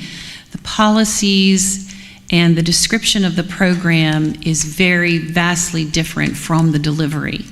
And so there is an enormous gap where parents are constantly out on their own. They're working very hard to try to find answers for their children. In many cases, they spend thousands and thousands of dollars to have their children evaluated because they're falling through the cracks in the system. So in this particular situation, I think it's also exacerbated now by the fact that we do have a shortage of personnel. I recognize that the superintendent will say that, well, we did better than other counties, and so we're almost up to speed, but I think everybody knows what that means. We don't have enough people that are in the classroom. We don't have enough staff to help with special ed. So this is a real problem, and I think for myself, I view it that we would probably want to give certain directives to the superintendent to meet certain standards so that these families do not have to go through this over and over all the time. Thank you. Thank you, Ms. Adler. Ms. McCoy? As Ms. Adler said, there's a staffing shortage. And I think we have to be more creative. There are teachers who are retired who I believe would come back into the system if they were given the right incentive. Also, there needs to be support for the parents. The issue of trying to get through the special education process. My son had one of my sons had a 504. And I had to spend money on the outside to get him evaluated. Imagine the parents who are limited means, how they struggle to get what their children need. And so we've got to do more than just do paperwork. The system was broken before COVID. Now it's even more broken. And so we've got to do more than just say that we're almost up to speed, but we need to be willing to come outside of what we have established as the norm for hiring and do some creative hiring to bring people who are subject matter experts, but also lay people who can come in, people who may need some training, but who are available to support the teachers in the classroom. Because sometimes it's just a matter of having a person to help the student meet their accommodation needs, rather than the teacher trying to balance meeting the needs of a student while trying to educate the rest of the students in the classroom. So the bottom line is we need to be creative and be willing to do something different. Thank you. Thank you.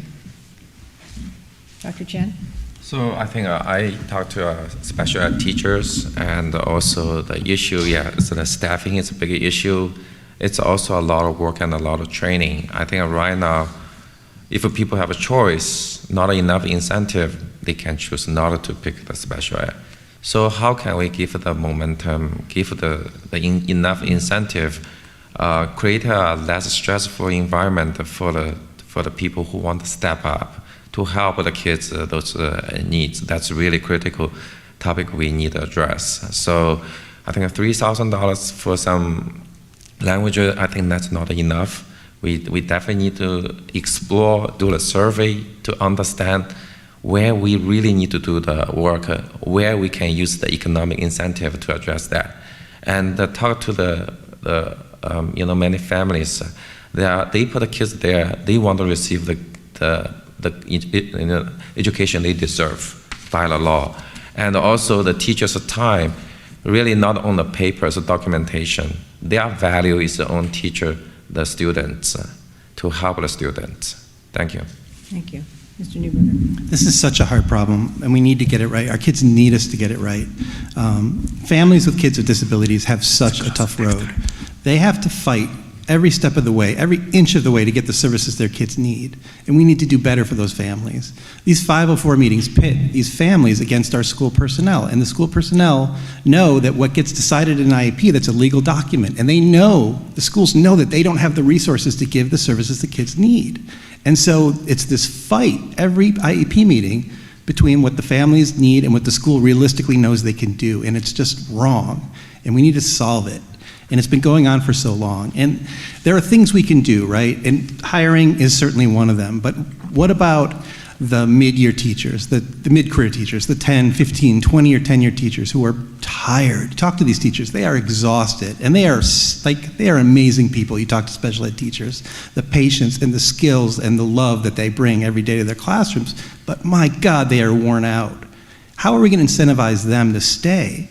We need to think in all sorts of new ways. We need sabbatical programs so teachers like that can get out of the classroom for a year and go recharge. We need rotations into central office so that they can bring their ideas to other schools and get a break from the classroom. We need to think about this in new ways. And these teachers are experts. We need to be listening to them. There are answers to these tough problems, and they're in our teachers' lounges. We just need to listen. So if we can do that, I think we can really make things better for these kids and these families who just deserve so much more than what we're giving them right now. Thank you. And our final question. The detrimental consequences of continually deferred maintenance have become a serious issue in Howard County schools. How will you ensure that funding for necessary renovations and expansion of existing schools is balanced with funding for new school construction? What changes would you make to the scheduling of building maintenance projects in a systemic and equitable manner to ensure that all students attend school in a suitable environment? Dr. Chan? So as a structural engineer, I definitely aware all the issue and the portables and the deferred maintenance. A lot of schools here is back to the 70s, including the school my kids went. And really sad to see we always delay, and the Centennial and many other things, many other schools, they are waiting years. So the issue is the money. Our APFO is not in place to holding the developer, to pay for that. Really, this is a fundamental problem. So we cannot delay. We cannot waiting for hit the 110% of crowding. We need more proactive, and then the schools, high school 13, and we not only maintenance, also the new school. We need to really prepare the maintenance side as well as the capital investment. So again, make sure our county level council member, make sure the developer, we have the money from there put into the school much needed. It's already delayed for so long, 20 years. We don't want the next generation to still see in that school lack of infrastructure and overcrowded situation. Thank you. Thank you. Ms. Adler. So the deferred maintenance, I do have some experience in this as a previous vice president of a company that had commercial properties that we were tenants in, the commercial lease often requires the tenant to address maintenance issues, some of the maintenance issues. So deferred maintenance, the number is a huge number here. It is $500 million, and it has just been kicked down the road. Somebody clearly in the past has not really done their job.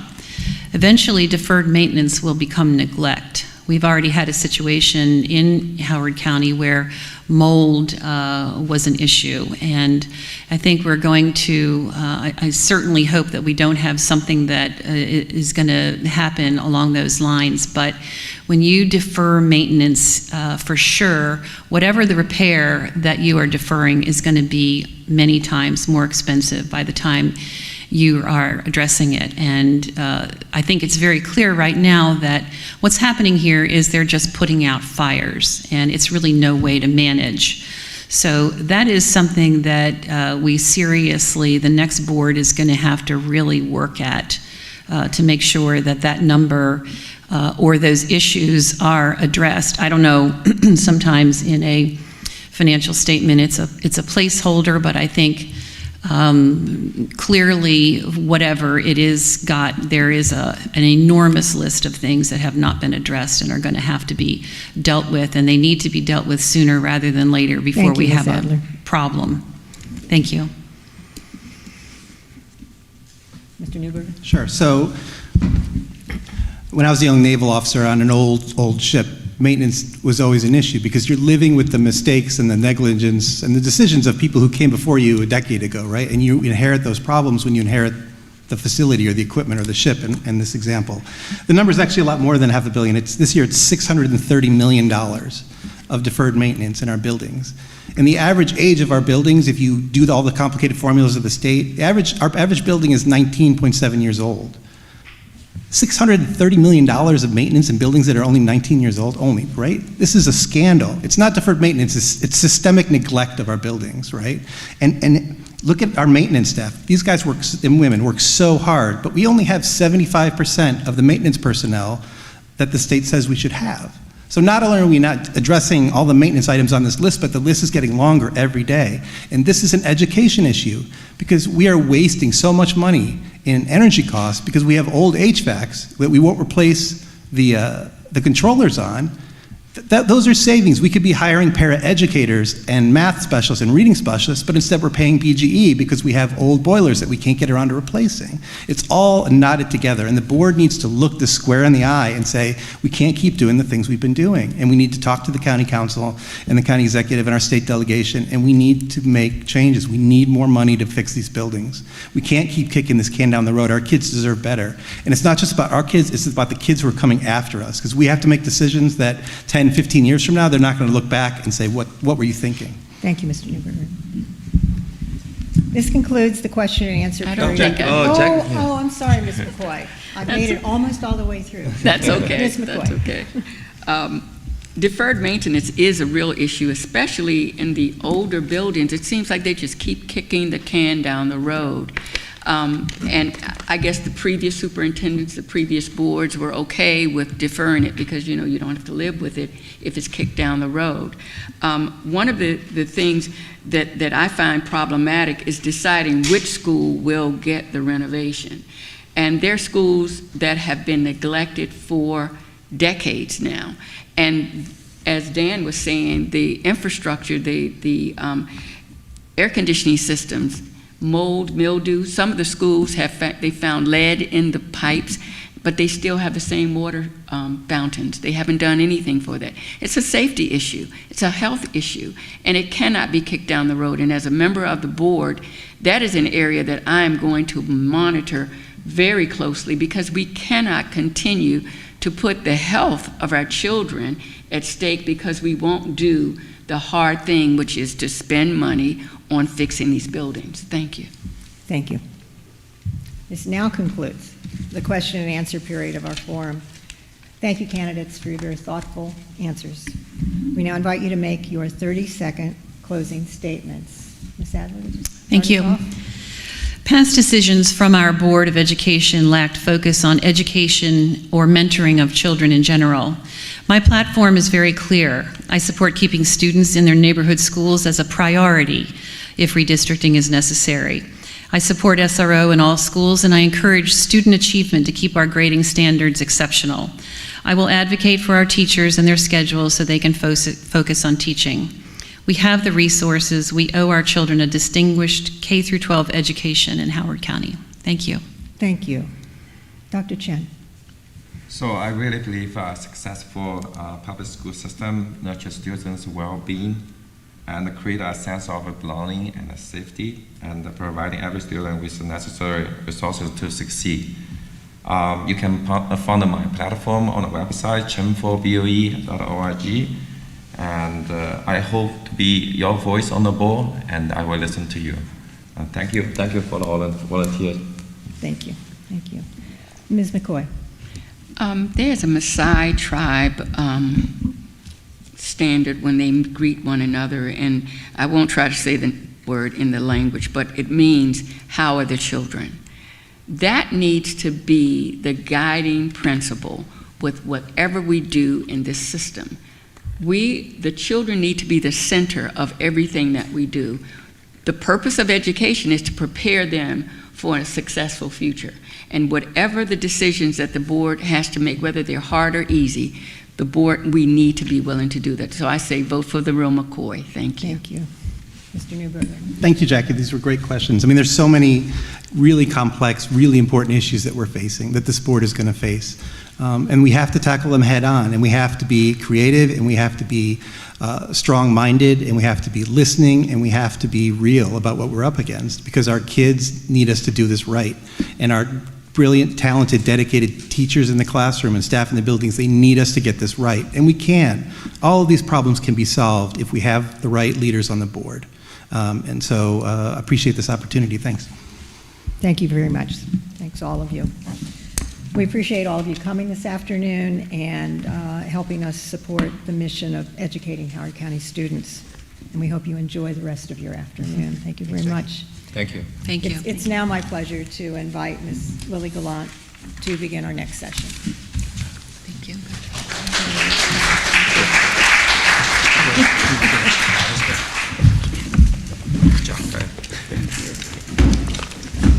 Thank you all.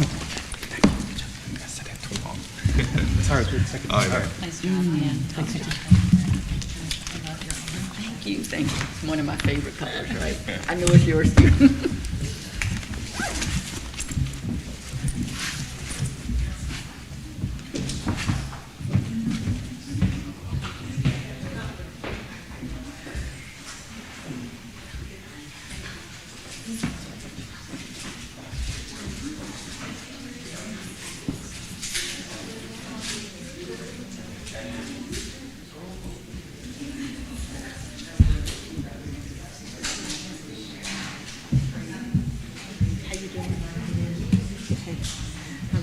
Katie told me to ask all the Maryland State delegates to leave to go and meet them in the hallway. I think I'll just do that now before we get started.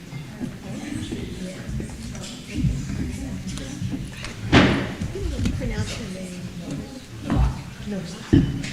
No, Bot. Okay. Just how it's spelled. Okay. Okay. Thanks. Thank you for being here.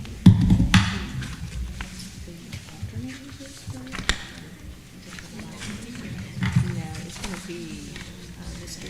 Alti's going to go first in the order that you're presenting.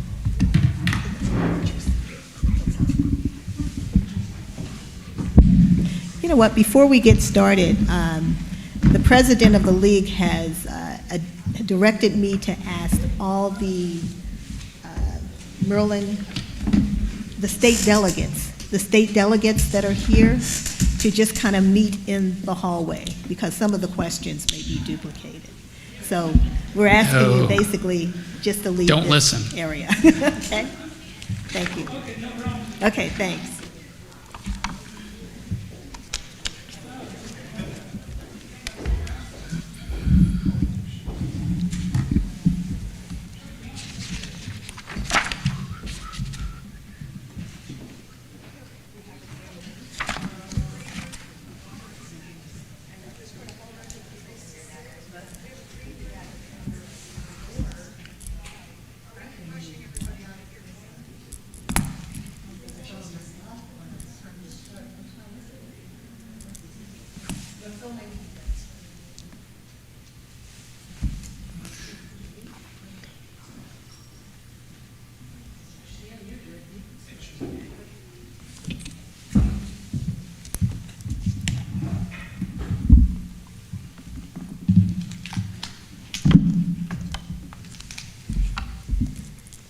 Hello, I'm Lily Gallant, former president of the League of Women Voters of Howard County, and also a member of the Columbia Alumni Chapter of Delta Sigma Theta Sorority Incorporated. I will be moderating the next section of this forum, which will include candidates for the Maryland General Assembly who represent Howard County citizens. We ask that phones be turned off or silenced as a matter of courtesy. As per federal guidelines for forums, no video or voice recording is allowed, and we will not be taking questions from the audience. This forum is nonpartisan, and all candidates from each office have been invited. Candidates running unopposed have 3 minutes to tell us why they should be elected. Those running in contested races will have 30 seconds to make opening statements and will then have the opportunity to answer several questions that I will ask, giving answers of up to 1 minute for each question. The forum will end with candidates giving a 30-second closing remark. There's a timekeeper in the front row, so solo candidates giving 3-minute opening statements. The timekeeper will indicate when you have 1 minute remaining, then 30 seconds, then when time is up. For candidates in contested races, the timekeeper will let you know when you have 15 seconds remaining and when time is up. I'd like to welcome both of you, Mr. Novotny, to start the session with his opening statement. Good afternoon, everyone. My name is Delegate Reed Novotny. I always begin these things by saying I'm a husband, a father, current colonel in the Maryland Air National Guard, a current delegate, and hoping to be your next state senator. So my quick top priorities is making sure that we keep our communities safe. We've had a lot of bills that have come through Annapolis that I believe we need to work on in the next few years. And we need to make sure we have tougher sentences for our repeat violent offenders. This is one of the reasons why I'm endorsed by the Fraternal Order of Police and Governor Hogan. So I appreciate it and looking forward to your discussion. Ms. Hester, you may proceed. Thank you very much. My name is Katie Fry-Hester, and it's been my honor for the past 4 years to serve as the state senator for District 9. I'm an engineer by training and the proud mother of 2 teenage girls. I ran for office 4 years ago because I was really bothered by the divisiveness of national politics. And over my past 4 years, I've tried to build bridges and to just get good stuff done. I'm running for re-election because after the COVID-19 pandemic, we have so much more work to do. Work on job security, workforce shortages, education, health, and the environment. And I'm asking for your vote on November 8th. Now we will move on to the question part of the forum.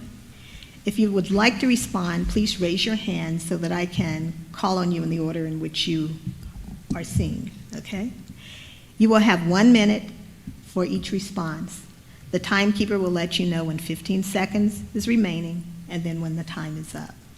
So our first question is, what measures would you support at the state level to ensure that additional affordable housing units are created throughout the county?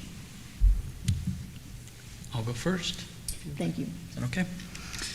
Okay, so this is an interesting problem, and I think that I think the biggest problem that we have right now is actually the inflation in the economy. Those are two things that I want to concentrate over the next few years. And I got an email from a Chris Johnson in Sykesville, and he sent me a note about a specific bill that we passed last year that I voted against about the Cooperative Housing Corporation's condominiums and associations reserve study statewide.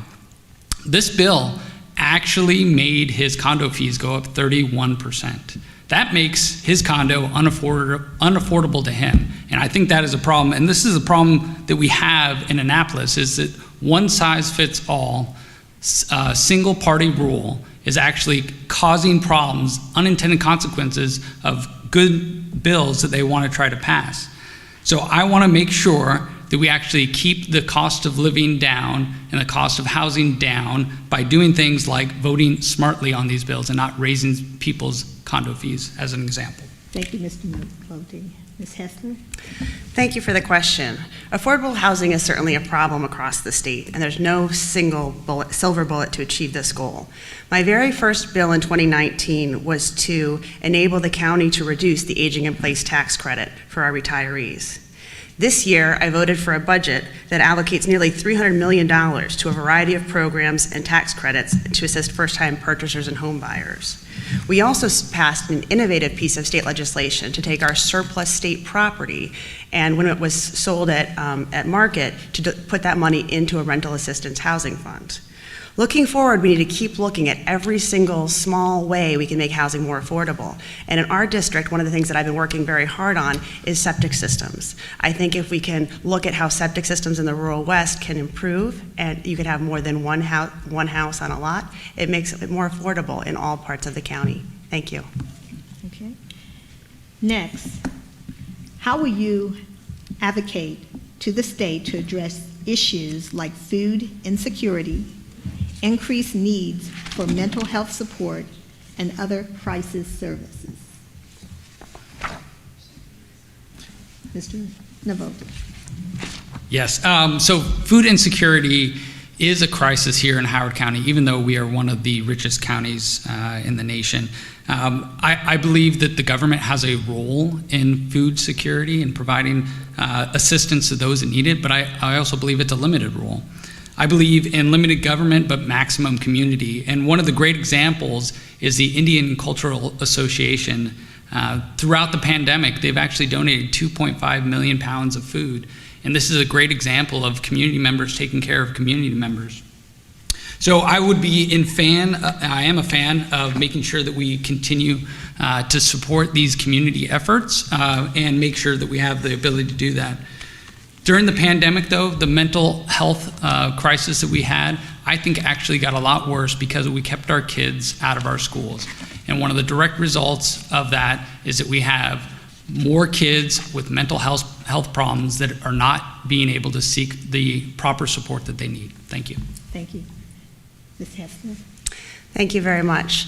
Both mental health and food security were problems that were exacerbated by the pandemic. And during the pandemic, I worked with both the Howard County COAD and the Carroll County COAD to make sure that we got those services to the people who needed them most. When I came back to the state legislature, one of the first things that was very apparent was that we needed a state-level Maryland Food Security Council. And that council is composed of farmers, food banks, emergency managers, and we've been working across the state to come up with a solution so that we're stronger should anything else happen in the future. Mental health has also been a problem for some time. In 2020, when we were working on the Blueprint for Maryland's Future, I worked with a bipartisan group of senators to pass a 10-page amendment, which is going to work with Medicaid to leverage $300 million and more federal dollars to bring those down to our school systems. Thank you. Thank you. And now, what are your budget priorities, specifically given the implementation of the new congressional amendment, which authorizes the General Assembly, when balancing the budget, to increase, diminish, or add items as long as the budget does not exceed the total proposed budget submitted by the governor? Mr. Navotti. Novotny. You're the best. Don't worry about it. All right, so hey, this is something we can fix. So the Republican caucus for the Senate actually came out about a week ago, and they said their number one, and I signed on to this, their number one priority in the upcoming 4-year session is to get rid of retiree taxes in the state of Maryland. I will continue to work toward this in the next 4 years, and this is why. We had an almost $8 billion surplus last year, and it just came out this week, we have an additional $2 billion. And that didn't come from printing money in Maryland. That came from 15.7% of personal income tax that rose year over year, sales tax 19.6% year over year, and corporate income tax 16.3% year over year. The point is, we have the money and we have the ability to give tax relief to our seniors, and that will be my number one priority. Thank you. Thank you. Ms. Hessler? So the administration and General Assembly are constitutionally mandated to pass a balanced budget every year, so that's what we do. This year, we had this $6 billion surplus, but times aren't always going to be this good. Therefore, we took the investment and we invested it as responsibly as possible. This included $1.3 billion in the Rainy Day Fund, forward paying our children's education through the Blueprint for Maryland's Future, cutting taxes for retirees and working families by $2 billion, and investing in things like cybersecurity, $500 million to protect state and local governments. Looking forward, my priority will continue to be passing a balanced budget to make the best for all Marylanders. We need to continue to ensure our economic, our community security, as well as our environmental security, and making it a safe place and an affordable place to retire here in Maryland. Thank you, Ms. Hessler. For our final question, in your opinion, what should the state government do to prevent or mitigate the harms caused by climate change while respecting the needs and rights of developers and private property owners? Mr. Navalny. Thank you. So I was proud of my record this year and last year. I was in the House of Delegates. I'm actually the 6th most conservative, I guess, in the climate arena on the Republican side, which is great. And I want to vote for bipartisan issues that will help our climate in Maryland. One of the things that I actually co-sponsored was the Chesapeake and Atlantic Coastal Bays 2010 Trust Fund use of funds. So basically what that said is if we're going to pass a law, we should actually pass a law that protects the environment but puts it in a lockbox, and we actually use that for the environment. One of the problems is in Maryland also, we are actually in an interstate pact with multiple different states, and as you've probably seen in the news, California is one of those states we're connected with. They actually passed a law banning gasoline cars in 2035, and the question will be whether or not we will do that here in Maryland. Even though I drive an electric car, I don't think they're good for everyone, and they're not affordable for everyone at this point. So we need to make sure that we're doing these things smart, we're doing them bipartisan, and we protect our environment without putting our residents at a disadvantage. Thank you. Ms. Hester. So as one of the most climate vulnerable states in the United States, climate change is already impacting us. Look at Ellicott City. I was proud to take a bold step and vote for the Climate Solutions Now Act, unlike my opponent. We went on from there to establish the Resilient Maryland Revolving Loan Fund, which will leverage up to $1 billion of federal funds to help prevent floods across Maryland. And then in 2022, after 3 years, we finally set up the Office of Resilience within the Maryland Department of Emergency Management to work really hard across the state to prevent future floods and other risks. Since I've been in office, we've brought home $42 million of state funding to prevent the Ellicott City flooding for the Safe and Sound Plan. And looking forward, I think that it's really incredibly important with all of the federal incentives right now that we work very closely with our federal delegation so that as much of that federally available money comes home to Maryland as possible. Thank you, Ms. Hester. I want to thank both of you for your thoughts and responses. We will now allow each of you 30 seconds for your closing statements. Mr. Navalny, you may begin. Thank you so much for having me here today. I'm looking forward to serving you over the next 4 years. One of the questions that actually didn't come up today was a question from this group in 2018 about gerrymandering. And I will read the quote from Senator Hester. I support the establishment of an independent redistricting commission that will be responsible for drawing congressional legislative district lines after each redistricting event or census. This is the problem. She broke that promise to all of you and voted for maps that will only help her in her re-election. Please vote for Reed Novotny on November 8th. Okay, Thank you. Thank you, Mr. Navalny. Ms. Hester, you may proceed. Thank you for reading my comment. I did say I support independent commissions, and I still do. Going on, I'd just like to remind you that I've passed 25 pieces of bipartisan legislation to lower taxes, support our people here in District 9. We've managed to bring home over $230 million of capital to the district, and I hope that you will. I hope you'll trust me to represent you for the next 4 years as in State Senate in Annapolis. Ms. Hester. Okay. Thank you, Ms. Hester. We appreciate both of you coming today, and we hope you enjoy the rest of your weekend.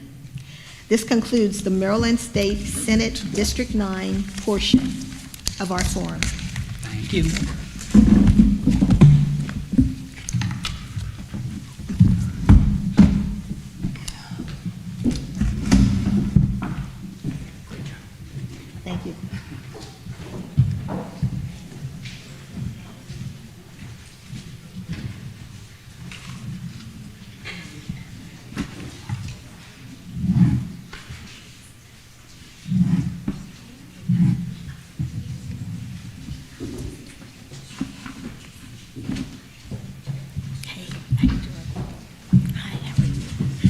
pronounce your name? Zing?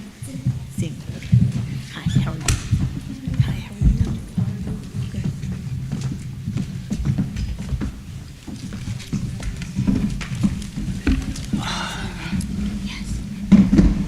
My gosh, the city's hot. Yeah. That's not a good sign. Yeah. That's mine. I'll save this one for other people. Are these on already? Microphone, we only have one microphone. Yeah, okay. That's fine.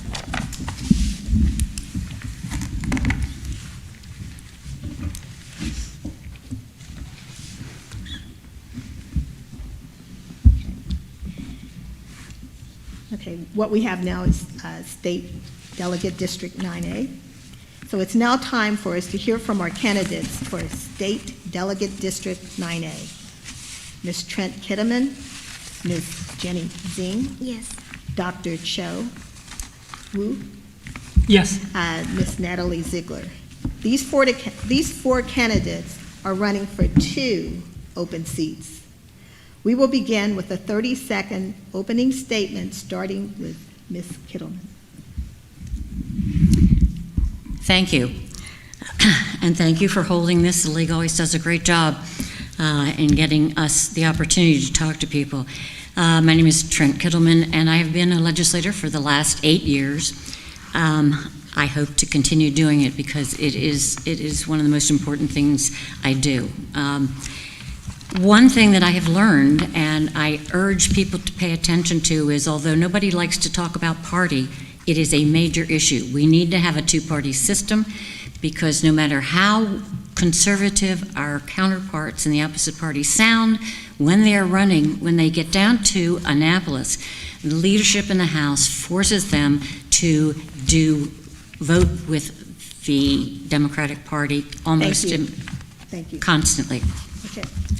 Next, we have Ms. Zing. Good afternoon. I'm Dr. Jenny Zheng. I came to the U.S. 22 years ago for my PhD degree in astrophysics and to start a new life. I was so excited to have the freedom to embark on my American dream. I'm first Asian American woman being one of the nominees to represent the Republican Party in Maryland and run for the state delegate in District 9A. It is time to restore our community in the post-pandemic era. It's time to restore the balanced governance. Thank you. Thank you, Ms. Zing. Dr. Wu. Good afternoon. My name is Cha Wu. I'm a data scientist, and I got my PhD from University of Maryland, College Park, long time ago now. So I'm a proud father of 2 public school students, one 3rd grade, one 7th grade. I'm a community volunteer. I've been serving the community since I moved to Howard County. It has been almost 12 years. I've been serving the Howard County Board of Education since 2018. I served as the chair in last year, where I've been working really hard to provide quality education for our public school students. I also serve on the Howard County Spending Affordability Committee. Thank you, Dr. Committee. Yeah, thank you. Okay. Ms. Ziegler. Good afternoon. My name is Natalie Ziegler. I'm running for state delegate in 9A. I'm a former journalist and small business owner, and I currently own and operate Carroll Mill Farm. I also volunteer in the community and serve on the Board of Trustees of Howard Community College. With just 30 seconds, I'll point you to my website, nataliefordelegate.com, which has a lot more about my issues and biography. And thank you so much to the League for holding this forum. I really appreciate it. Okay, I want to thank each of you for your remarks. Now we will move on to the question part of our forum. If you would like to respond, please raise your hand so that I can call on you in the order in which you are seen. You will have 1 minute for each response. The timekeeper will let you know when you have 15 seconds remaining and when the time is up. Our first question is, what are your budget priorities, specifically given the implementation of the new congressional amendment which authorizes the General Assembly, when balancing the budget, to increase, diminish, or add items as long as the budget does not exceed the total proposed budget submitted by the government? Ms. Ziegler. My biggest priority, and it is a big one in terms of dollars, is the blueprint for Maryland's future. One of the pieces of it that I'm most excited about is early childhood education. I think it's something that could really transform our education system, along with a lot more money for teachers and all school personnel. I'm worried that we're just not going to have any teachers. So many of them seem to be retiring and quitting. And I'm very concerned about the learning loss that's taken place because of COVID. So that's a place where I believe, are really going to have to put some money, and not just money, but effort and research. We're going to really need to measure outcomes. Thank you. Oh, sorry, that wasn't the end of my time. I'll figure it out. Ms. Kittleman? Thank you. I currently serve on the Appropriations Committee, and if I continue on that committee in the next term, that is an issue that will be very, very interesting. I don't know whether it will be as interesting as it might depending upon who wins the governorship, but it will make a big difference because the legislature is a supermajority, and with the ability to change money around in the budget, they are going to be able to do almost anything that they want to do, and I wish it weren't so. My concern is overspending on things that we do not get benefit for, and among those is what we spend on things like Kerwin. It's a great idea. It has some wonderful features, but it is not going to make the kind of change that we need to have. We need to open it up for parents and students to be able to have some choice about how they learn and where they learn. Thank you. Dr. Wu? Oh, yeah, sure.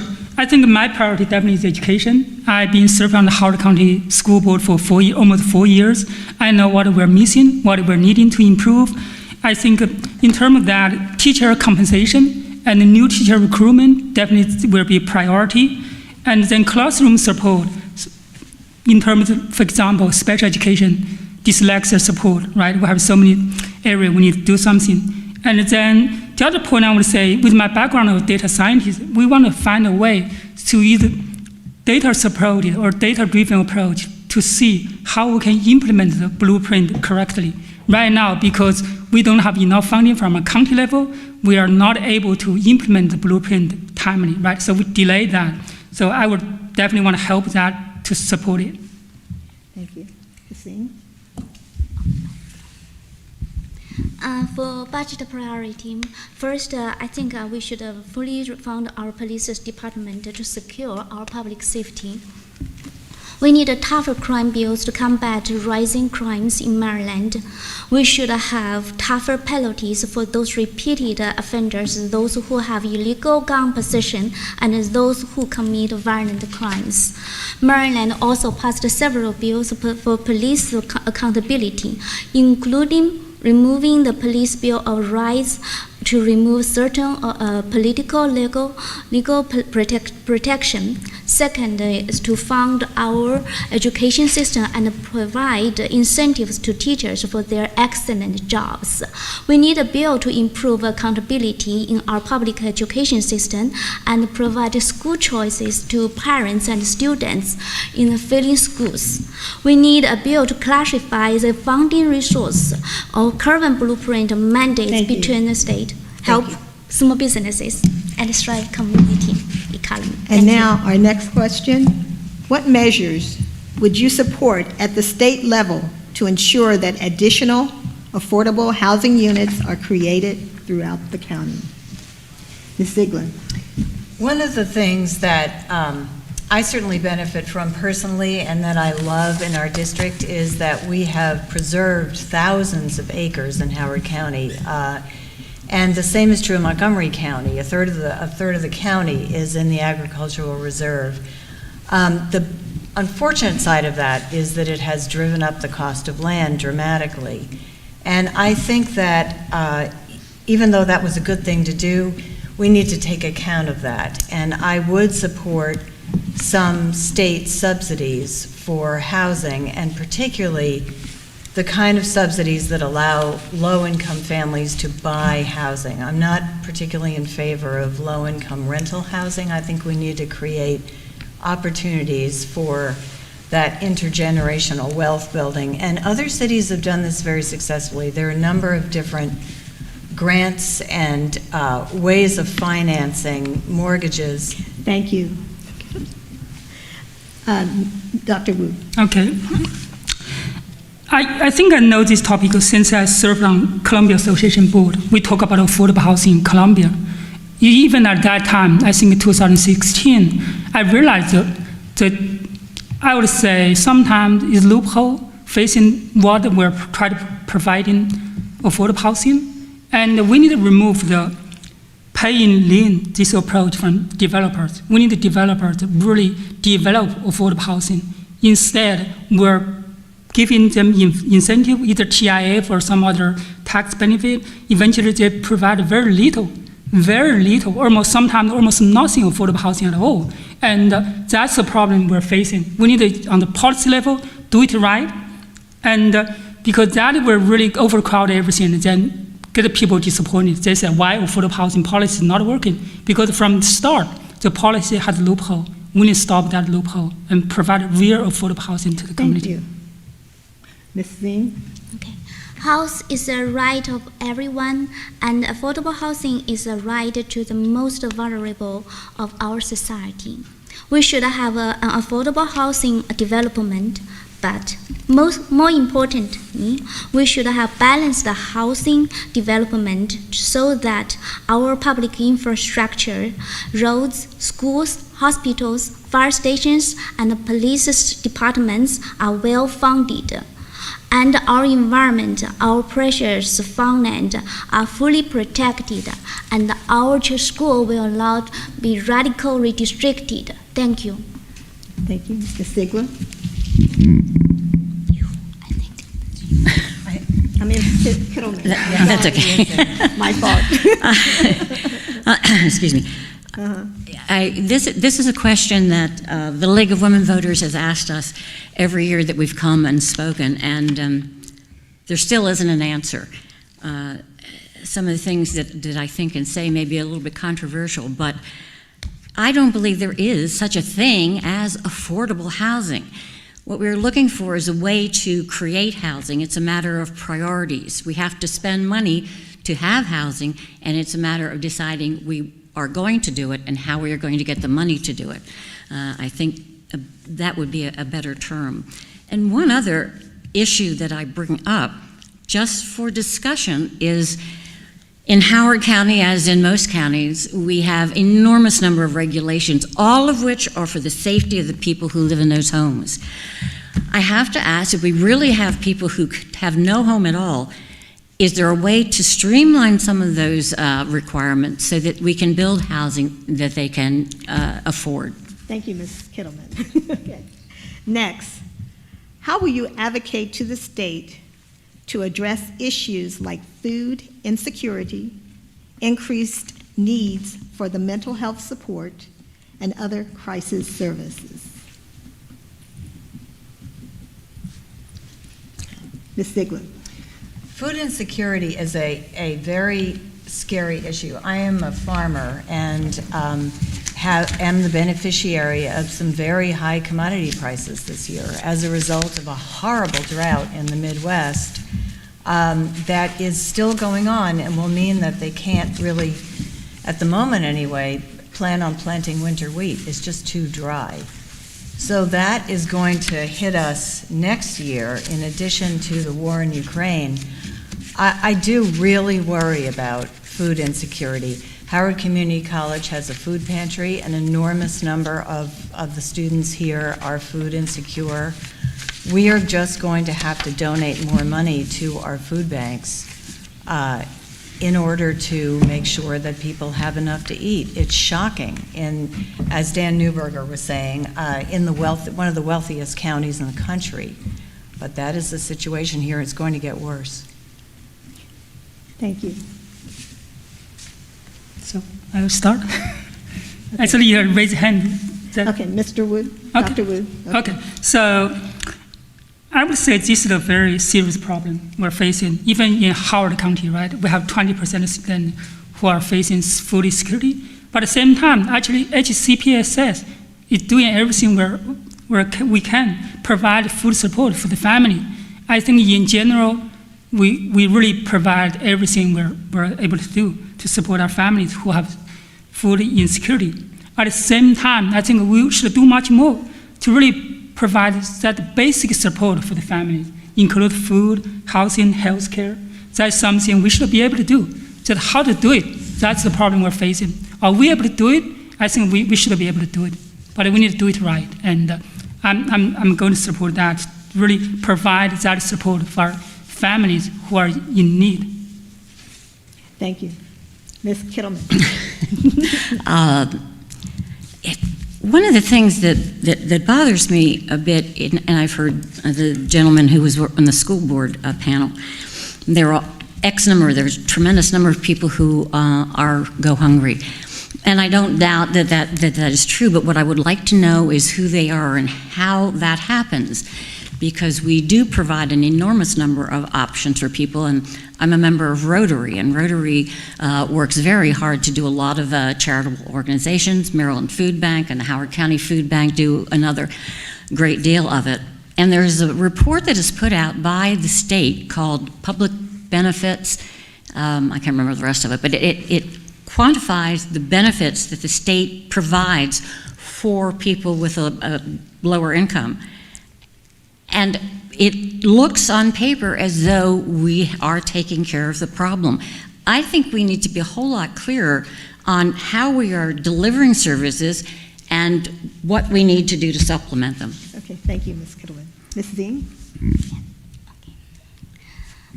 Food security could refer to the availability of food to the general public, and particularly the vulnerables. There is no food shortage issues in the United States so far. However, we can do a better job to improve the quality of food in terms of nutrition and improve the access to quality food. Also, for the mental issue, we should appropriately have more fund to address mental health issues, but we also need accountability to ensure we are spending funds smartly and effectively to help the most vulnerable. Thank you. Thank you. Our final question, what efforts will you make to support voter inclusion? How will you promote a more fully inclusive democratic process? Ms. Ziegler. Well, I must say, when I was standing at the polls at early voting before the primary, I can't tell you the number of voters I saw walking by clutching their League of Women Voters voter guide. So that is one of the things that is really important, and that is getting the word out to people. And the League does an amazing job with that. That said, I still think we need to make it easier. I'm a big proponent of mail-in voting, of drop boxes that are easily accessible and obviously also monitored. We need to have secure elections. But I would love to see a national holiday on Election Day. It's shocking how few Americans exercise their right to vote. And I think we need to get really proactive about ensuring that people do. Thank you. Dr. Wu. I echo what Natalie said. I really said, congratulate League of Women Voters doing your great job. People are looking for your flyers, try to find information about the candidate. For me, I would say it's really the voting rate is a problem. So definitely there's some maybe difficulty in terms of trying to vote, but the major problem is the voting rate. If people are not interested in the candidate, they are not interested to really make the voice, or they find difficulty, find their voice heard. That's the problem we're facing, either from the candidate or from the system. How do we really motivate people come out to vote, have their voice heard, and then they trust what they heard, and then eventually that will really help the voting and the results, and improve the governance of the society. Thank you. Ms. Kittleman. Just as an aside, I think that one of the reasons people don't vote is because they're happy and satisfied with their government and their lives.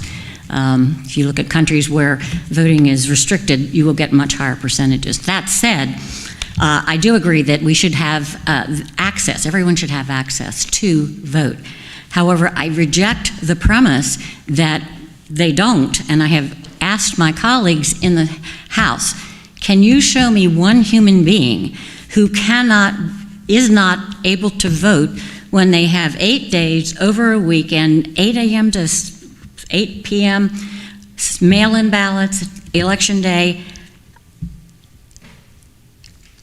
When can you find someone who cannot vote with that kind of a schedule? And how much farther do we go?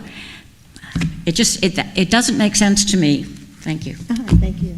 Ms. Singh?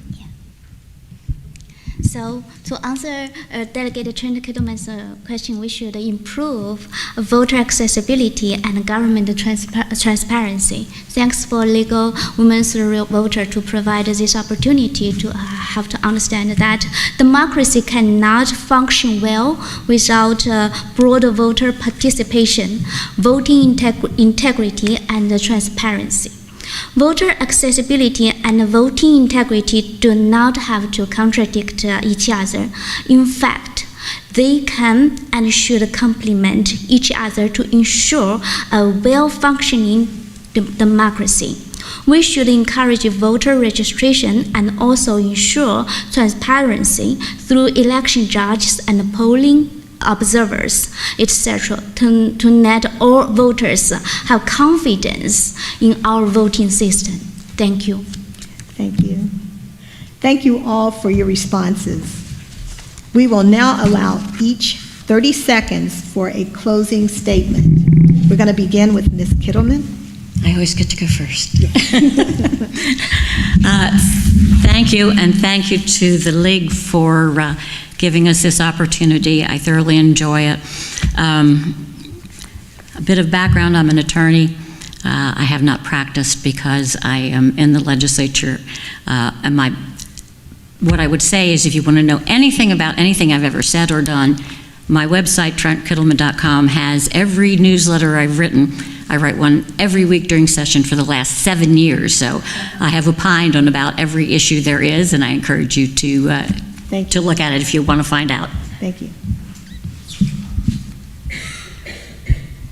Thanks for Legal Women's Voters Organization. And first time I got the invitation, I registered as a LWV's member. And I'm the first generation immigrant, and I'm proud to be the first Asian American woman nominee representing the Republican Party in Maryland to restore our community, restore balanced governance, restore excellence in education, improve public safety, promote small businesses, and to reduce taxes for retirees and veterans and protect our farmland. Thank you. Okay, my name is Cha Wu. I'm running for Maryland State Delegate in District 9A, which includes part of Howard County and a part of Montgomery County. So with my background as a data scientist, has been serving on the Board of Education, I have the experience and the vision, and for Maryland, I really hope you come out to vote in November. That will decide the vision and direction for Maryland. Thank you. Yes, thank you so much for having this forum. I consider myself a moderate Democrat. I try to take a practical rather than an ideological approach to problems. And I would very much like to focus on breaking down some of the political polarization we're experiencing, which I think is part of the reason people don't vote. I'd like to see how we can work together to preserve what we love about our district and at the same time create many more opportunities, not just for 9A, but for the state of Maryland. Thank you. Thank you, Ms. Ziegler. We are grateful for all of you for supporting this event, and we hope that you enjoy the rest of your weekend. This concludes the Maryland State Delegate District 9A portion of our forum. Thank you. Thank you very much.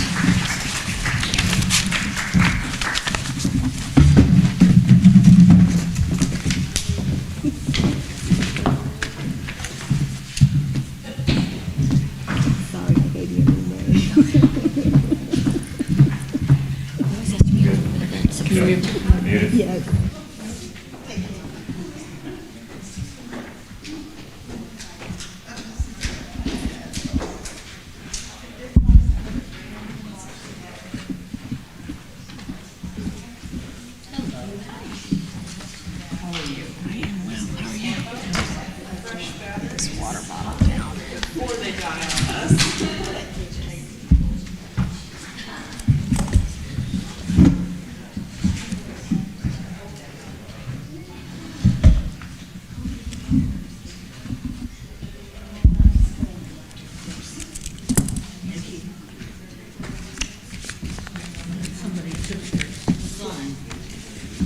They took it with them. It's a souvenir. Okay. Hey.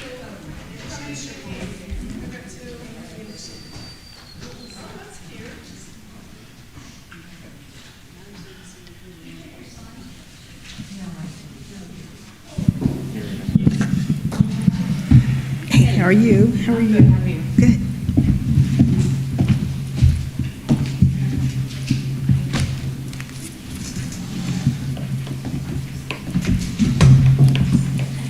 Do you need me in this seat? Do you need me in this seat for Whichever seat you want is fine. Okay. Yeah. Okay. Because we don't have any.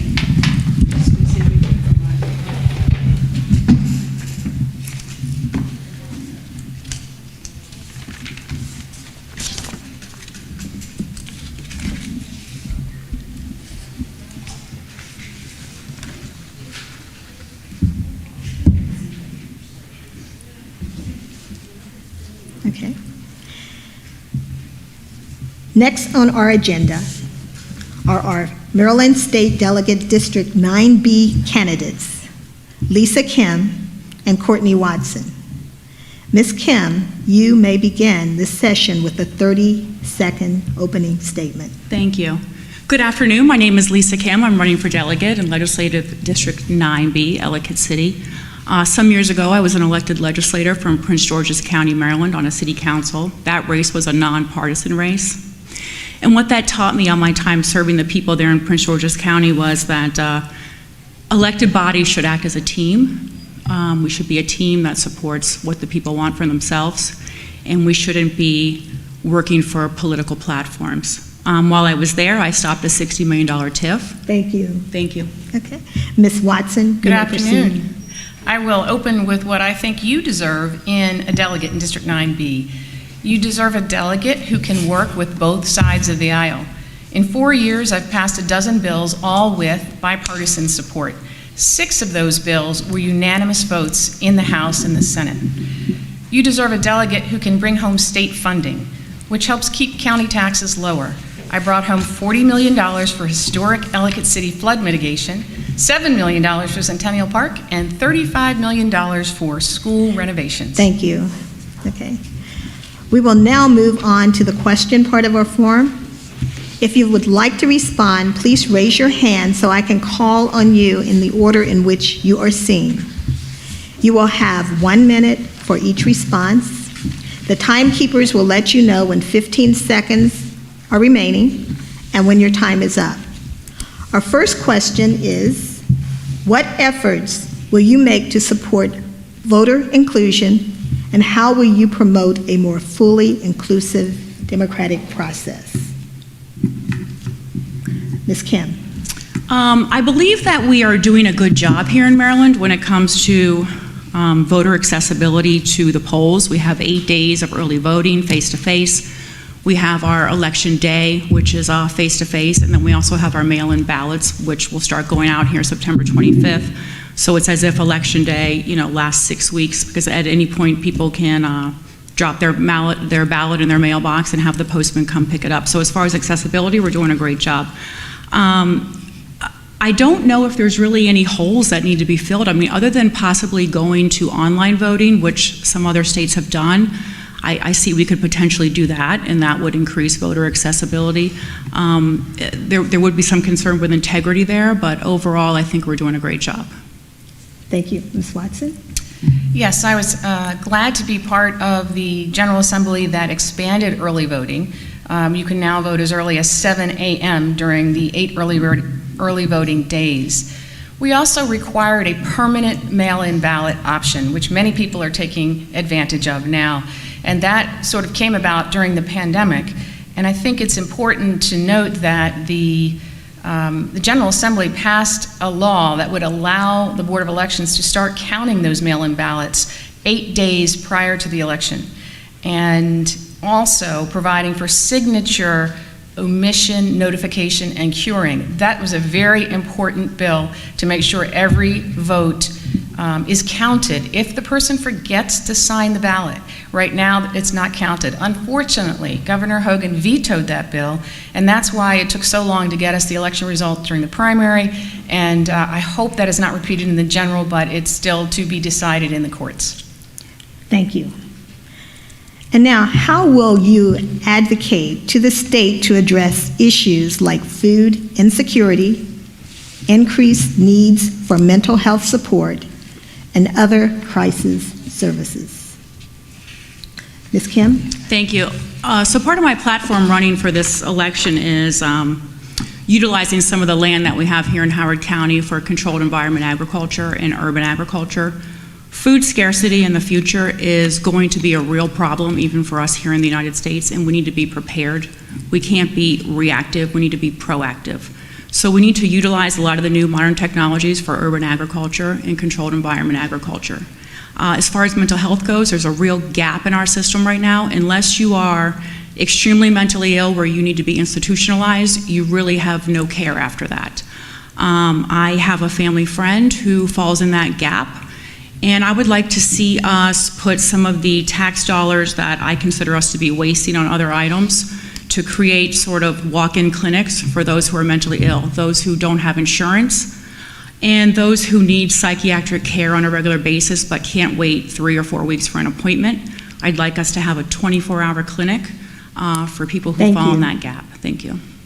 Those two topics are both pretty significant topics, hard to address in 1 minute. But on the food security issue, it is a big problem when 1 in 3 Marylanders is food insecure.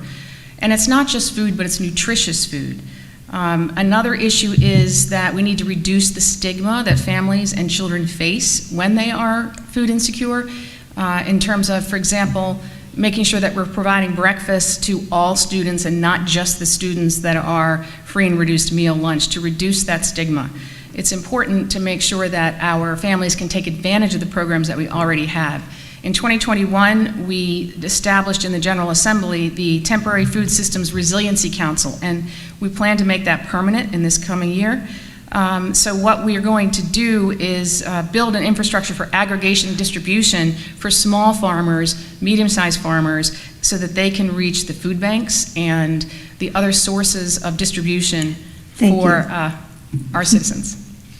Finally, what are your budget priorities? Specifically, given the implementation of the new constitutional amendment, which authorizes the General Assembly, when balancing the budget, to increase, diminish, or add items as long as the budget does not exceed the total proposed budget submitted by the governor. Ms. Kim? Thank you. So when I was elected in Prince George's County, the legislative body I served on, we had a fully unencumbered budget. And what that means is the legislative body had full and total control over the budget. So I'm used to operating in such a regard when it comes to the budgeting process. But my focus is mainly going to be lowering taxes, helping seniors to get complete and total tax relief, and also helping special needs adults who are working to give them total and complete tax relief. As you know, in Howard County, 10% of our school body is considered special needs. However, when they turn 21 years old, all of a sudden they're no longer special needs. We have basically no services for them. So I want to look at reducing the tax burden for seniors. I want to look at reducing the tax burden for adults with special needs. And I also want to look at reducing the tax burden for all of us. As you know, we had a $10 billion budget surplus this year, and we need to stop the overtax, overspend platform that is take hold of our Maryland legislature right now. Thank you. Thank you. My budget priorities will start with education, as they have always been for me since I'm serving you since 2002 on the Board of Education. But implementing the blueprint for Maryland's future is very important in order to move our school system to the top around the country and in the world. You heard our school board members talk about the backlog of school maintenance projects. I was happy this year to be able to help bring home $35 million specifically in addition to our normal allocation to help with that backlog. And in addition to education, definitely our seniors. I was happy that we were able to pass an income tax credit this year that will affect 80% of people over 65 years old and can be as much as $1,000 in an income tax credit at the end of this year. Climate change and resiliency is another big important problem facing us that we need to do more on. I've been appointed to the National Council of Legislators Resiliency Board by the Speaker for my work in Ellicott City, and we will continue to try to meet that challenge. And finally, roads, bridges, and transportation. Thank you. I want to thank both of you for your responses, and we're going to now just give you 30 seconds for your closing remarks. So we'll start with you, Ms. Kim. Thank you. Thank you so much for hosting today. Again, I'm Lisa Kim. I'm running for delegate in 9B. I'd appreciate your vote. I want to focus on the overtax, overspend platform that's going on in our legislature right now. We have a supermajority Democrat Party. We have for over 20 years. It's time to bring the middle ground back to our government. It's time to bring representation back to our government. Right now, it feels like we have a legislature that is basically running just a political platform. There's really no real representation for the people. And my opponent just talks about spending and spending and spending. It's not a miracle to be able to bring home tax dollars to your county where you live, but we need to spend them wisely. Thank you. Thank you. Ms. Watson? I'm going to continue with what I think you deserve in your state delegate. I think you deserve a delegate who has lived in Ellicott City. I've lived in Ellicott City for 35 years, and I've been on the front lines working to solve all of our challenges during that time. And I think you deserve a delegate who can creatively solve problems, working with all levels of government, like I did with the preservation of Camp Ilchester, which is 21 acres, which is now going to be permanent parkland instead of developed houses. I want to thank the League of Women Voters, and thank you for letting me serve you as delegate. We appreciate both of you joining us today, and we wish you the best. This concludes the Maryland State Delegate District 9B portion of our forum. Thank you. Mhm.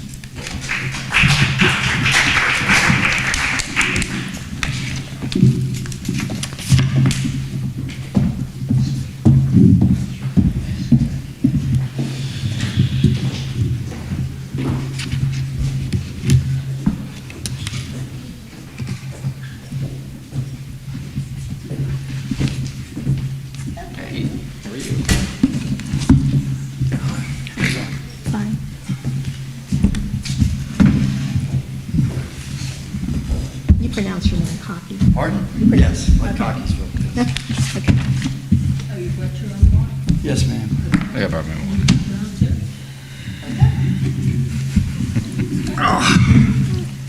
Straight from Baltimore City. Straight from Baltimore City.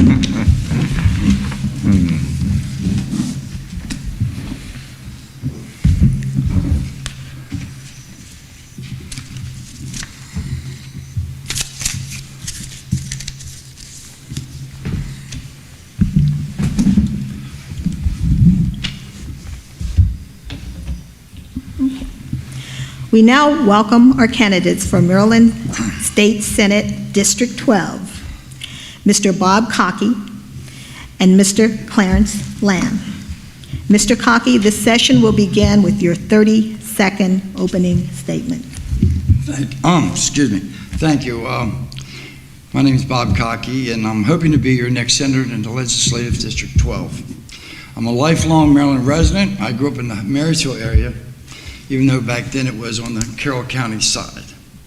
I've been married for over 37 years.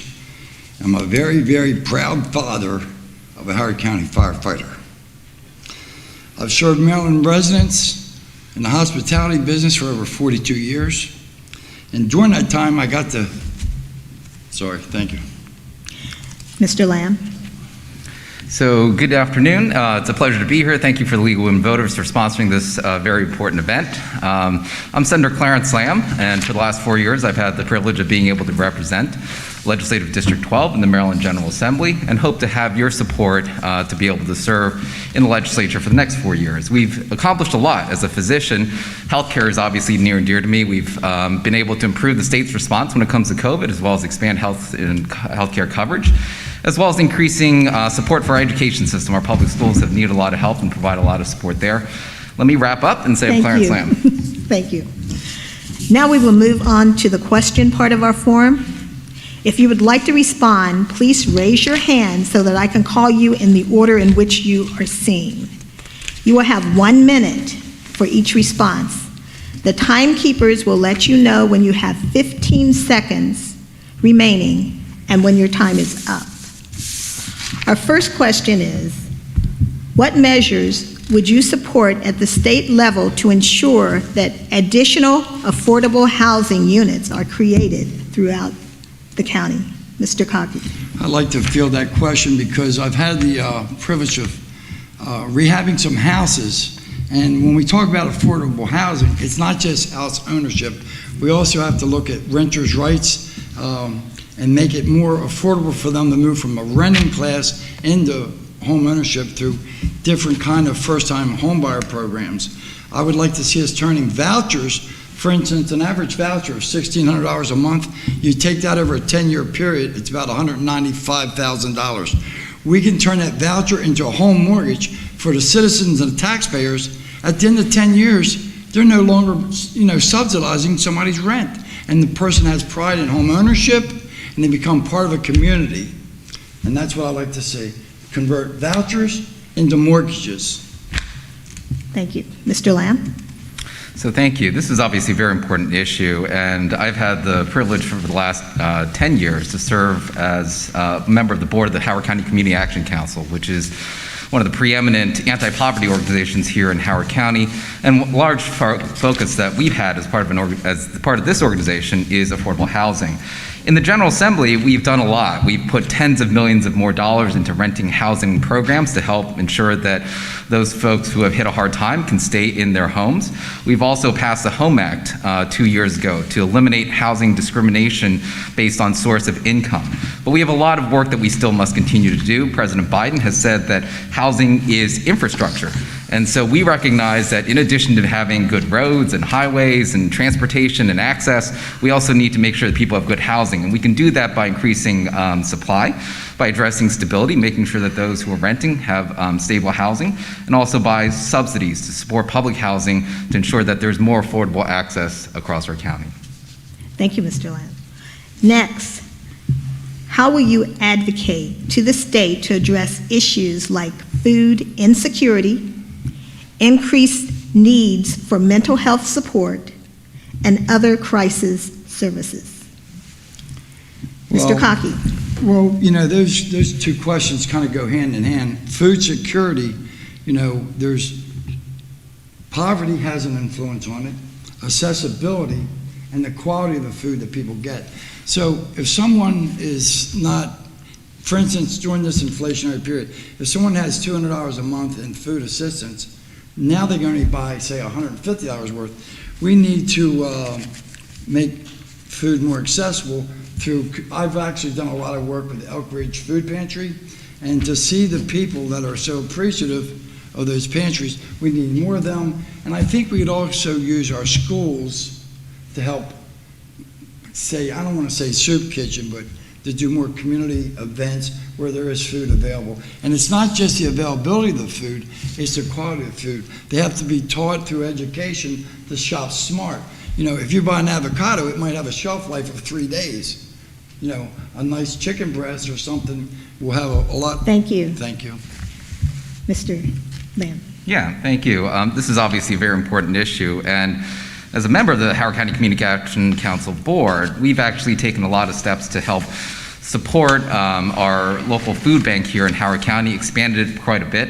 We've seen a lot of need. We've also taken a lot of action at the state level through the General Assembly to make food more available to students, for example. We had a tremendous expansion of a program to allow for healthy school meals for breakfast and lunch without having to provide documentation. This helped tens of thousands of students.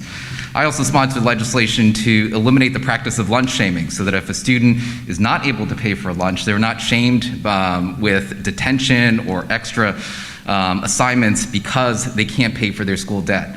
When it comes to mental health, this is a really important issue. We have also passed legislation, for example, to set up a 988 hotline throughout the state to allow for folks that have had behavioral health crises to be able to call for help and access. We've also allowed for expanded telehealth. We know that mental health can be really difficult, and that helps as well. Thank you. Okay. And now, what are your budget priorities? Specifically, given the implementation of the new congressional amendment, which authorizes the General Assembly, when balancing the budget, to increase, diminish, or add items as long as the budget does not exceed the total proposed budget submitted by the governor. So it's a very important question because the General Assembly now has a new tool to be able to modify the budget that's proposed by the governor that we did not have before.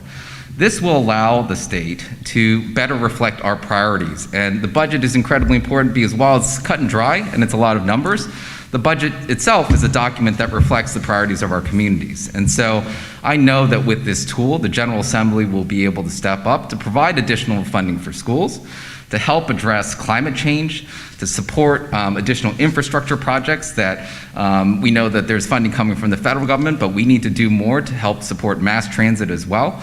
And also to expand healthcare. These are all important priorities that we understand must be reflected in the budget, and having this tool that was just recently passed in a few years will allow the General Assembly to do so. Thank you. Mr. Cock.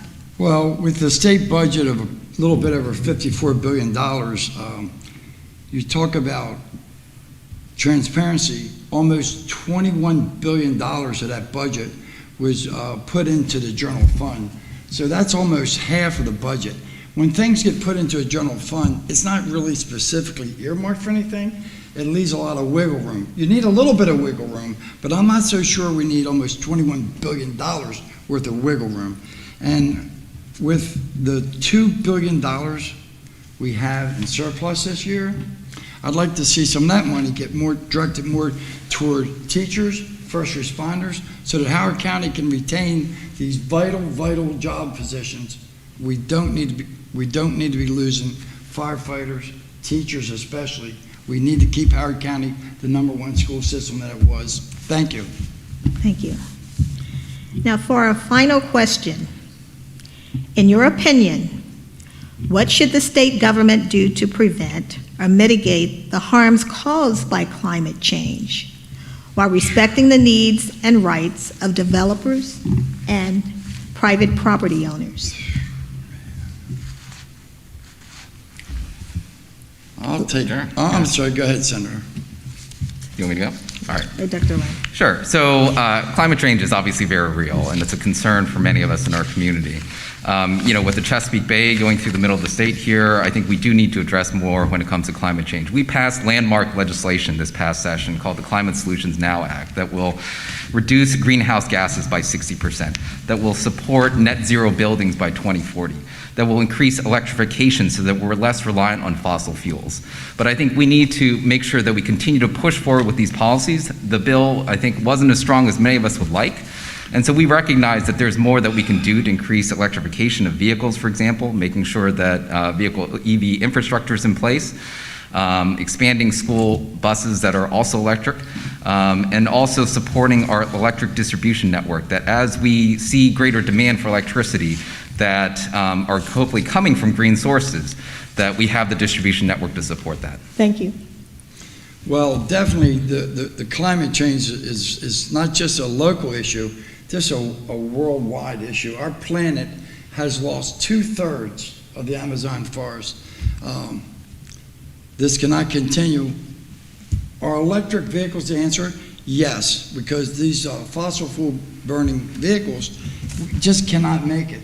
So, as Senator said, the Senate Bill 528, I believe, requires the state of Maryland to reduce its greenhouse gases by 60% by the year 2031. And that's based on the readings from 2006. So we're headed in the right direction, but we need to partner up with the rest of the world. China is the number 1 culprit, the United States is number 2, and India is 3, and so on and so forth. China contributes 30%, the United States contributes 14% of the carbon emissions on our planet. So this has to be a global effort, not just a Howard County effort, not just a state of Maryland effort. So Thank you. Thank you. Thank you. We want to thank both of you for your responses and thoughts on these issues. And now we're going to give you 30 seconds for a closing remark, and we're going to start with Mr. Cockey. Thank you, thank you. I'd like to quote President John F. Kennedy when he said something that is very, very important to my campaign. And that's, seek not the Republican answer or the Democratic answer, but seek the right answer. And I think that's what's created almost a 25% unaffiliated voter population in Howard County. We need people that are bipartisan, that are going to go and do what the people need to be done, and not what a party tells them to vote for. Thank you to the League of Women Voters for giving us this opportunity, and thanks to Senator Lamb for what he's done. Senator Lamb. All right. Well, thank you again. Real pleasure to be here. Senator Lamb, running for re-election to represent Senate District 12 in the Maryland General Assembly.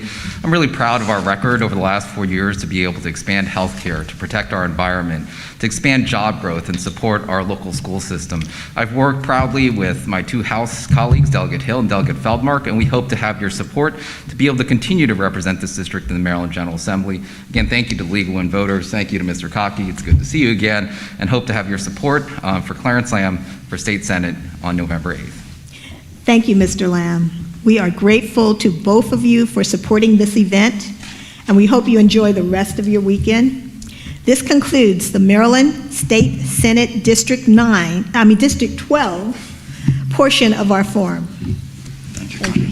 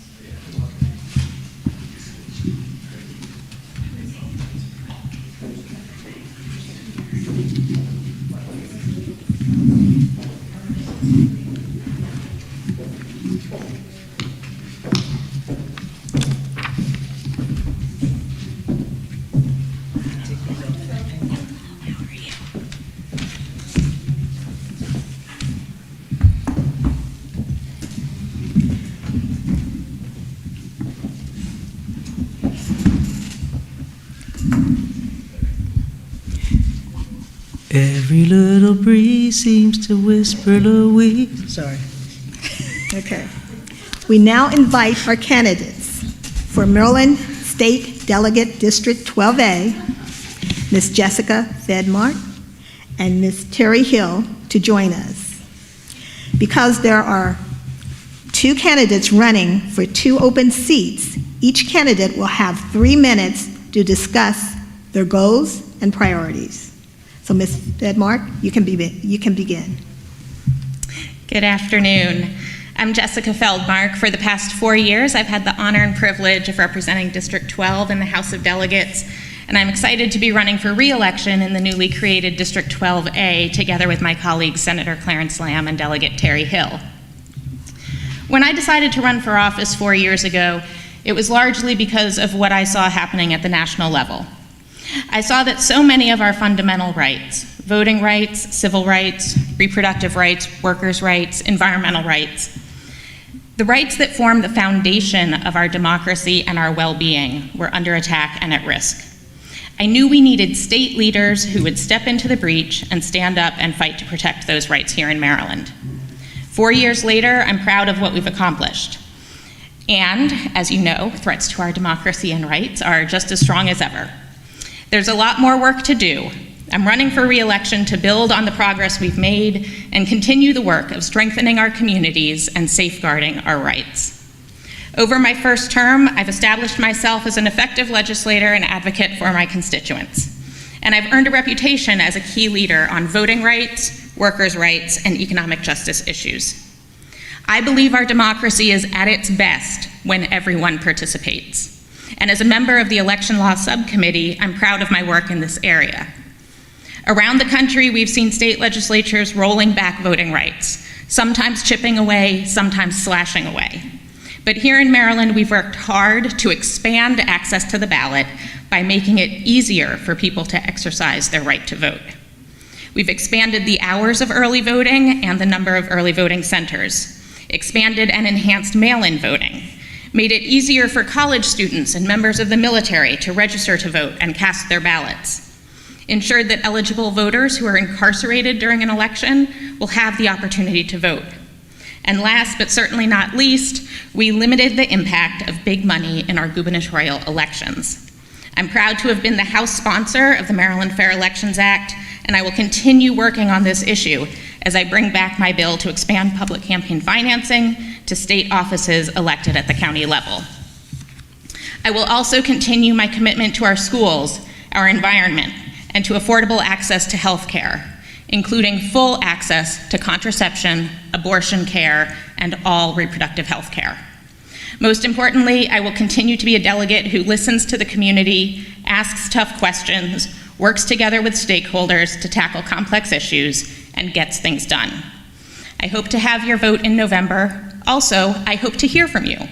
If you have questions, suggestions, or ideas to share, if you're dealing with a situation we may be able to help you resolve, or if you simply want to say hello, please don't hesitate to contact me at jessica.feldmark@house.state.md.us. I'm always happy to hear from constituents and help however I can.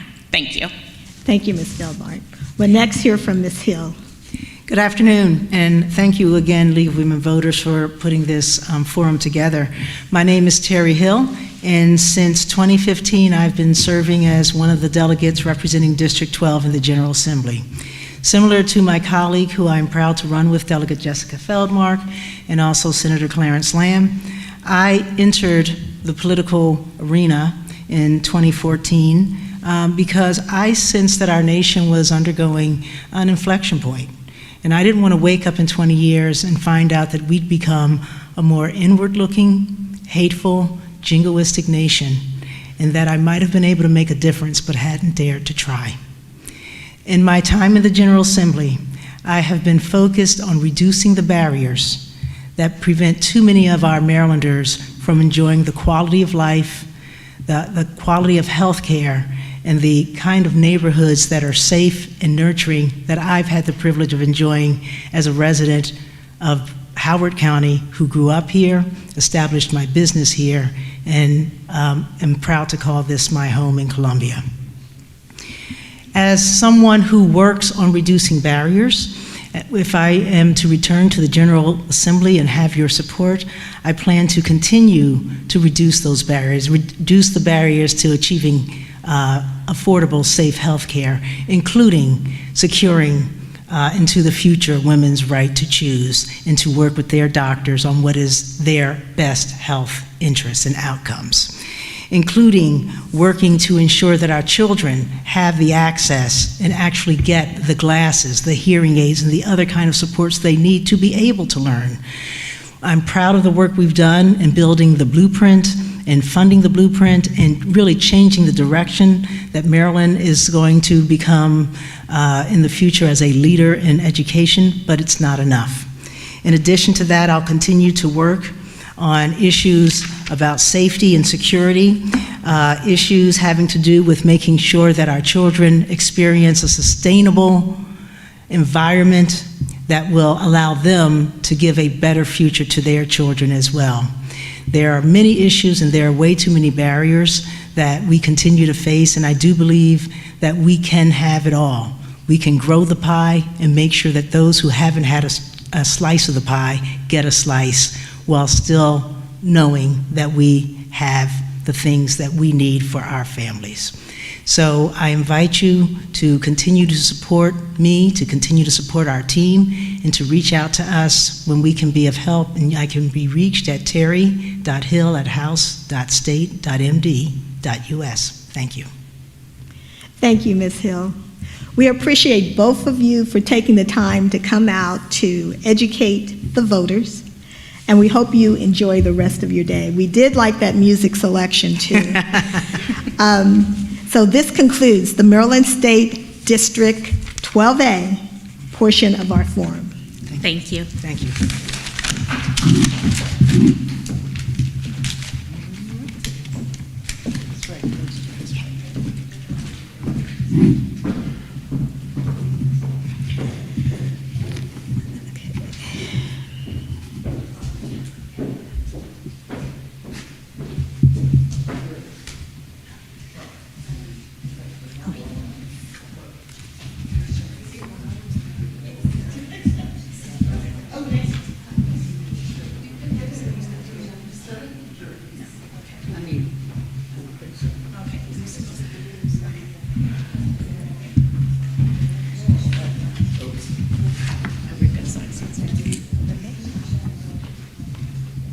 Sorry.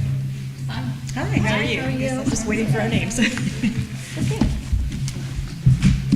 Hello. How are you? Almost finished. Yes. Okay. Is that okay? How are you doing? Thank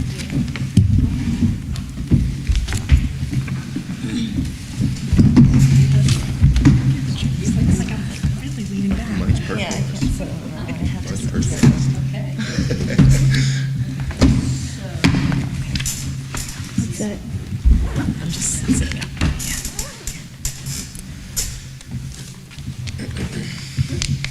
Thank you.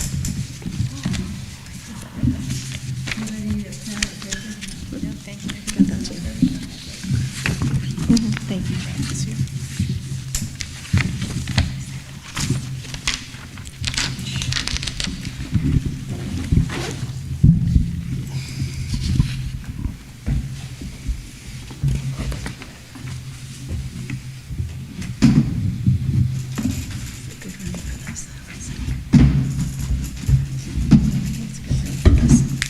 Compared to like school auditoriums.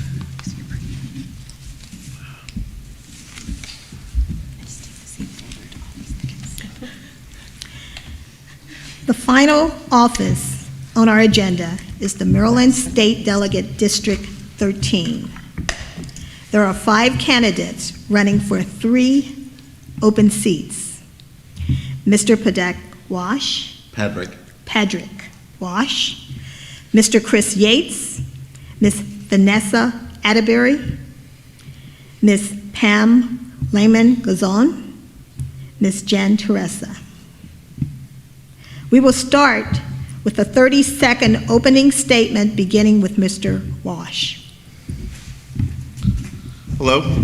Thanks for inviting me to this forum. My name is Patrick Walsh. I've lived for 27 years in District 13.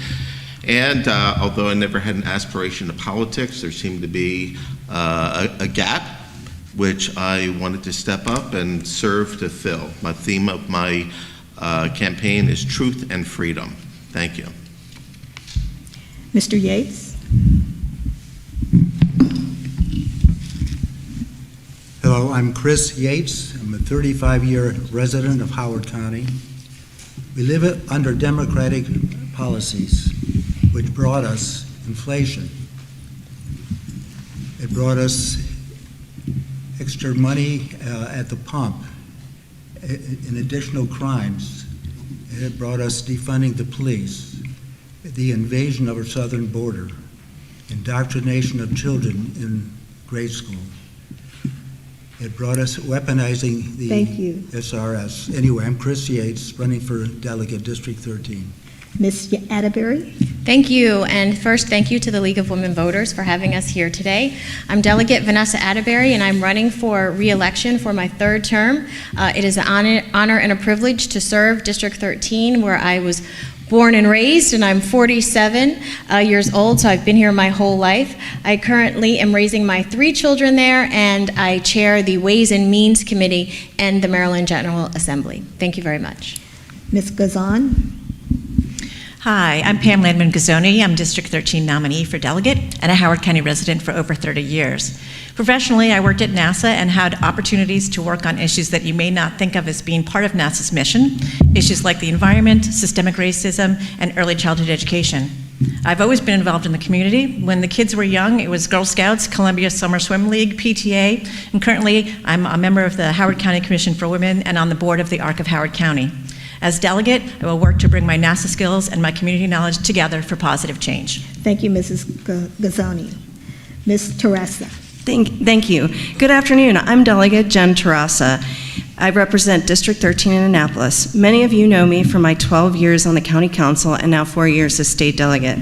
I grew up in Howard County, and I'm a proud Oakland Mills High School graduate, and I'm extremely proud to have 3 of my own high school graduates here, public school graduates. With nearly 2 decades of experience serving the community, I want to continue being your strong, experienced, progressive voice in Annapolis. Thank you. I'm Jen Teresa, and I'm running for re-election. Thank you. Our first question is, what are your budget priorities, specifically given the implementation of the new congressional amendment which authorizes the General Assembly, when balancing the budget, to increase, diminish, or add items as long as the budget does not exceed the total proposed budget submitted by the governor? You have 1 minute to answer this question, so. Who are you addressing? Whoever raises their hand. Okay. Ms. Atterbury. Thank you. So in terms of our budget priorities, we have, as you know, taken care of the blueprint in the past budget for 2023. We have set aside $800 million to take care of our schools, particularly here in Howard County. As chair of Ways and Means, I was honored to work with our senator from District 13, Guy Gazzoni, to bring back $35 million in unrestricted funds for our schools here, which I hope will be used for deferred maintenance projects. So my priorities will be to continue to bring back funding that we need, particularly here in Howard County, Maryland, for our school system. Thank you. Mr. Yates. Yeah, as I remember, the budget was passed on 1 April 2022 for 2023, and in the budget, I realized it's got like 32% is going to health, 30% to education, and 5% to public safety. In view of what I see as some concerns about the educational system, I see their involvement in critical race theory, critical gender theory, Project 1619, and some indoctrinations of our students. And I also look at the possible lowering of our academic standards. In consequence, I would like to take money from the educational system and put it into the public safety system, with the idea that I hope it produces a more balanced opportunity and force the educational system to come through with the goods. Thank you. Ms. Gazzoni. Thank you. Yes, looking ahead to the next session, first of all, as a new person, the changes wouldn't really impact me because I don't know what it was like before. So, but I think having some flexibility in the General Assembly is an excellent idea. And I think one of the things that we would really need to focus on as a budget priority is the mental health area, particularly for our schools, not just our students, but also teachers and administrators. Obviously, COVID has really impacted the entirety of the community, and I think particularly for students, both younger students as well as children that are finishing up high school and moving on to college or work. The pandemic is still a thing that has really, really impacted their lives, and we need just some additional mental health support for them as well as for the broader community. So that would be a budget priority area for me. Ms. Teresa. Thank you. My teammates have already mentioned education and mental health services, both of which are priorities for me. In terms of this new type of, a new way of budgeting and the new power of the legislature, I think it's going to make a really big difference in terms of being able to implement our priorities. So I'm just thinking of a few of the things that we've talked a lot about over the year, which is, for example, abortion access, which I think is extremely important, eviction prevention services, transportation funds going to transit, and affordable housing, and also electrification of our buildings, our state buildings. So those are just a few of them.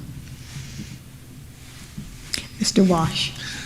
There's no greater reason for government to exist than to protect the public. So public safety is the number one thing that government needs to focus on.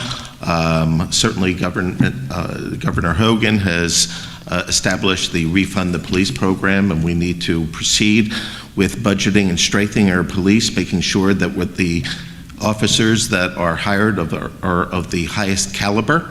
We need to attend to public safety issues in our transportation and our infrastructure development as well. With this solid bedrock, government will in fact be doing its duty to citizens. Thank you. The next question is, what measures would you support at the state level to ensure that additional affordable housing units are created throughout the county? Ms. Teresa. Thank you for the question. I think the formula for affordable housing is, it's very complicated, but the formula is pretty simple. We have to require developers to build affordable housing, and we have to fund it. We can't continue to rely on the argument that lifting zoning restrictions or merely increasing density will automatically increase affordable housing. So from a state level, since zoning is done on a local level, so that really speaks to requiring affordable housing in every development. What we need to do is be funding more of that. Thank you. Ms. Atterbury. Thank you. I am full agreement with what my teammate Delegate Terrassa said. For the past couple of years, she and I introduced local legislation that would require and mandate affordable housing here in the county, but we're unsuccessful in getting it through the delegation. And I agree, in the county, it's a county issue, and in each jurisdiction, it should be a line item budget in the county that is used specifically for affordable housing, and it should be mandated so that no developer can pay their way out of affordable housing. Thank you. Ms. Gazzoni. Thank you. I agree with my colleagues, and also wanted to just talk for a moment about rental housing and eviction, because stable housing in the rental market is also just as important as in folks who own homes. So I think working to ensure that folks who are in danger of being evicted know what their rights are and have access to lawyers to help them. And I think it would be reasonable to look at possibly changing some of the regulations around landlords and how easy it is to file for eviction and put people into that process. For people who, sorry, I see your sign. Stable housing is just so important, and to make it a little bit harder to get evicted, I think is a reasonable thing. Mr. Yates. Yeah, I think we need to re-examine the need for affordable housing. My fear is that it's going to bring additional crime to the area. It's going to decrease safety. It's going to create some problems with tax. It's going to lower the property value of nearby housing. And wherever you got these institutions, you always have the opportunity for abuse and misuse. So I think an opportunity to reevaluate would be, I think, step one. Thank you. Mr. Wash. So housing cannot be considered in isolation from all of our other needs. It is just one of the aspects in which we need to sustain ourselves and to thrive. There's the cost of food, the cost of energy, the cost of transportation. Every one of us who manages a household budget understands that all of these are give and take things. And all you have to do is look across Maryland, look in different areas, and people make their decisions as to where they work and where they achieve their livelihood based on all of those costs. In 1990, I lived in Silver Spring, and when I made a little bit more money, I could afford to move to Columbia in 1995. Thank you. Thank you. Next, how will you advocate to the state to address issues like food insecurity, increased needs for mental health support, and other crisis services? Can you repeat the question? Yes. How will you advocate to the state to address issues like food insecurity, increased needs for mental health support, and other crisis services? Ms. Atterbury. Thank you. I think it's a tricky question because you use the term, how will we advocate? And I think there are a lot of individuals out there that advocate for those issues, and so they would come to us, and what we would do is try to pass that legislation. I think in the Ways and Means Committee, and which I'm honored to serve as chair, we did hear several pieces of legislation last session, and we had great debate about it on food insecurity and food deserts, particularly in Prince George's County and Baltimore City, and how to combat that. And unfortunately, the liquor lobby is huge, and that legislation didn't pass. So offline right now during the interim, now that primary's done, folks can focus on that, and we are taking another look at that, and I know we will definitely be looking at ways through the Ways and Means Committee, maybe through tax initiatives and other things to help food deserts. Okay. Ms. Teresa? Yeah, and I'm glad my colleague mentioned food deserts, and one of the other committees that looked at that as well, believe it or not, is Environment and Transportation. And so some of the legislation we've had has been about identifying, mapping at really where there are food deserts by district. That hasn't passed yet, but my hope is that we'll get that through this year. We also really need to look for food insecurity, just like affordable housing. I forgot to mention this part as well. Also has to do with minimum wage, and increasing minimum wage will help with food insecurity, as well as increasing funding for nonprofits that serve the community in this capacity. Ms. Gazzani? Yes, a good transition for us, Jen, because I was going to talk about folks that provide services within our community here in Howard County, but across the state as well, because we do have partners, nonprofits, Community Action Council, Columbia Community Cares is a couple examples here in the county that really work hard around food security. So certainly working in partnership with them about what their needs are, what other opportunities that we could work on to help support their processes. I also wanted to talk for just a half a second about crisis services. I've been on the board of the ARC of Howard County for about a decade. It's an organization that works with developmentally disabled individuals who live and often work here within the county. And those folks are supported routinely by direct service providers. And there are a wide variety of direct service providers who work in a lot of different areas. So helping to make sure that those folks who are often paid through federal and state dollars are able to make a living here in the county is a priority. Thank you. Thank you. Mr. Yates? Yeah, we are talking about food security, and yet at the national level, we have the Department of Agriculture, which is a cabinet level position. We have Food and Drug Administration, which is a part of Health and Human Services, another cabinet position. So I think those organizations do a fine job of representing and developing the process for food security. I don't see a real need to try to invent any other bureaucracy that would try to compete with that.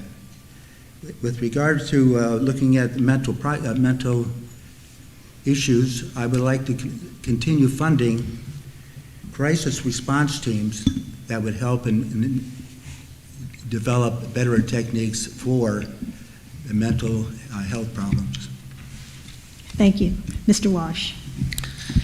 Yes, so food accessibility So we are very, very blessed in Maryland just to have a wonderful agricultural environment. And so accessibility means really supporting our local farmers, our local agriculture, and making sure that the means of supply locally are enhanced and free of obstacles to get the food to our citizens.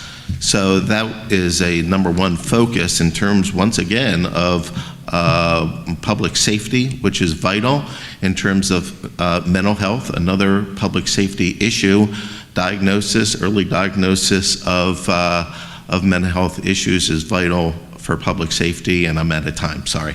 You still have 15 seconds. Okay, very good. So thank you very much. I misread the sign. So I would recommend that these opportunities for diagnosis and monitoring be funded, and as my colleague said, having emergency teams to address things are vital. Thank you. Finally, what efforts will you make to support voter inclusion? How will you promote a more fully inclusive democratic process? Ms. Atterbury. There's a pattern going here. Thank you.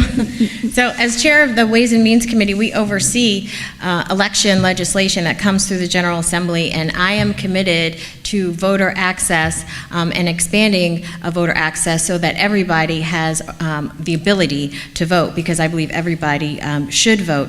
We did pass legislation this past session where we said that local jurisdictions must provide the same number of in-person polling places as they did in 2018, and that did not happen here in Howard County. So now that we're past the primary election, we're going to start taking a look at that. We have, Ways and Means has a briefing that you can all tune into on the 29th of this month at 10 a.m. It will be streaming live, and we will be talking to the State Board of Elections and other local jurisdictions, because there are other jurisdictions that actually significantly shrunk the number of polling places as well. But as chair of that committee, I'm absolutely invested in protecting an individual's right to vote and expanding access. Thank you. Thank you.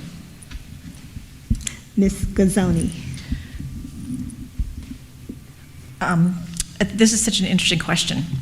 And as someone who has done a lot of campaigning over the last few months, it's interesting all the way around and trying to figure out good ways to get people more interested and more involved. I do think that continuing the mail-in process, probably doing some lessons learned about mail-in ballots that were much more heavily used in the 2022 primary is something to look at. I also certainly want to ensure, going back to my work with the disabled community, to ensure that the ability for people with whatever disability may be, vision or mobility or whatever, have the ability to vote as easily as other folks in the county and the state. Ms. Teresa. Thank you. I think my colleagues have touched on a number of the issues, but from my perspective, voter accessibility, voting accessibility, and government transparency are critical to democracy. So in that light, we've done a lot as a legislature, and I think Delegate Atterbury spoke to that somewhat. I know that one of the things we need to circle around back with is something the governor, I believe, vetoed, which was counting the mail-in ballots sooner. The other thing is, as a council member in my previous job, as a county council member, I was one of the key sponsors of Citizen Election Fund, and I'd really like to see that expanded to the state level. And then finally, a piece of legislation I worked on last year that I hope to work on again has to do with campaign finance transparency and making sure people have the information they need about campaign funding at the local level, so state and also large HOAs like we have here in Howard County would also have to report their donations. Candidates would also have to report their donations and expenditures. I think a lot of people think that's already the case, but thank you. Mr. Yates. I'm not so concerned about accessibility. I'm more concerned about the possibility of fraud. I'd like to see enacted opportunities to have photo IDs. I would like to also ban mail-in voting and vote harvesting. I would like to shorten the amount of time we actually have election cycle or days. And I also would like to outlaw gerrymandering, which has been around for a long time. Otherwise, we have a voting system that can be tampered. Thank you. Mr. Walsh. Hi. So accessibility and transparency are two sides of the same coin. You've got to have the accessibility with multiple voter locations, which are properly staffed, easily accessible, and I would advocate making Election Day a state holiday. This is vital to our democracy, and we cannot proceed if there's any lack of opportunity for participation or lack of transparency, which points to the fact that we do need to make sure that only our citizens are voting. So by making Election Day a holiday, we can really open up the doors to get people in the doors, but also properly verify in person that each person voting is in fact a citizen. Thank you. Okay. I want to thank each of you for your responses. We now will allow you 30 seconds for a closing statement. We will begin with Mr. Walsh and move on down the table. So, Mr. Walsh. Again, thanks for the opportunity to speak with you. Truth and freedom. So what is truth? Truth is that illumination that we need to see things as they really are, okay? When we see things as they really are, we can behave as we need to in order to preserve our freedoms. And I just want to make clear that if I am given the opportunity to serve, I will always speak in truth and always work towards enhancing and protecting our freedoms. Thank you. Mr. Yates? Yes, I also would like to thank you for inviting us for this forum. In Maryland, which is very democratic, they have a supermajority in the General Assembly, which means they can pass any law they want, and there's no opposition from Republicans because they don't have the votes, and they can override every governor vetoes. This is my third attempt as being an alternative to the ruling party. We are approaching a point where there may not be an opportunity to represent or have a Thank you, Mr. Yates. alternative. Again, I'm Chris Yates, running for delegate, District 13. Ms. Atterbury? Thank you. And again, thank you to the League of Women Voters for having us here today. It has been an honor and a privilege to serve the district where I grew up. I'm a proud graduate of Atholton High School. I went to the College of William & Mary and then became an attorney at Villanova University School of Law. I'm hoping to continue as chair of Ways and Means if reelected and have a wonderful partnership with the county to really strengthen and bring home monetary things here to the county for education. I've been able to pass background checks for rifles and shotguns, and we can't get anything passed. It took me 7 years to pass a bill ending child marriage here in the state of Maryland. Thank you again for having us here today. Ms. Gazzani. Thank you. I too want to say thank you to the League of Women Voters for this event today, as well as for its ongoing and long-term support of the democratic process in Howard County, as well as around the country. I also want to thank my Team 13 colleagues who have been super helpful to me as we've moved through this process, and I look forward to working with them in Annapolis. And I would just wrap up by saying, please vote on November 8th. Thanks. Ms. Gazzani. Ms. Terrassa? So, sounding repetitive here, I guess, I also want to thank the League for doing this. I think it's so important. I'm Jen Terrassa, and I have the experience, background, and passion to represent this community as I have for nearly 2 decades. As a legislator, I'll continue to fight for our schools, the environment, a woman's right to choose, campaign finance reform, and improved access to health care, including mental health. I ask for your vote in this general election on November 8th, and again, I'm Jen Terrassa. Thank you, Ms. Terrassa. We're grateful to all of you for joining us today, and we wish you the best. This concludes the Maryland State Delegate District 13 portion of our forum. I will now pass the podium to the President of the League of Women Voters, Krista Treeford, for closing remarks. So I'm going to make these extra long, just so you guys have to stay on stage. Just kidding. No, I just want to say thank you again, first to everyone who came, everyone who volunteered. I especially want to say thank you to HCC for letting us use the space, and also for being so accommodating with recording this and streaming this. You guys did a wonderful job last time. I'm looking forward to seeing the wonderful job you guys do this time. So again, thank you. We are now at the end of our 2022 gubernatorial general election candidate forum. Thanks again, and I will end by saying, like Uncle Sam said, we need you, the League needs you. Join us, volunteer, and come with us on the 8th when we are out there voting. Thank you very much.